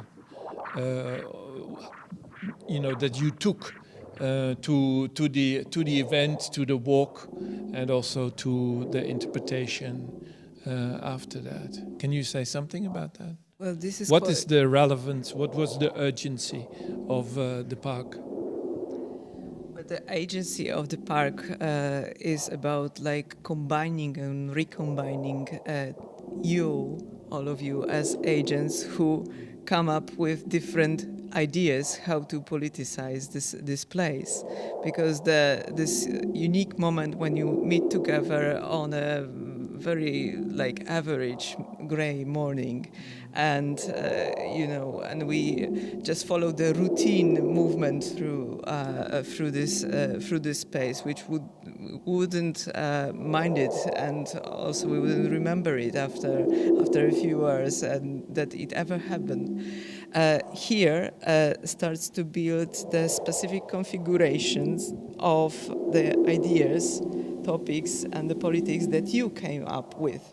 So the place and the walk was a catalyzer for you to open the talks and all this exchange that is happening also right now. And I like this plot of the cruelty. Actually, like because it's working. For her, as her experience, one of the other teachers, she mentioned that for her it was always a traumatic experience being in the park. She mentioned and that, also like being on another planet or exploring something that came from the past, or we get it with no context, like we detach, which is quite an opposite to the original idea of being like inside this environment and being like situated in this. So if we start to think about the cruelty, detachment, and also get into this catastrophic mood that we get into so often right now, then we can also see what I say, that some things seems to us as like a bit sad or melancholic, and some elements of this park become actually worse because they become obscene. They become so alien that you pointed out, they're ready to be launched into space on a journey to another planet, right? And that they are, or actually that they maybe came from another planet and that they're just temporary here and that they're ready to go back, if you like. That alien are they? Maybe alienation as well from this idea that some of the structures represented these spaceships that one could just enter and exit was really strong. Yes, so, and I don't know why they put rockets or rocket structures on playgrounds, but I've just realized that it's often there. Yes, that they often, if it's any structures, it's often bridges and rockets. So maybe it's an alternative to the castle. Maybe this is the maybe. new phrase. Maybe. Maybe it's just one tour. Well, also about the weather and the rain. I think it's a secret preparation for the exit strategy, actually. That so that it's that we're all familiar with these vehicles, and we're going to be entering them soon, so that we can go off to other places. That's what I believe. Okay. let's wrap it up here. Thank you all for coming here. And Anna, one last question to you before the pilgrimage can start, because people want to visit those alien rockets now. About which park are we talking about? Because it's opposite of Technical University in Krakow, but does the park actually have a name? Yeah, very eponymic one, Krakowski Park. Wow. So there you go. This is a global invitation to please all visit Krakowski Park. Okay, when it's time to go, that's where we meet, okay? Thank you. Okay, that's it. Internet tells the story of degrowth, putting an end to data extraction, and yes, about moments when screens fall black and doom scrolling comes to an abrupt halt. But it's also a question of emergency design, a radical promise that implementing data prevention principles into devices and apps is still a possible world. Presuming that we soon reach peak data and that the current measures such as ethical AI and good data will neither bring about social justice and racial capitalism, nor forestall climate disaster. To put it in post-apocalyptic science fiction terms, no solar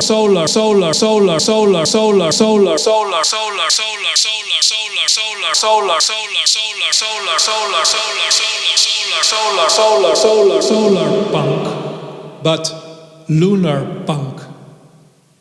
Extinction Internet is not merely an end of the world fantasy of digital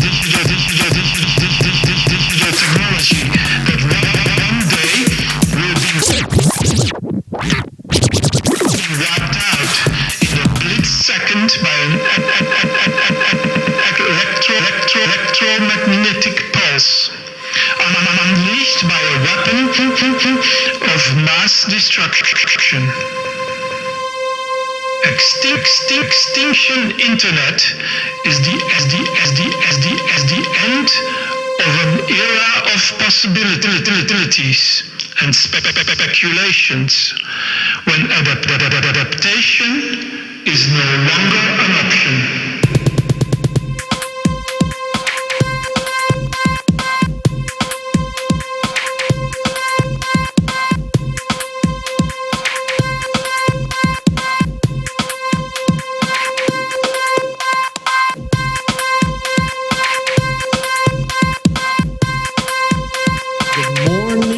The disappearance of the becoming internet started earlier, when the platform closed off the collective imagination.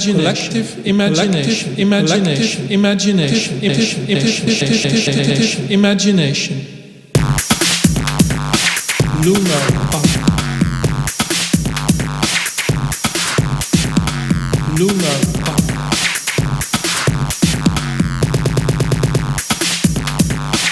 Lunar punk. It feels like another internet is no longer possible. Our task will be to overcome entropy and implement the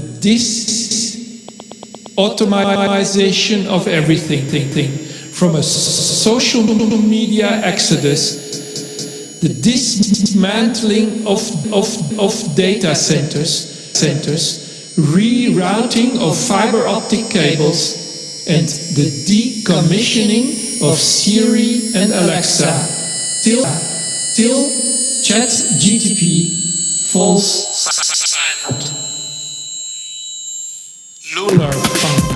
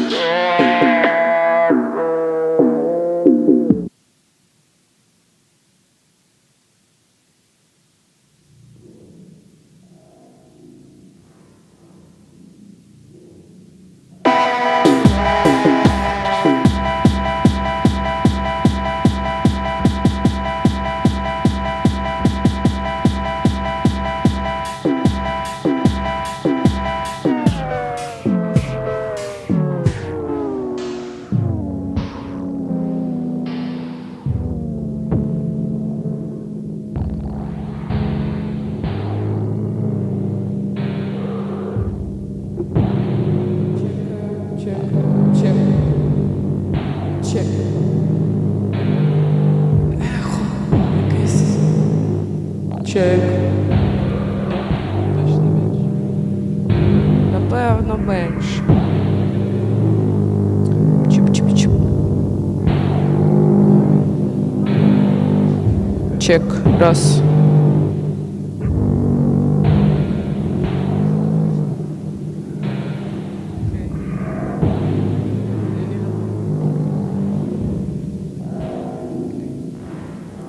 Ukraine was, is, and will be. Ukrainians are free and independent people living in the country and all over the world. Throughout the centuries, empires and colonialists have tried to take our lands and freedom, but no one will ever succeed. Glory to Ukraine! Art and science occupies the most significant place in the development of all human civilizations. And it is the only thing that distinguishes us from animals is in a good way.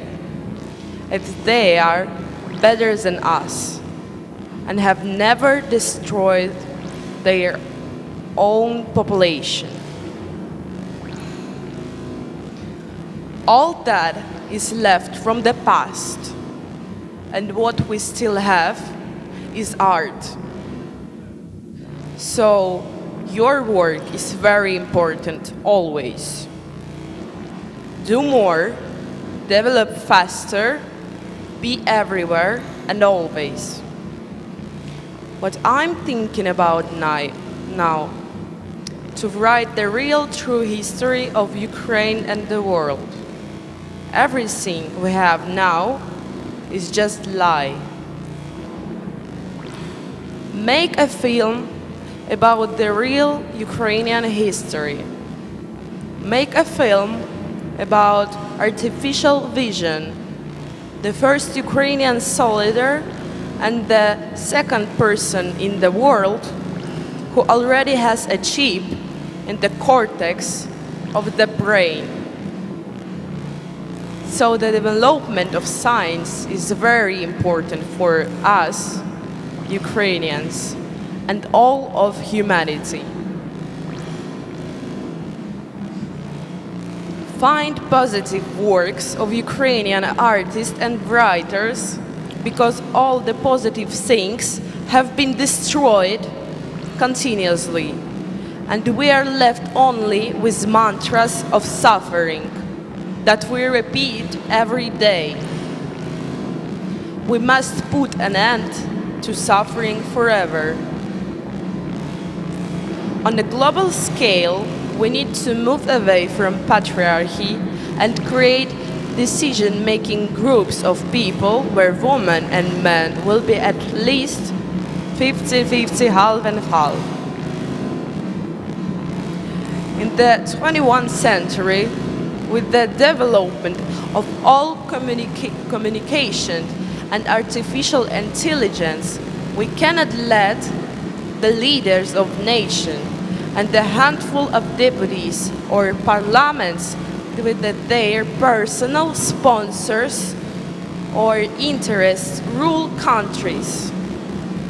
This structure must change as soon as possible, and we must work on it. Ukraine and Ukrainians are people who can do it, because they're always free and they are always express their opinions, and they are never afraid of anyone. I am very glad to see a women's community here. Let's continue to develop this world together. Glory to Ukraine.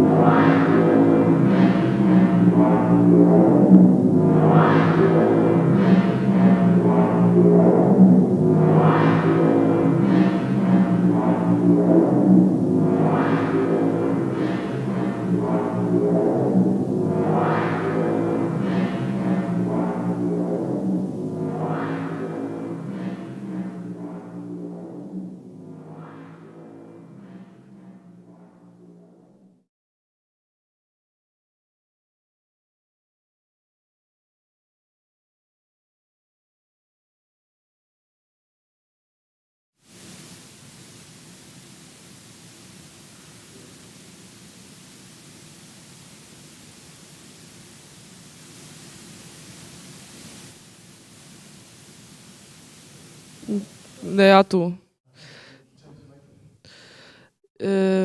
Glory to women. It's the end of this affair. Thank you very much. And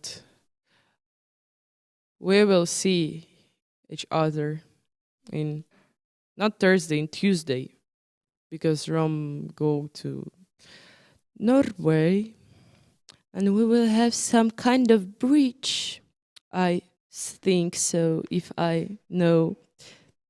So yes, thank you. And don't forget to come Saturday to Niche Cafe, and we will meet there.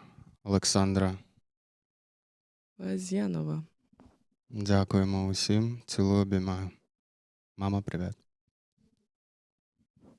Всім мамам привіт.